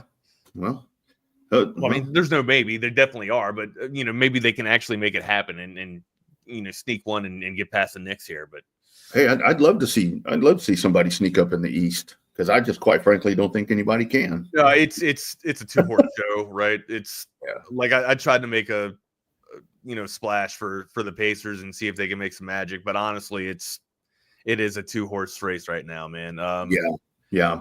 Well, the Clipper, or excuse me, the Cavs are just tremendous. They have size. They have, people that can drill from the perimeter too, and then you have essentially a carbon copy. Not even a carbon copy. You got a championship caliber squad with the Celtics, and it's one of the best benches that I've seen in a long time. So they're very deep, man. They've just got everything, man. That's where it's like everything is there for them, and they're just cruising. They're just cruising at this point. They're just like teasing people. And I mean, so I don't know. I mean, obviously it's going to get a little tougher. I did want to mention there, we talked about the Nuggets earlier. The Nuggets, I was really a detractor when they made the coaching change to where it's like, okay, I don't think that this is the time to be doing that. But the fact that that's, but I think you were right. You don't need to walk back. Malone leaves right before the playoffs. Like that's. I don't think plucking your coach is the best move before going to the playoffs, especially when you're heading into the playoffs, right? Like the coach kind of got you there. I'm not understanding the reason why you make a sudden move or a knee-jerk reaction move unless it comes from a influence like Jokic. Maybe Jokic. That's kind of what I was deducing or assuming, but again, we don't know that. And we would have to think Malone's gonna get hired immediately. Of course. And we would have to think, throwing the hypotheticals around that would have been the case, because usually what happens here, if you've got a coach that gets thrown out and it's like a locker room coach where everybody's looking around saying, why the hell did this dude get thrown out? You have the complete opposite where Denver's in some kind of big hole right here, but that's not been the case. I mean, if anything, it seems like through the end of the regular season and now into the first round of the playoffs against a really good opponent, they seem to be energized somewhat. So yeah, it definitely worked in the right direction. Yeah, Longhorn Bear, NBA does not want Cleveland versus Oklahoma City in the finals. Yeah, that's going to make for some good that's just a downer of a market? Is that why? I think that's just two not so great markets. But that to me sells. Right? It's small market ball. That's where I come from, and that's, to me, I love seeing it. New York, the limelight on New York, LA, great. Yeah, you're gonna make your money. I got you. We understand that, but damn, man, like to see some small market clubs get in, or mid market clubs rather get in. Oh yeah, I mean, actually, is Cleveland a mid market club now, or have they kind of taken that leap? Are they Indiana isn't exactly turning heads either. That's kind of a small market club. Yeah, too, Indianapolis right? Of course, Oklahoma City, you're in the middle of nowhere. Like you just got nothing going on. Yeah, Indianapolis. I mean, Indianapolis to me is more of a mid, because it mid to even small. I mean, because when I think that's kind of where I'm at too, Rodney. Jake kind of hit this on the point, right on the head. Cleveland is small market without LeBron. Like when LeBron's there, he brings in the crowd, right? He brings in the market. He brings in dollars. It's not happening as much without LeBron. And I think a lot of the problem is with Cleveland is so much of the focus always on Cleveland sports is about the Browns doing stupid shit. And the Browns, they do kind of take the cake, do they not? So it's like, I think that's a lot of what happens with that market right there when you get into that. But like Indianapolis, to me, Indianapolis is a car racing town. I mean, Indianapolis is racing. It's like the racing capital of the world. And the fact that San Antonio is another great example to where it's like San Antonio is this huge, massive. I was going to say Indianapolis to me is Parks and Recreation, but that's Pawnee. That's Pawnee. Yeah. But like think about San Antonio. I mean, that city is so huge, and they have facilities that could accommodate. I don't know how well. I do know just because of location. But San Antonio, I've said, would be a great town for Major League Baseball. I think San Antonio's proven that they can handle the NFL. But you have the Spurs. But the Spurs run that city. Do you not? Well, I was getting ready to say this, but Texas is one of the biggest states. Hell, it's bigger than some countries, man. But do you think Texas has enough sports teams as it is?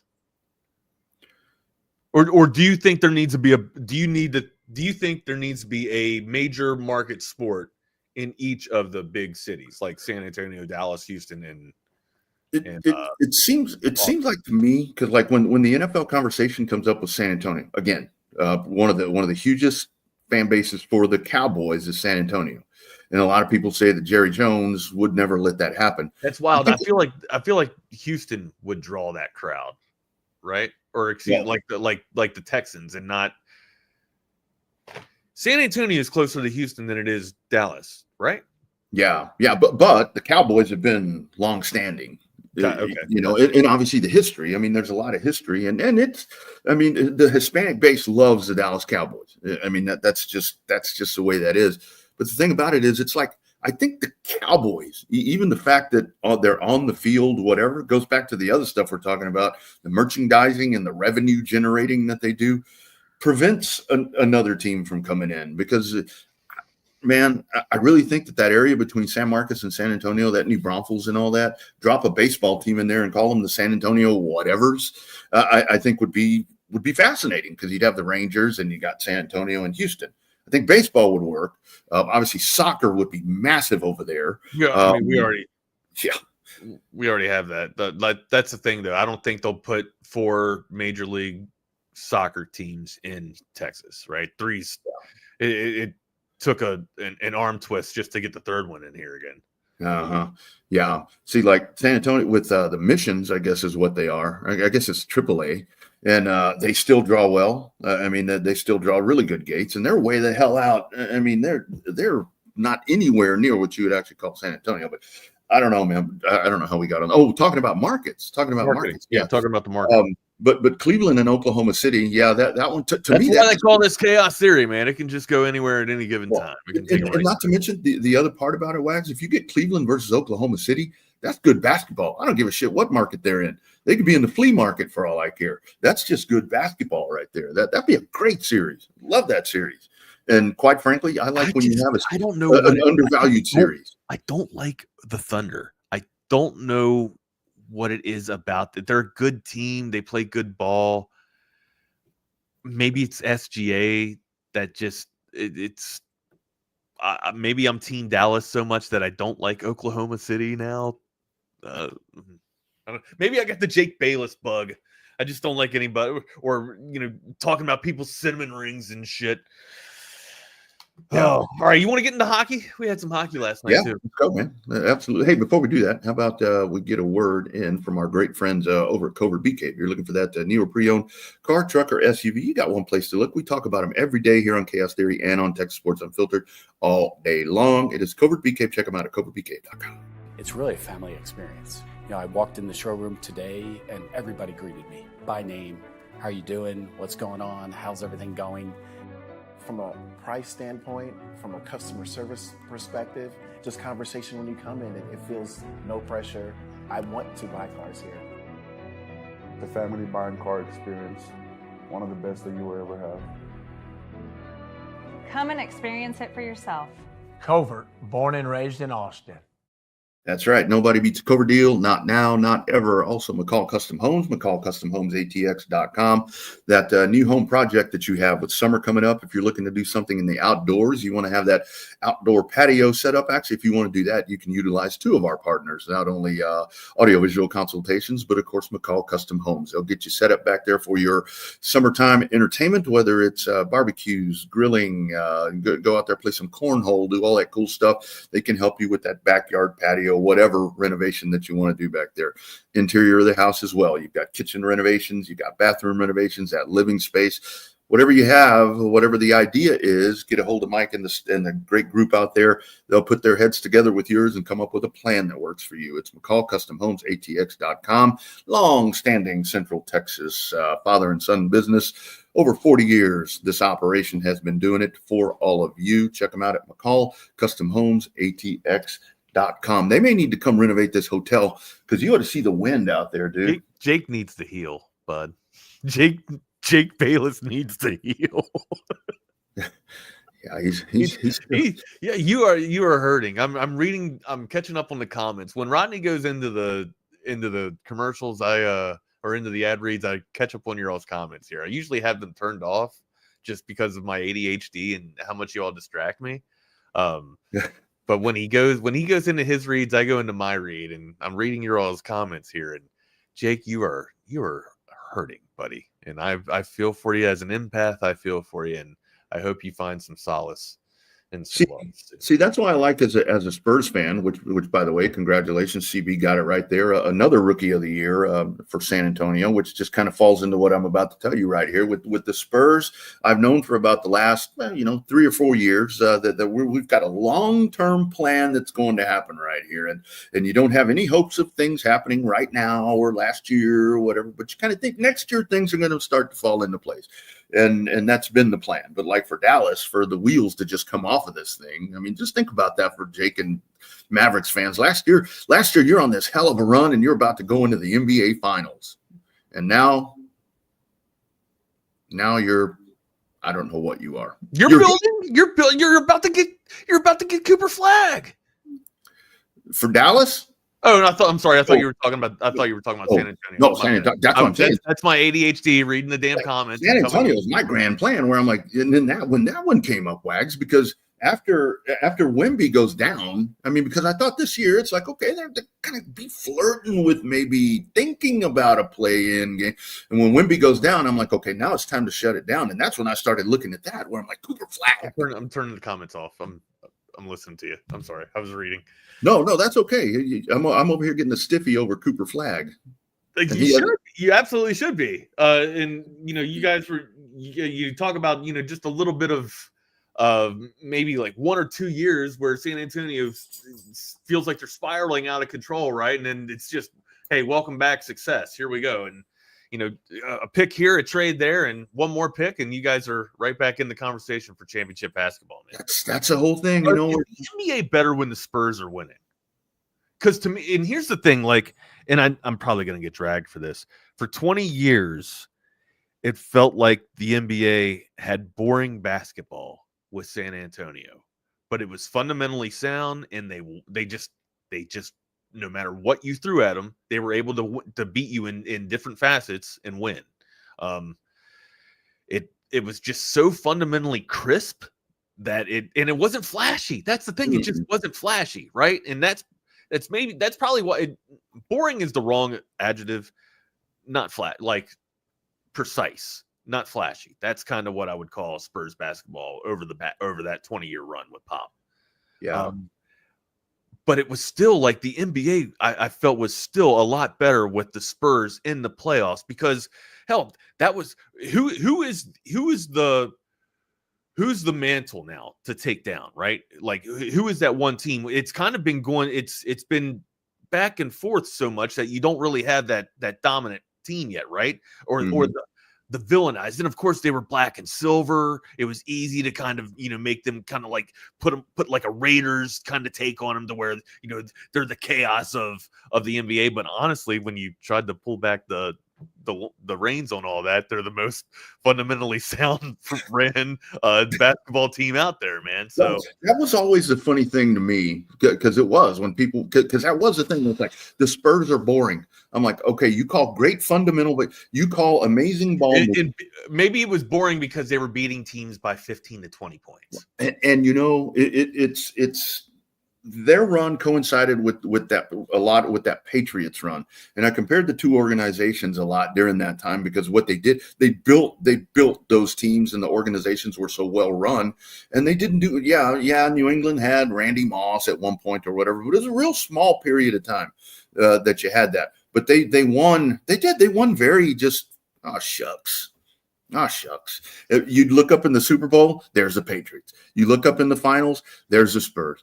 And what the Spurs are building this one just the way that they did the other time, to where it's like building these people. They're not going out and building a super team of plucking stars. They're building this thing. It's with War Room. It's with War Room.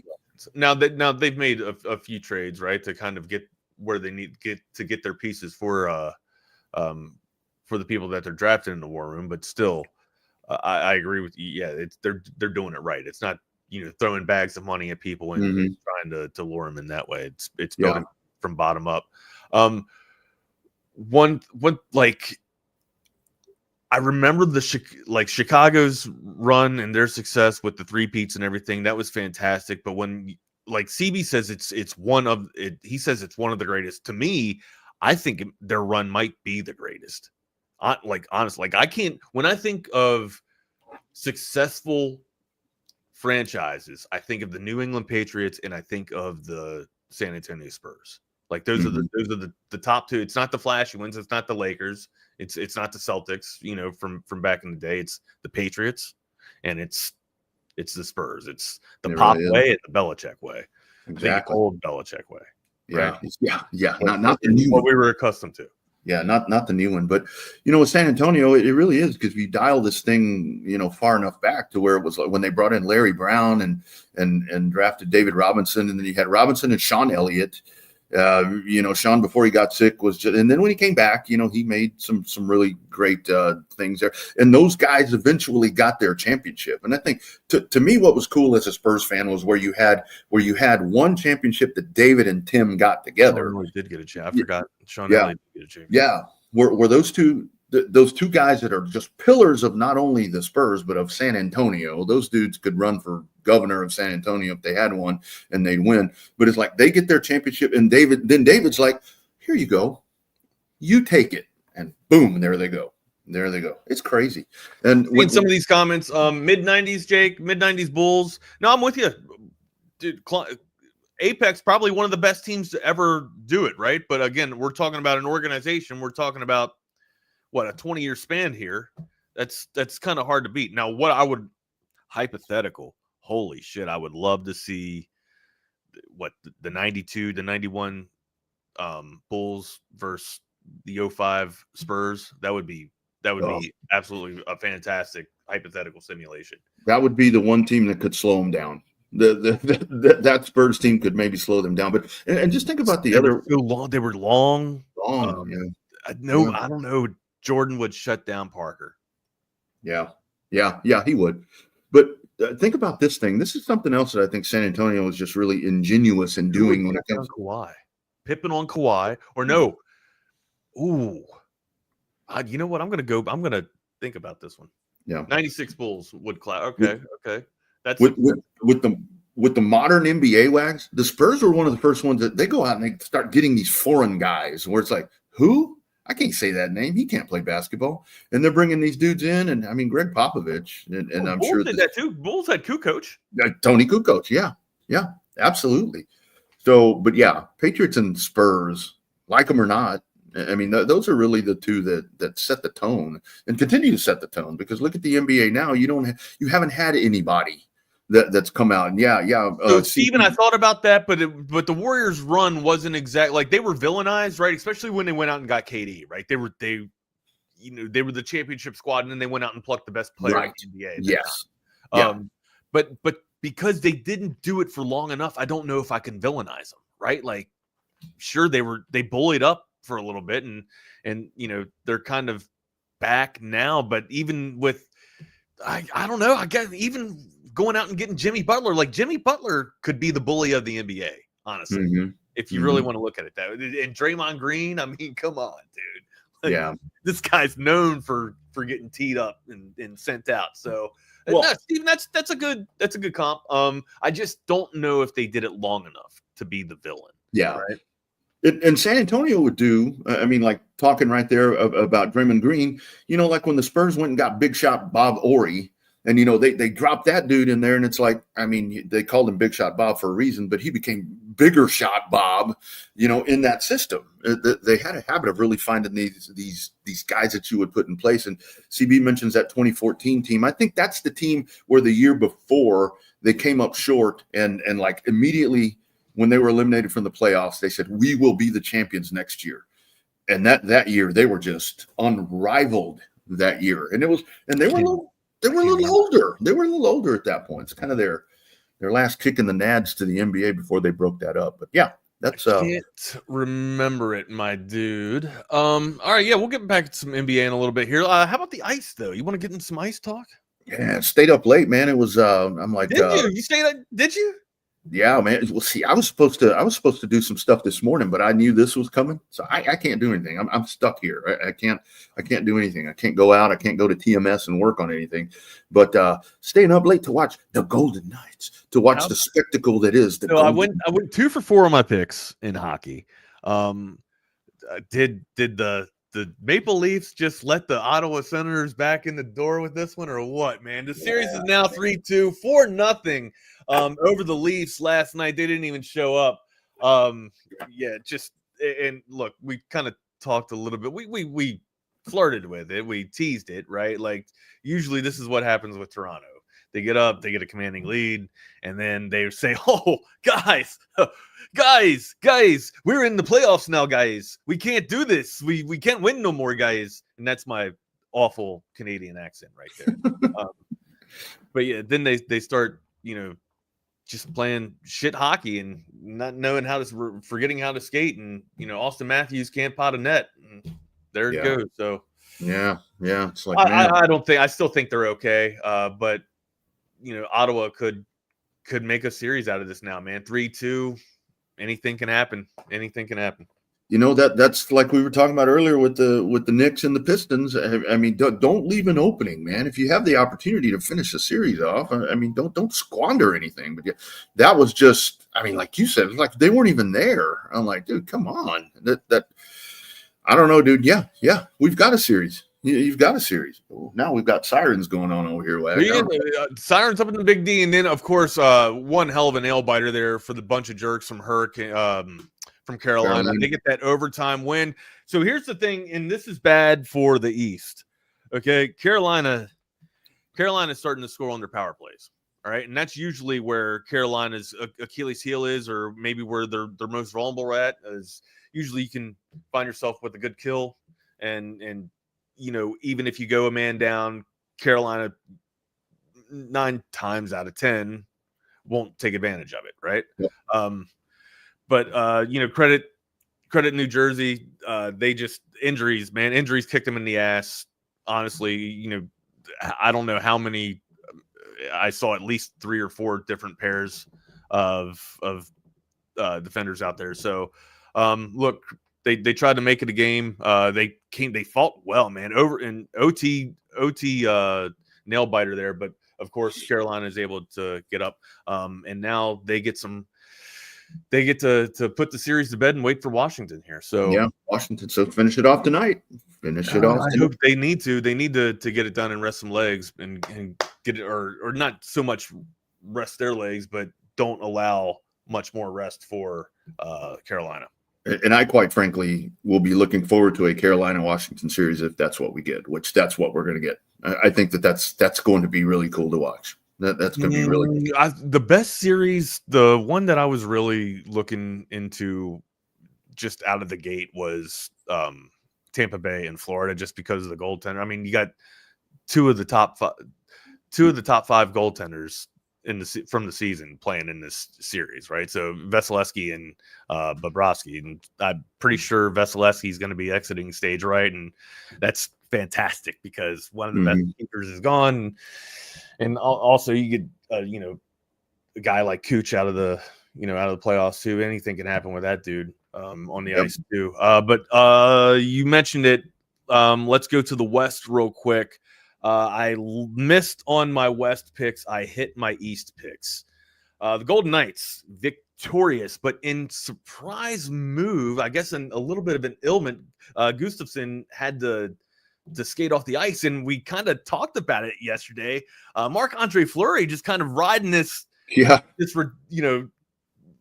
ladder of his career off, and he's just like, all right, I got to go home. I'm going back, or not really I'd say his second home. His first home's the Igloo, but has to go back, back out to Vegas and go down on the Strip and see some of his old mates, and has to put up with Eichel, Stone, and Carlson again. And he gets called in, and it looked like they were about to do it.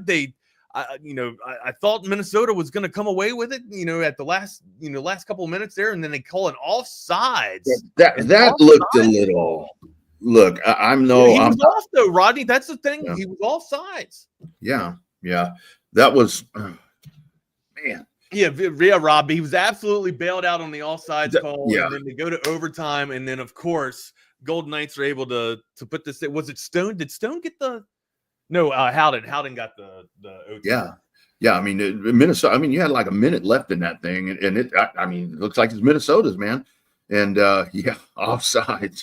Jeez, that But yeah, I mean, credit to the Wild there or the Flurry to just able to come back in, and Flurry looked good. Flurry was making some great stops there. It just you kind of got to be in one hell of a mental state to just come up off the bench and then come in there against your old mates and do what he did. Absolutely fun to watch though. Great series. And then of course, we go to the other nail biter there down well, it wasn't really a nail biter, but the Oilers and Kings there. Look, Kempfer, man. Kempfer, we talk about some of the best goaltenders too. Kempfer, one of the best that's why I had the Kings last night, but dude, Oilers able to get up on there.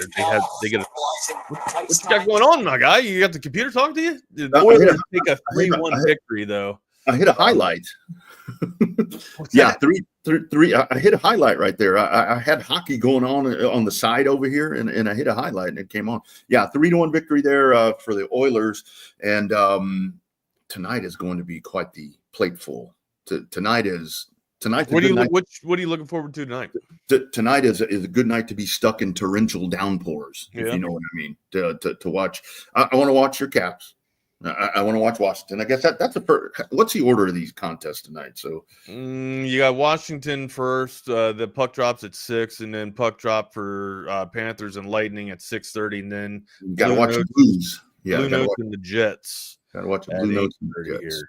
Late. All game 5s though, man, and series leads 3-1 for Caps, 3-1 for Panthers, and then it's tied Blues and Jets. Yeah.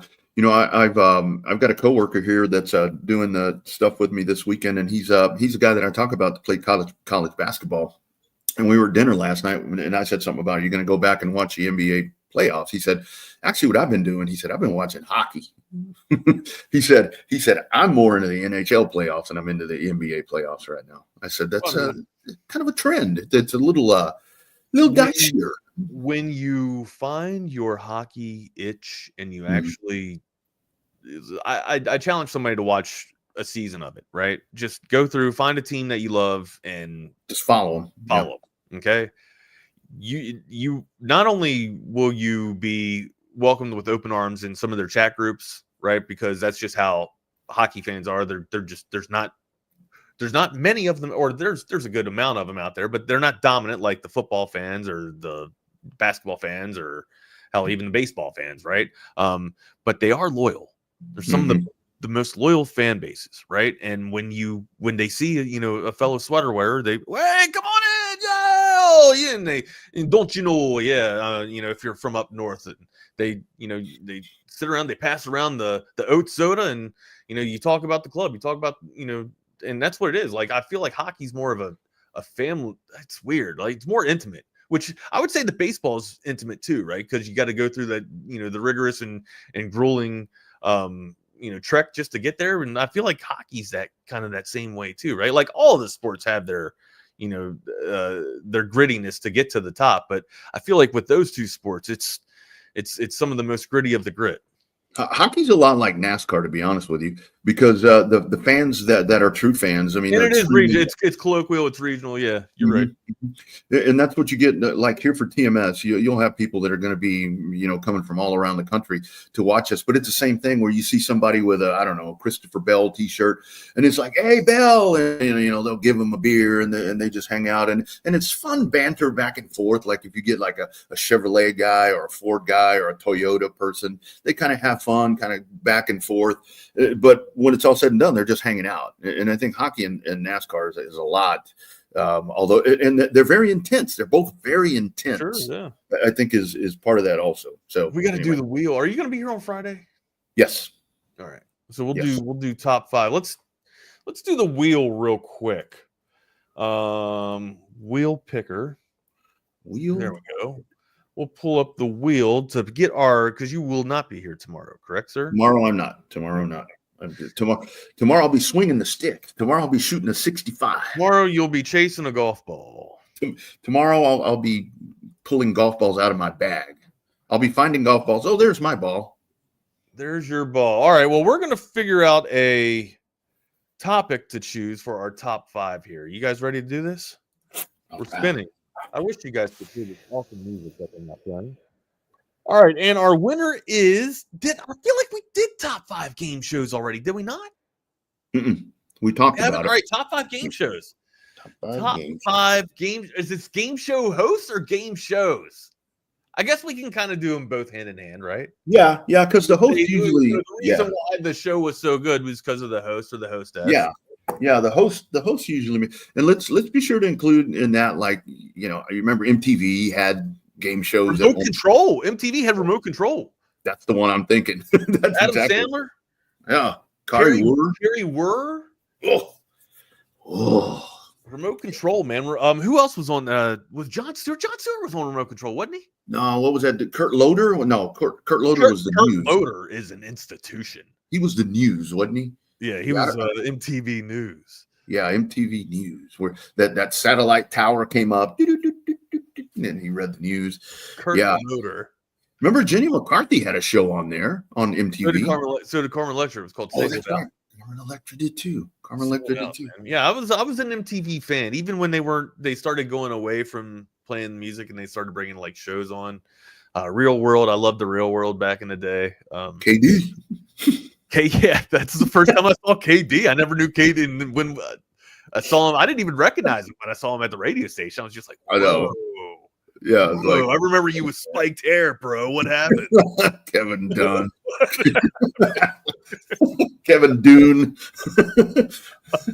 Oh my God. All right, what else we got to get off the slate here, man? No, man, I got to tell you this. He had like bleach. Do you remember he had bleached blonde? He had tips. Yeah. Oh, dude, I got to tell you. I wonder if they made him do that. Like if the producers made him do it. I never asked him about that. Of course, I never asked him about the Real World. So. Yeah, I got to tell you. One time, I was helping a buddy move, I was helping a buddy move his sister-in-law to Austin, and we had to go I forget where to get all her shit, and we went and picked it up, and we came back or whatever, and we're sitting around, we got all her stuff put in her place, and he had told me during the day, he said, very attractive young lady. He's like, my sister, she's been on TV. My sister-in-law's been on TV before. And I'm like, oh, okay. You say TV, that gets me all excited. So we're getting all our stuff put away and we're having cocktails and all these different things. And everybody's getting a little, whatever. And she's getting a little close. And so I go into the other room with my buddy and I say, hey, what TV show was she on? And he said, oh, Jerry Springer. I'm like, oh shit. I said, uh-oh. Gotcha. She's not an actor or an exit stage. She's a subject. Gotcha. Ronnie was gone. Ronnie was out the dough. Okay, well, regardless if you're watching Jerry Springer, hockey, NBA, you do it with audiovisual consultations. 512-255-8678. That's the number to call. That's the lottery numbers to put in if you want to make your scratch-offs win, because you're going to have Tom McKay come over your house, and he's going to give you the best consultation of your life. We're going to talk maybe about 2 TVs, 3 TVs, a 4-TV setup, and you're going to love it, man. 512-255-8678. That is the number. AV Consultations is the website to see the gallery of projects that they've done over the past 35 years since they have been setting the standard in audio visual automation. Again, those lottery numbers are 512-255-8678. That's 512-255-8678. Oh, here's some breaking news. Falcons just fined Coach Ulbrich wow, man, I guess it doesn't pay to make a prank call. Well, I guess you have to pay to make a prank call, even if you don't make a prank call. Just fined $250,000 or $100,000. What are we trying to say here? Yeah, Falcons just fined $250K. No, I don't know. One of the two. That's the team is fined at $250,000. Oh, shit! Ooh, man. Gotcha. I'm surprised that the Falcons haven't fired that guy. To be honest with you, I mean, I guess they're looking at the bigger picture where they need him a little bit more. But that's the fun. Jack mentions this. You notice it's coming out. There were a lot of guys that were prank called. I mean, I think I've seen at least 4 or 5 other guys, but of course it was on Shedeur in his rough moment. Yeah. But Cam Ward hasn't been talked about at all. All that I saw was when Warren Moon gave him the number 1 jersey. That's the only thing that I've seen Cam about Ward him. is the number 1 overall pick in the draft, and no one is talking about Cam Ward. Yep. It's all about Shedeur Sanders. That's why, you wanted to talk about Shedeur Sanders the other night, and I just said I'm over it. I am done with the Shedeur talk. We haven't even mentioned the number 1 overall pick of the draft. Mm-hmm. Yeah. It's been dominated by a dude that fell to the 7th. Or no, fifth. Yeah. That's the whole thing. And is not going to have any kind of impact. Is not going to have any kind of impact. I wanted to ask you this. Yesterday. So your new man there, Abdul Carter. Abdul Carter is like, I want to wear number 56. I'm cool with it. I saw it. I'm cool with it. If LT's cool with it, I'm cool with it too, right? Like, well, LT said, no, you make your own legacy. He told him no. Oh, I did not see that. Told him no. He said, you wear your own. You wear a different number. Yeah. That's like, no. It's real. It could be, I'm sure he's going to take the high road, Carter is, but it's real easy to fire back at LT with this, right? You want to talk about legacy, homeboy. Come on, man. Yeah. I mean, the only one that did it even worse, the only one that maybe had done it worse. Remember a guy named Dexter Manley? Oh yeah, 72 from the Redskins. He was so damn good, and if he could have kept his shit straight. Yep. Jesus. Absolutely. Yeah. Jeez. Yeah. So but you're right. I mean, Cam Ward, nobody even mentioning that guy. Like, man, it sucks when you're overshadowed by somebody else's theatrics or when the media. It's not Shador, right? It's the media, making a hoopla and a stink of how wrong they were about him being selected. Right. That's what it ultimately is, right? He, everybody touted him out there as a top 3 quarterback, and then now they're trying to. From what people are saying, are they really trying to call racism? Is that what they're toting out here? Oh, well, I saw something as that was going on to where they were touting racism. I'm like, have you seen this league? Cam Ward's black, right? Yeah. Okay. And there's a lot of black I thought my vision is gone, or maybe he associated as somebody else or something like that. But yeah. Look, Quinn Ewers was highly touted at one point. He got drafted in the 7th round. That's racism. No, he's just not valued. It's not when it all comes down to it, guys. This was not a good quarterback class. We have been saying that for a long time. Yeah. And the whole thing is with Sanders, he did not fit anyone's needs. Where does a backup quarterback usually get drafted? I think Sanders is going to be okay. Like when it's all said and done with, I think Sanders is going to be okay. Like when he gets taught up and coached up, he is going to be just fine. Like I actually think I think he's in the right spot, to be honest with you, Wags. I think he will. I would have loved to see him with the Raiders. Yeah. Especially now with the new guy toting the rock right there. I think that would have been a dynamic combination right there. But I think for as old as Pete Carroll is, he knows how to communicate well with the youth or just with young talent and with just ball players. He just knows ball, right? And then also you got Tom Brady in the front office as well. That's kind of got to work out for some of your young quarterbacks, I would think so. Maybe a guy that falls to the 5th round needs a little bit of, cheering up, or maybe needs a little bit of a role model or somebody like Tom Brady who took a tumultuous fall like that and then ended up being the GOAT. So that's where I'm at. You froze up on me? Rodney is apparently froze up on me. I'm going to bring in Will. I see Will in the background. If you want to jump in, that'd be great. You guys, hey, Will, how are you, good sir? Not Rodney's too bad. Say goodbye. Rodney, we're going to say bye to you. You're dealing with some internet issues today. Bye-bye, my bud. So there he goes. Rodney's out. Will's in. We're waiting for Jordan to get in here. How you doing, Will? I'm doing great. Did you see the Indy Milwaukee ending? What happened? Like Halliburton's dad and Giannis Antetokounmpo, that's going to be the next fight on YouTube boxing. Yeah. I mean, the fight was crazy and everything that happened after the game.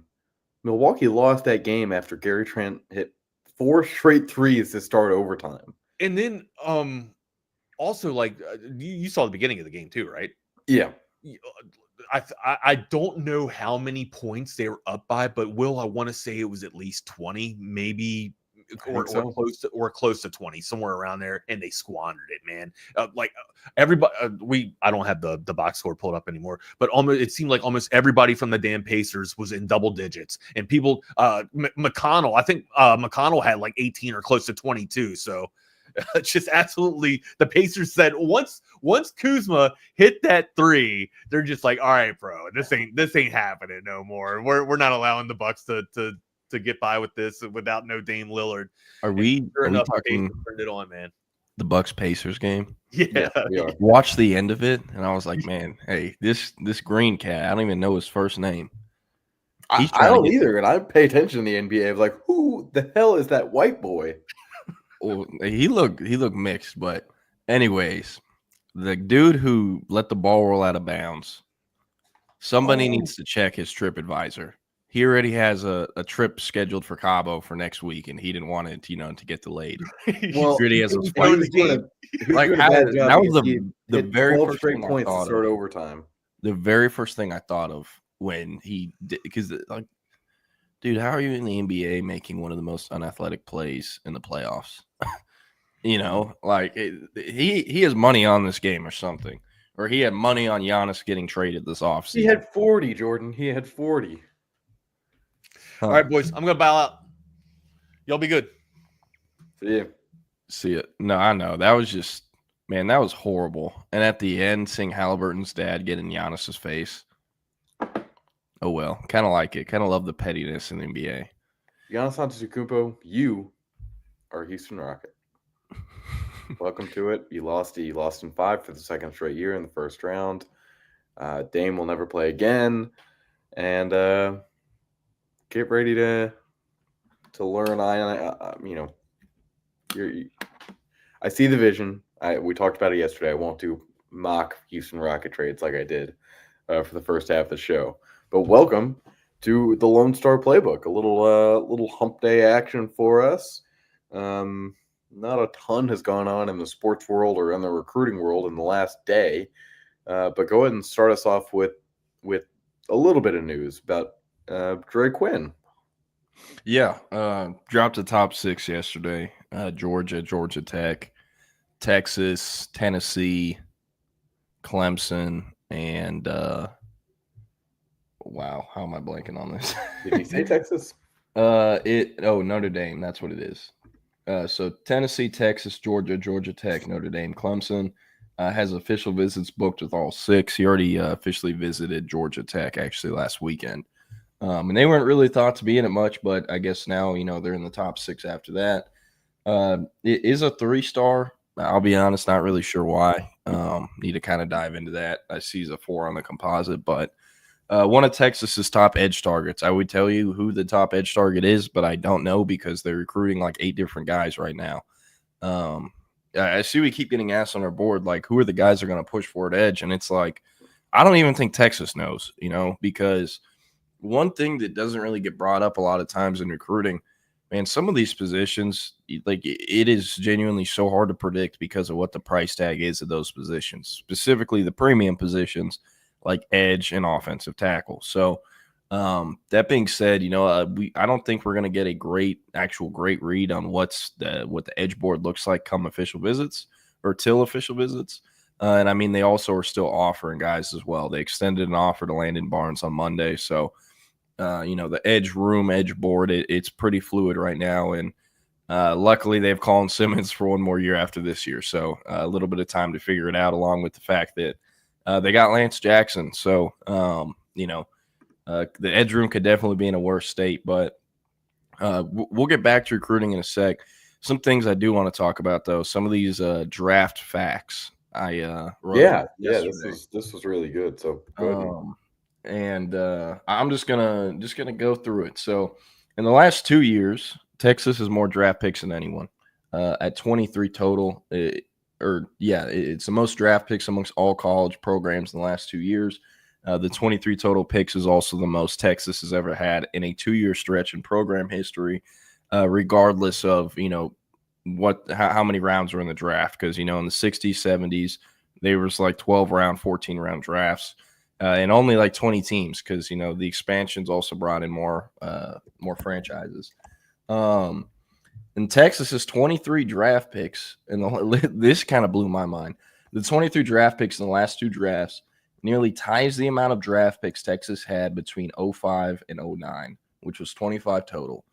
A few of those names include Said Benson, Derek Johnson, Vince Young, Michael Huff, Said Griffin, David Thomas, Michael Griffin, Aaron Ross, Justin Blaylock, Tim Crowder, Lima Swede, Jamal Charles, Jermichael Finley, Brian Arakpo, and Roy Miller.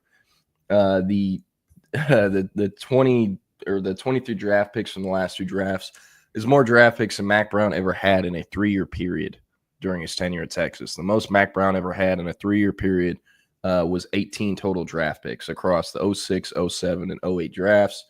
And then the 3 first-round picks, Kelvin Banks, 9 overall, Jahdae Barron, 20 overall, and Matt Golden, 23 overall, is tied with the program record of 3 first-round picks in the same draft, tying 1942 and 1980.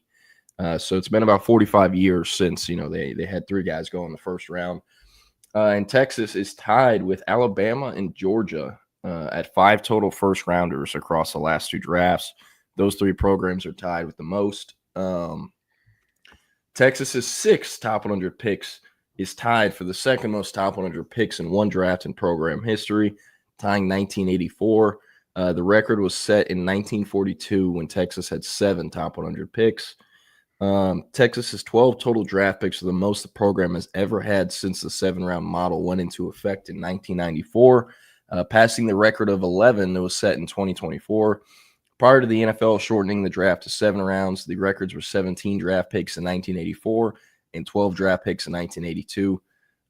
The 12 total draft picks in this year's draft are also the 3rd most any program has had this year, only behind Ohio State, who had 14, and Georgia, who had 13. In the 4, this one's pretty nuts. I'll share my screen too, so it's a little easier to read as well. But in the 4 drafts that have taken place following Sark's first season at Texas in 2021, Texas has gone on to have 28 players drafted into the NFL. That number is more than Texas had in the 10 drafts before they hired Sark. Wow. Which is 27 total. So pretty good there. The 28 draft picks under Sarkeesian is also twice as many picks that Texas had in the 4 drafts prior, which is only 14 total. This is pretty good. Showed this yesterday on a graphic, but Texas had more players drafted out of their program than the rest of the entire state of Texas college system put together, which was 10 total. So Texas had 12, A&M had 3, SMU had 2, Texas Tech had 2, TCU 2, UTSA 1. Baylor and Houston, the only Power 4 programs in state without a single draft pick. Texas currently holds the record for most defensive linemen drafted across the last 3 drafts. Who would have thought that with how Bo Davis recruited? None of those guys were his guys, but still it's impressive. They've had 2 guys selected at defensive line each of the last 3 drafts. Quinn was the first QB selected since Sam Ehlinger went 6th round in 2021. He now joins Colt McCoy, Ehlinger, and Vince Young as the only quarterbacks that have been drafted out of Texas in the last 2 decades, only 4 of them. Matt Golden was drafted higher at 23 overall than any Texas receiver since Roy Williams went number 7 overall in 2004. Jahdae Barron was drafted higher at 20 than any Texas DB since Kenny Vaccaro went number 15 to the Saints in 2013. And Barron is also the highest drafted Texas corner since Aaron Ross went 20 overall to the Giants in 2007. Drew Makuba is the first safety to get drafted out of Texas since Caden Stearns went in the 5th round. And what's this from? This is a story I wrote yesterday. Go over to Horns 24/7. It is behind a paywall, but the story title is Fun Facts about Texas's renewed draft production under Steve Sarkeesian or something like that. It's on the front page, and it's a photo of Sark doing this. But Drew Makuba, first safety drafted out of Texas since Stearns went in the 5th round of the Broncos in 2021. Is the highest drafted safety since Kenny Vaccaro went 15 overall in 2013. Barron Sorrell, first edge drafted under Sark at Texas. First edge drafted since Daquan Graham and Joseph Osai went in 2021. And, Sorrell's the highest drafted guy since Osai went 69th overall. And then this is another one I thought was pretty interesting. There's been a few different guys like a Connor Williams or Sam Cosme who were purely tackles in college, converted to guard in the NFL. But Hayden Connor's the first actually true guard that was drafted out of Texas since Casey Studdard went 6th round to the Texans in 2007. So some notable stuff there. Kelvin Banks and Cam Williams, it's the first time Texas has had 2 offensive tackles selected in the same round since 1976. and then Banks, Williams, Connor. Those are the first time Texas has had 3 Texas offensive linemen selected in the same draft since '82. Jaden Blue, it's well known Texas had the #1 running back selected in the 2023 and 2024 draft. Jaden Blue was not that, but he increased the streak of running backs drafted out of Texas to 3 years, which is actually a program record now and the longest active streak in college football at the running back position. And then this has gone viral, the photo that the Texas fan had taken of the Texas 2022 running back room.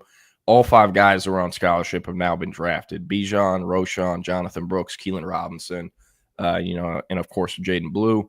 Gunnar Helm and JT Sanders were selected in back-to-back drafts. That is the first time that has happened at the tight end position at Texas since 05 and 06, when Bo Scaife and David Thomas were selected back-to-back drafts. It's also only the second time that's happened since the NFL moved to the 7-round model, or second time that's happened with Texas, I should say.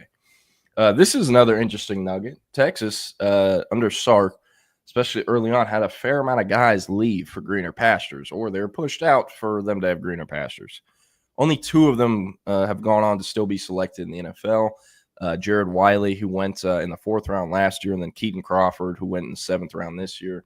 Played safety at Texas for a little bit, then transferred to Nevada this past year to play for Jeff Choate, and was, honorable mention All Mountain West or something like that. And he's drafted in the NFL to play special teams and serve as an emergency safety. And then I've talked about this one a little bit throughout the week.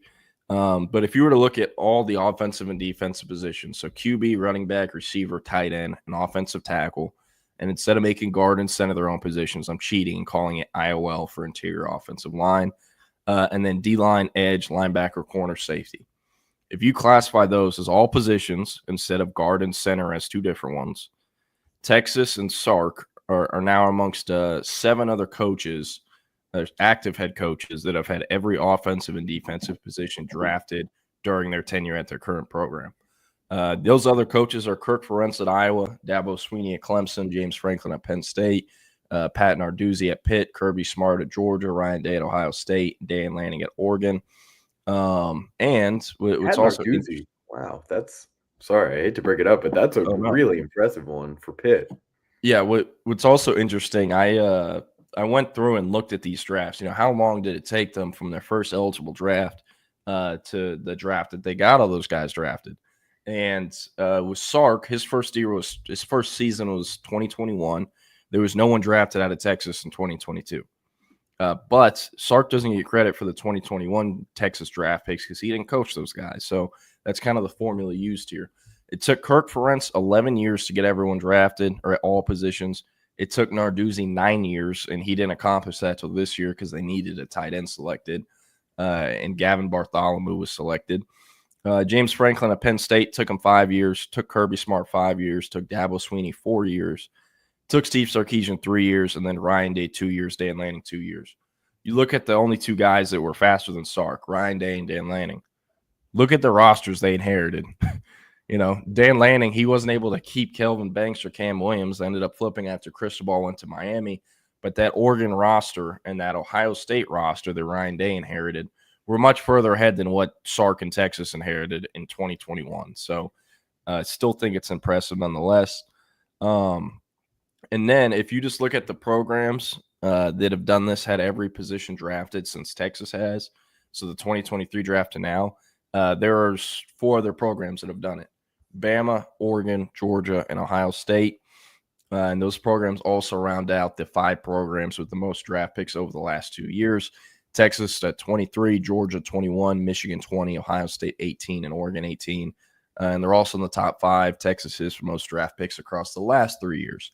Georgia has 31, Michigan 29, Texas 28, Bama 27, and then Ohio State and Oregon are tied at 24. So pretty impressive just looking at the data and stuff. Wanted to crunch some numbers because did feel like there was a lot of things they broke. So if you want to go look it up, this is the story.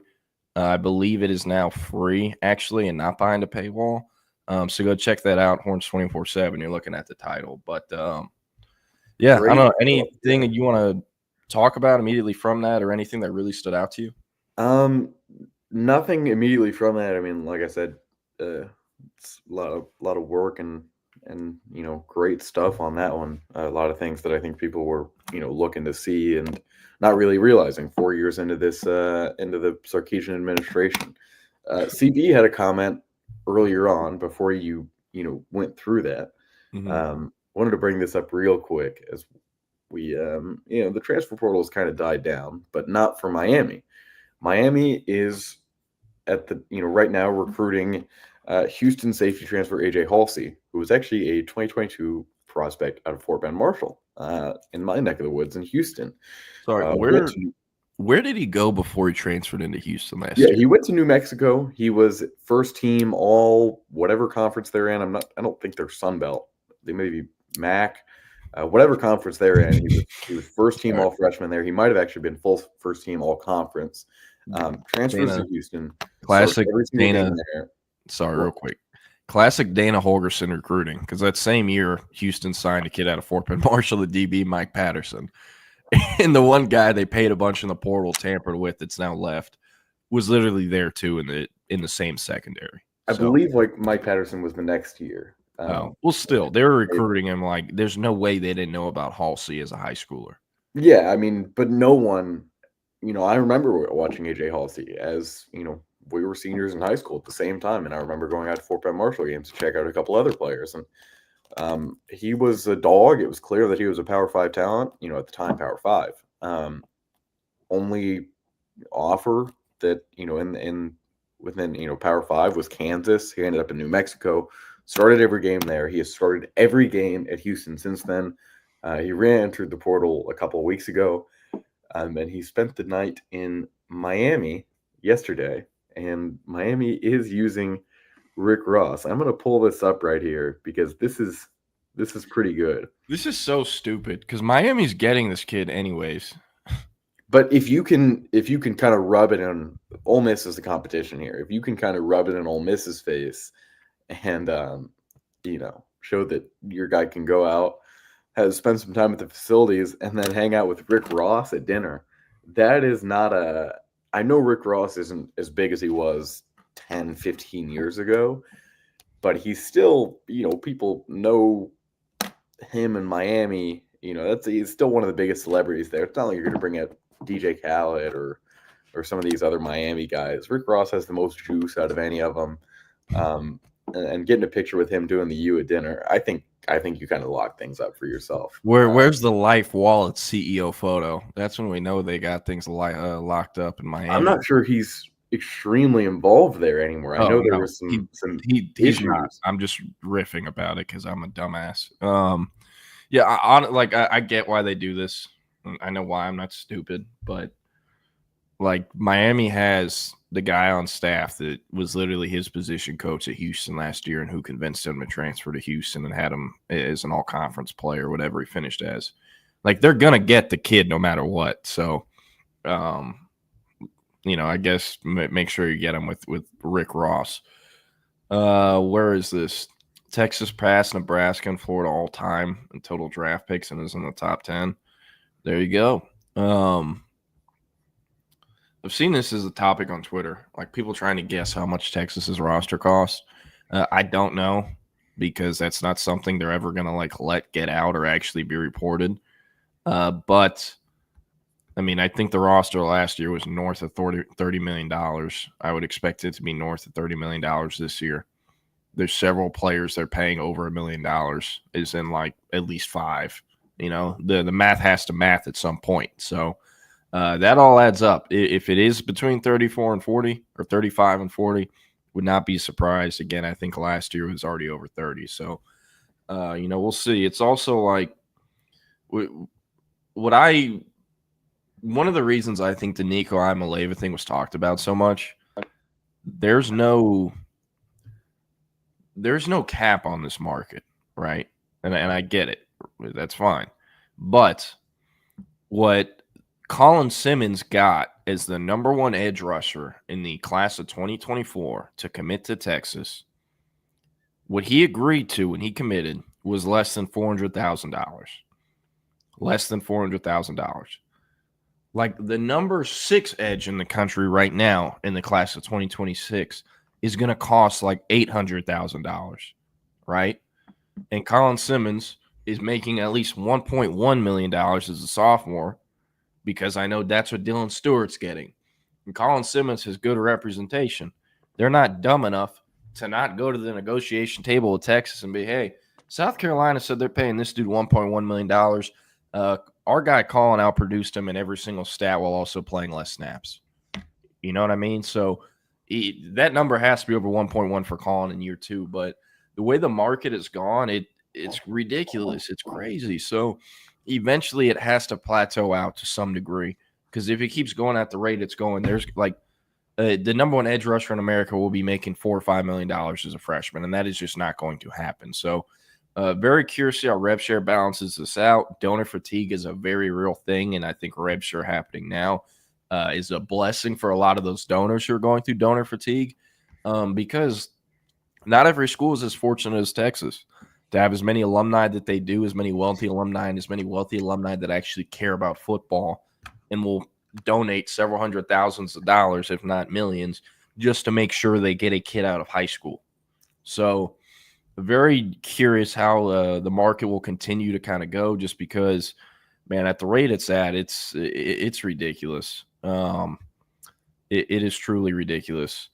Jordan, would you like to – we know who the 2026 quarterback market, in the draft is going to revolve around, and it's Arch Manning. And we know that – we don't know, but we have a very strong feeling that he will not be in that draft. 5 days removed from the first round of the draft, and people are saying that, this upcoming class is one of the most loaded in recent memory. I don't feel that way. I do think with the way that we saw this year's class go, that we will see, a few guys take a step down. We'll see a few guys stay. Would you like to go through who Brad Crawford said are the top 10 quarterbacks in this upcoming class, and take a guess on if they'll be drafted in the first round or if they'll be in the draft at all? All right. So Arch Manning's in the story because they have to write about him. Lenore Sellers is in the story because Brad Crawford came up out of the South Carolina market. I just know it. Lenore Sellers is in there. Let's go through this list. Nussmeier's on there. At 10 is Taylor Green. Taylor Green, get the fuck on. He will not be a first-round pick. At tight end. A tight end, maybe. Number 9 is Nico Iamaleava. I'm not going to speak. I'm not going to say anything. Yeah, I think he leaves for the draft after next season, or after the 2026 season.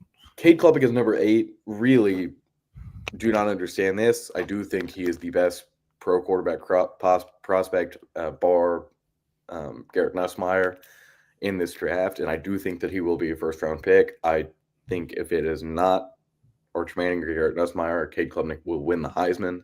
I think Clemson is going to have a great season. They've got a second-year Bryant Wesco. I believe they have Tyler Brown back. They have a really great receiving core, probably the best that he's had since he's been there. And they might have the best interior D lineman in college football, Peter Woods. Yeah, no doubt. 7 is Sam Levitt at Arizona State. I don't see the hype around this. I think he had a good season. There was never a game where I was like, yeah, Sam Levitt is winning this game for you. I really thought it was just a great team, and teams being scared of Scadabo running up the middle really opened things up for Levitt. And Jordan Tyson is a phenomenal wide receiver. It's very impressive that they kept him, at Arizona State, and he didn't hit the portal. I think they needed a college football playoff, appearance for that to happen. And it happened. So he gets a pretty deadly weapon for another year in Tempe. Number 6 is Carson Beck. Whew. See, the ceiling for Carson Beck is the number 1 overall pick. I truly believe that. I think if he plays as well as people have thought he could, at Georgia, if he has that season in Miami, he's going to crush every stat he's ever had. And he could, I don't think he'll be in the Heisman race, but it is possible. It is possible. I don't think it's going to work as well as Cam Moore did at Miami. You're a big fan of Baloney from Phineas and Ferb. Number 5, John Mateer out of Oklahoma. I'm very high on John Mateer. I thought this was the best transfer portal quarterback move that anyone made in the country. As much as it hurts to say that, Oklahoma did a phenomenal job getting him.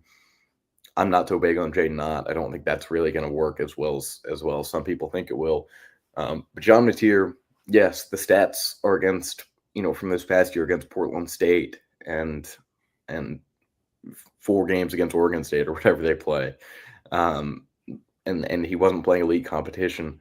But there's some things in his game that are pretty undeniable regardless of who's on the other side. He's a great runner, and he can take things over the top extremely well. So would not be surprised to see John Mateer in the first round next year.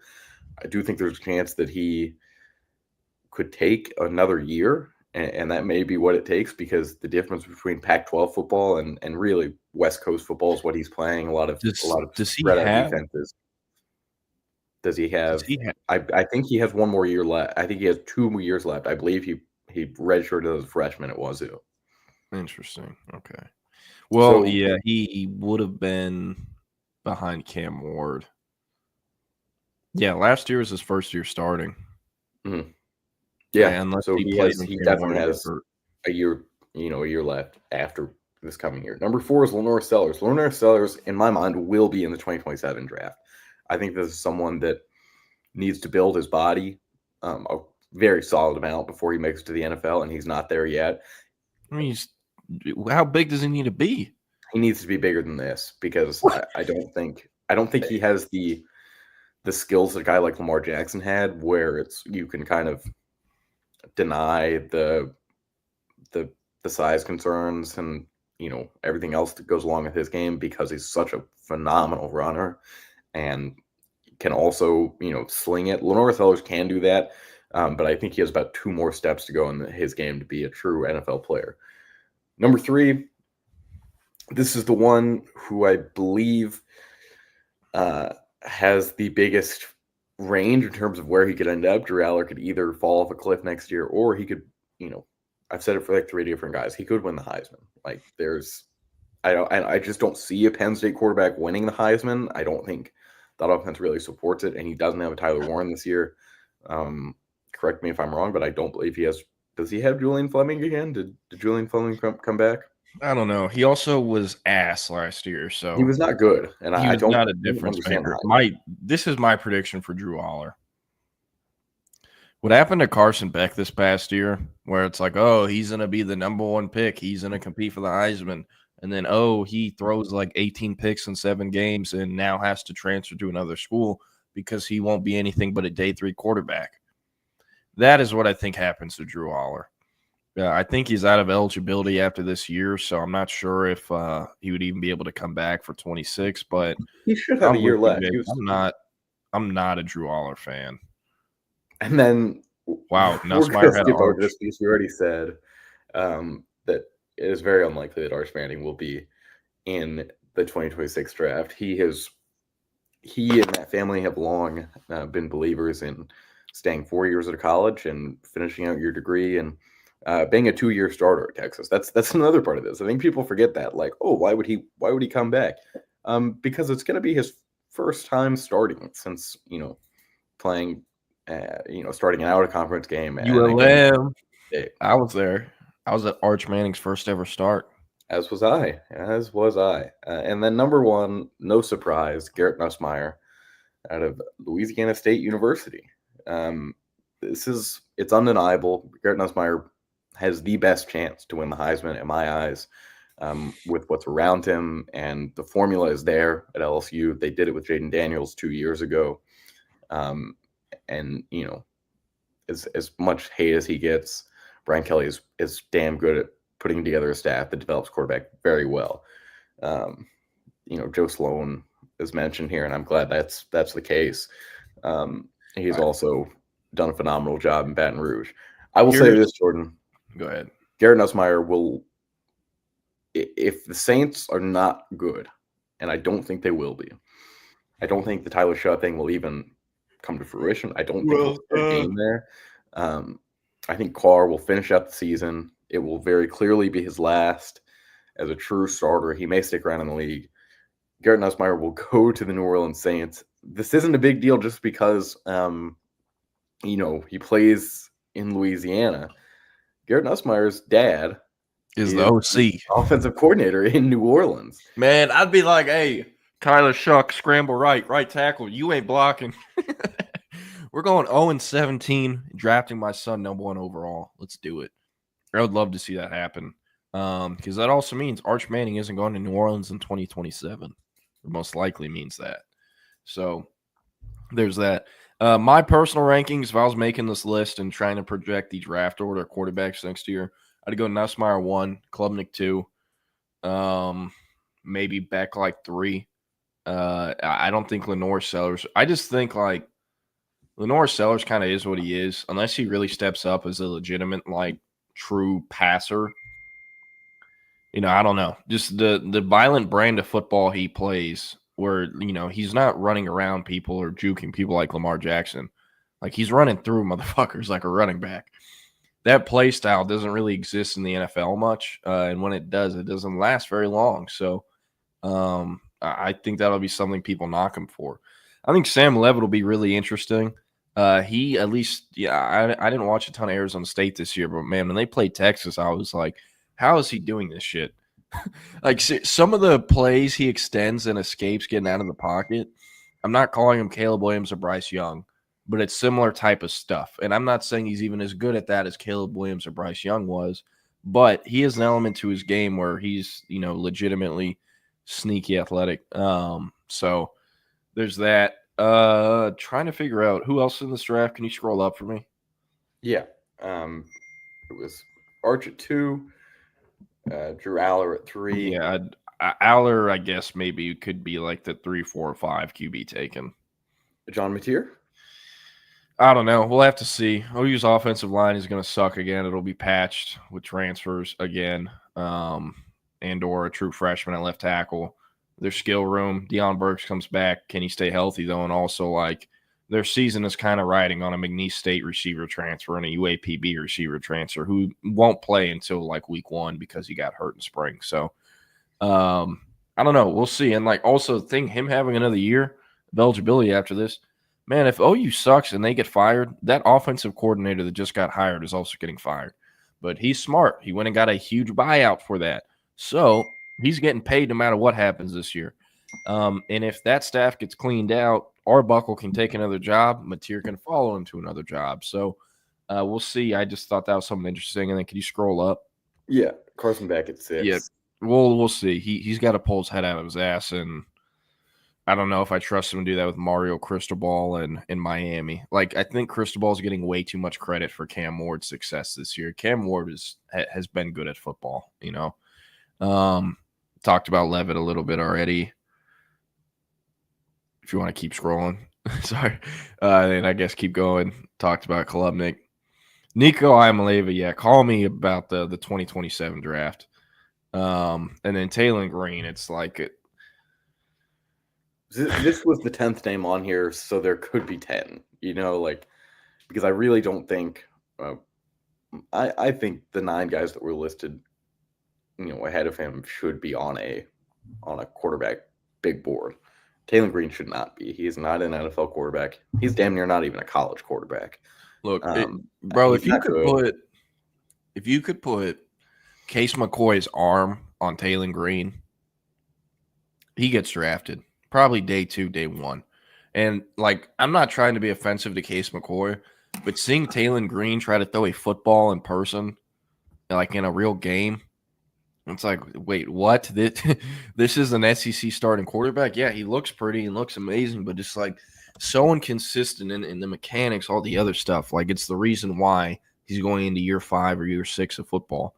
Shout out to him, though. It's a Louisville fighting farmer, went to Boise State. Would have been at Boise State this year with Ashton Genty if he never left. So if there's not a name on this list that you thought should have been, who would it be?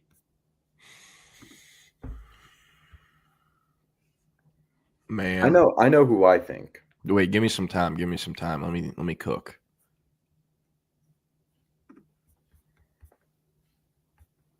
I almost said Diego Pavia, but like, really? He is still very much what he is. And if he gets drafted and sneaks into the draft, it's because it's like the 7th round. Is it crazy to say that Haynes King could emerge as a early day 2 pick? Because I really think with the way the trajectory the GT is on, they're probably gonna have another great year. I looked at their schedule; they will make it to at least 8 games, I think. And if they do that, that means Haynes King is playing pretty well. And I think as a guy that has at that point played four full seasons of college football, it would be hard not to take him. Haynes checks every box off the field. Great young man, gets it off from his pops, who's, the mayor of Longview effectively. And he's been through a lot, man, dealing with Jimbo and A&M and getting replaced by Wigman and then going in the portal. Like, that was a lot.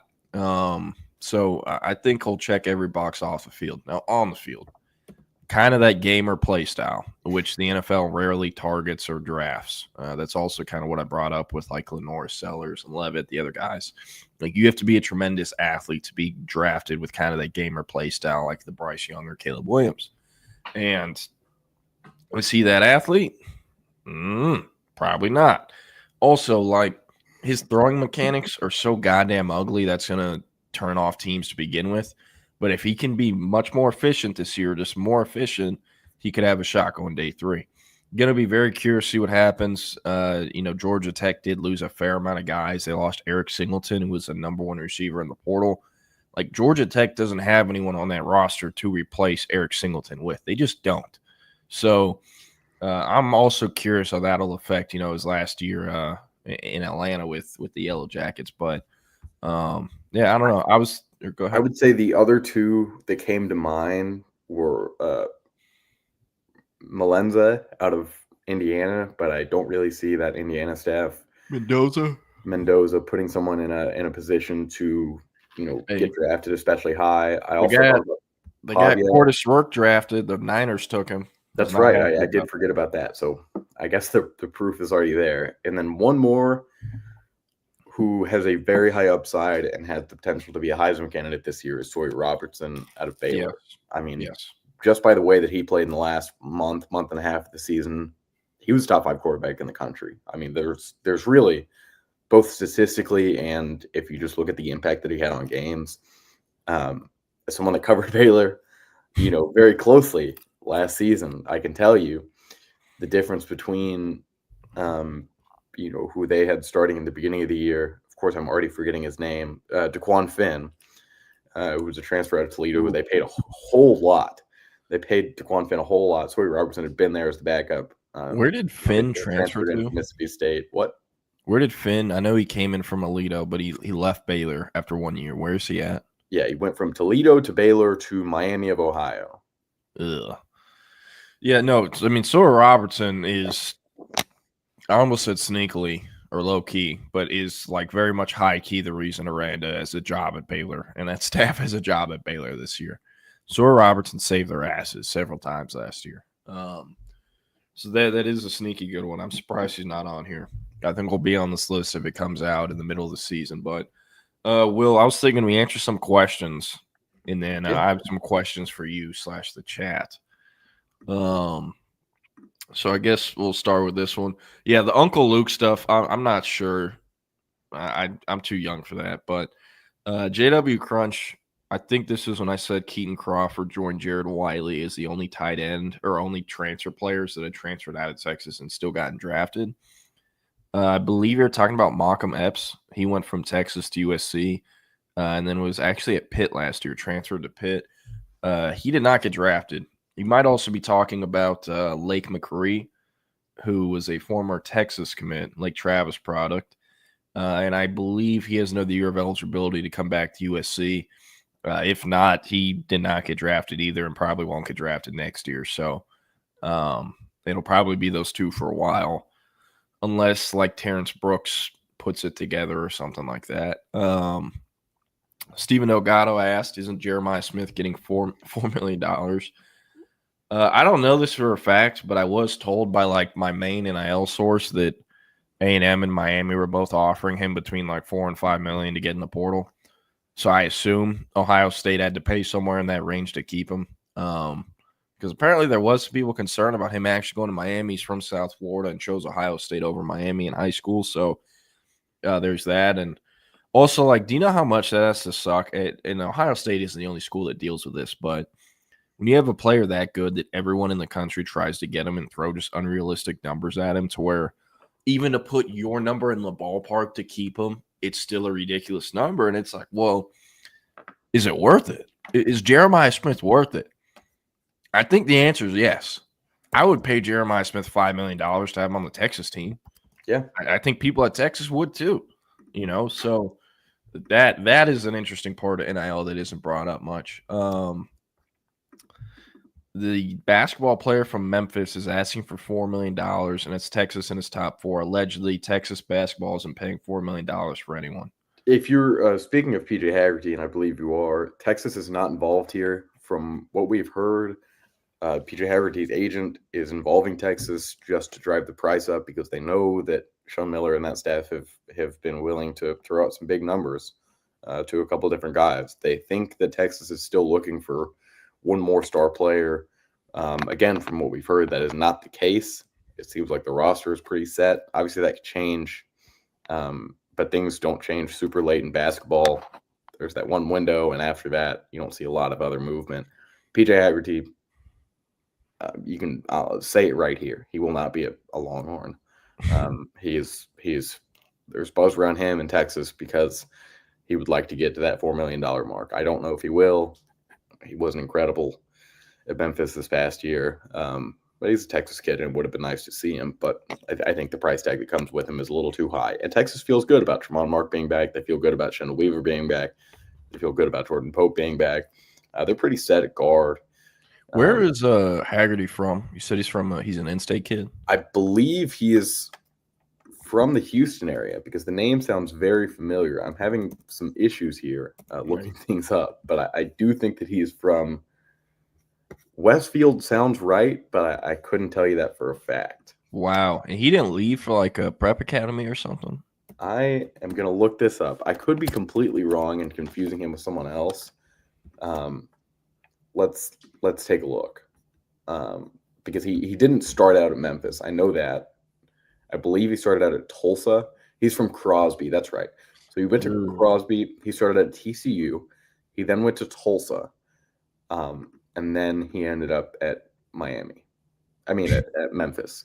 This is why I hate basketball. Like the transfer portal, you have to learn a new team every year as a fan.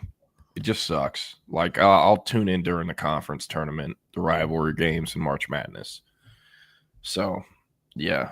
Jake Bayless, I've never seen anyone refer to being a John Mateer fan like this, but this I love it, Jake. This is pretty damn good. Don't really have anything to respond to this take. I didn't watch enough Wazoo last year. Yeah, I don't like the Drew Aller hype either, guys. What do you think about this take? Nussmeier's the Derek Carr of Brett Favre's. I personally think Nussmeier is more arm talent than like Derek Carr has ever had. The problem with Nussmeier, and also the good thing about Nussmeier, is he's a gunslinger. He's gonna fucking throw that ball. And sometimes that's a great thing. It's like, wow, he really just made that completion. I didn't even know he could do that. And then other times it's like, yo, what in the hell is he doing?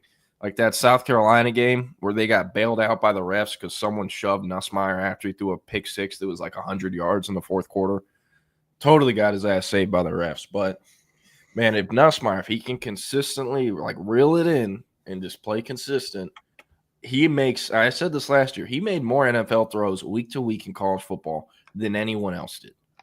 And he can do the same thing again this upcoming season. So, if I had to put money on the first QB selected, it's Nussmeier. Gus Tony Romo? I like this. Garrett Nussmeier becomes Gus because in a couple of years here we'll have to say Cuz for Colton. Shut up.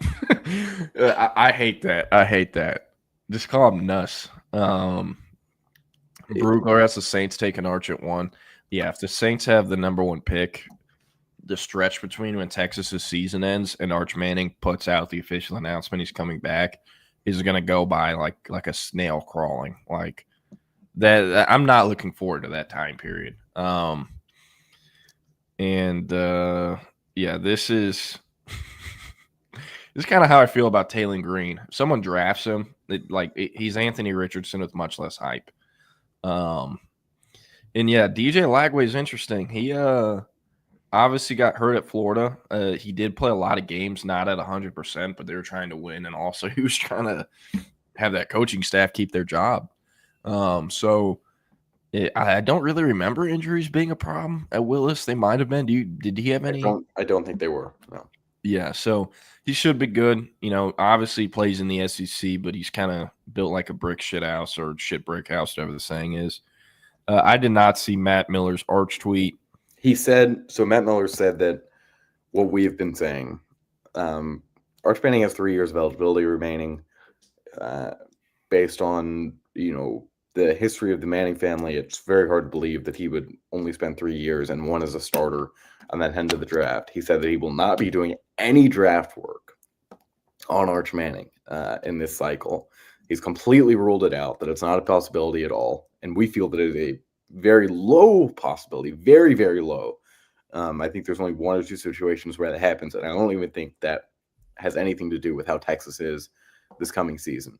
But Matt Miller said, I'm not doing any work on him in 26, and, I feel like he's a name to watch for both the 27 and 28 drafts. If Arch Manning makes it all the way to the 2028 draft, I think something has gone terribly wrong. I do think that, the Manning standard of starting 3 years is going to be hard to reach, considering that Quinn Ewers was ahead of him for the first 2 years. I don't see him staying for 3 years. But, again, with this family, I don't think anything could be ruled out of the question in terms of how long he'll stay. So wouldn't be surprised that. But it's also right. Matt Miller is either an ex-Longhorn or, fan by association or something like that. Yeah. Real quick, these are my thoughts on it. I've said this, I think, going back to his freshman year. The expectation has always been he was spending 4 years in college, no matter what. No matter what. Even back in high school, his sophomore, junior year of high school, I heard from several people that were covering that recruitment. No matter if he goes to Georgia, Bama, Texas, it doesn't matter. They want him in college for 4 years. And that was when he was a 16-year-old as a sophomore. That was their plan. Just because the Saints might have the number one pick or whomever has the number one pick next year does not mean he's leaving. So I feel like I was one of the earlier people, not just in the industry, but the Texas market, to say, no, he's going to be there 4 years. Still feel the same way. And again, I felt that way going back to when he was in high school. So I definitely expect him to be in the 2027 draft. Don't really expect him to last till the 2028 draft. Like I said, I think if he's in the 28 draft, then something is going wrong. Or maybe the Chargers have the number one pick. Or, I don't know. They're not in San Diego anymore. So if a small market team has the number one pick, who says granddad doesn't try to do the same stuff he did with Eli? Who knows? They will have the leverage, especially if he is who we think he will be. So there's that. Kevin Henry Jennings at SMU, would love to see him put it together. That Penn State game is going to hurt him. He did not know how to play in the cold, and also had like 3 first-half picks. That was very bad. I hated that game. And then Darian Mensah at Duke, kind of preying on his downfall. As a Malik Murphy fan, just kind of pissed how that whole situation was handled. Also, do you know, you could basically pick any single college quarterback not named Arch Manning to come play at Duke for $4 million. And of all the people, you chose Darian Mensah. So if he gets drafted next year, it's day 3, which I wouldn't see happening because he's not going to make $4 million as a day 3 pick. Yeah. But he might as a senior. So there's that. I'm totally with you, CB. Until James Franklin can actually figure out a way to beat Ohio State, they're never – Penn State is never going to grab my attention or really scare me. And I know they made a deep playoff run, but, man, he cannot beat Ohio State. It's like how Day can't beat Michigan almost. Arch versus Bryce Underwood in 2027. Arch is probably gone by then. But if you're talking – this may be saying the first pick. Bryce Underwood could not be in the 2027 draft. He is 2 years younger than Arch Manning. So the first draft that he'll be eligible for is 2028. If the question is about Heisman in 2026, I think that's a very legitimate conversation. I think Bryce Underwood by year 2, regardless of if he starts or not this coming year, he will be in the Heisman conversation, come 2026. Yeah. In Michigan, they have their big non-conference game. They have either OU on the road or at home in 26 and 27, or in 25 and 26, and then in 27, that's when they come to Austin. And would expect Manning to be gone by then. That'll be Diabell, KJ Lacey, or Trey Owens as the starter. I did see this yesterday. They're putting out a Netflix on Brett Favre. I hope they kill his ass. Just the you don't do that type of stuff and like still be a free man walking and getting away with it. I feel like it.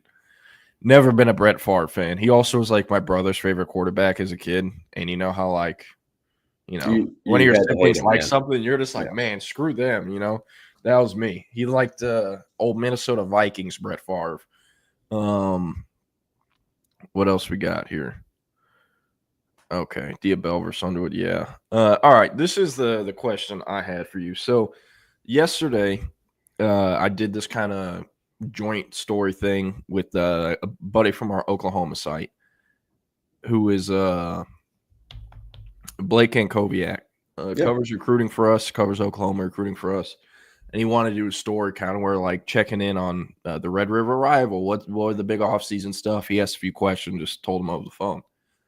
And he asked, what do you think is going to be the biggest problem coming up this season or biggest topic that no one is talking about for Texas, or that the fans aren't really talking? And he also asked, what is an overblown one? And I was like, I don't know about overblown, but the two ones I brought up, they don't have a home game for over a month. They don't play a home game the whole month of October. And then also, yes, Arch Manning, he's going to be great. The offense will be big, but they got to replace 4 or 5 offensive line starters. Yeah, that was going to be mine. About that. The questions in the offensive line, still in May, not having a really firm grasp of who's going to be the 2 tackles. We know that Gooseby will be one, and that will likely be on the left side. On the right side could be Brandon Baker, could be Kojo, I believe. There's a couple names there. I think developing the right side for Arch is probably the most pressing issue right now for Texas.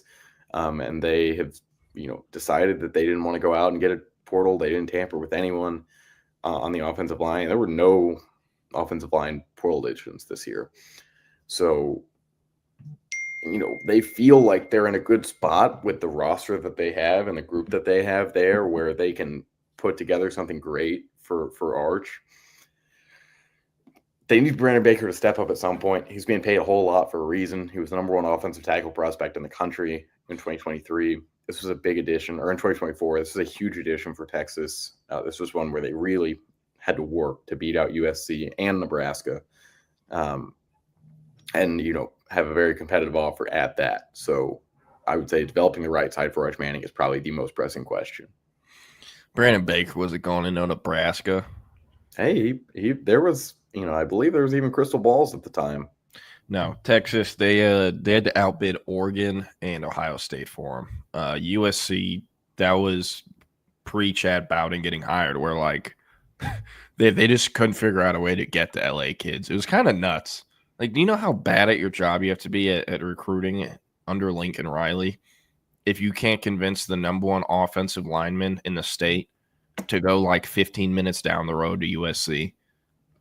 Just, you're always going to have a 5-star quarterback. It's Lincoln Riley, and it's the way they mismanage that. Like, man, I'm telling you, Chad Bowden is the truth. So there's that. Any other stuff you want to get to? Maybe some NBA talk. I'm going to the Rockets-Warriors game, about to hop on the car, drive down for that. What are the keys to the Rockets season not ending?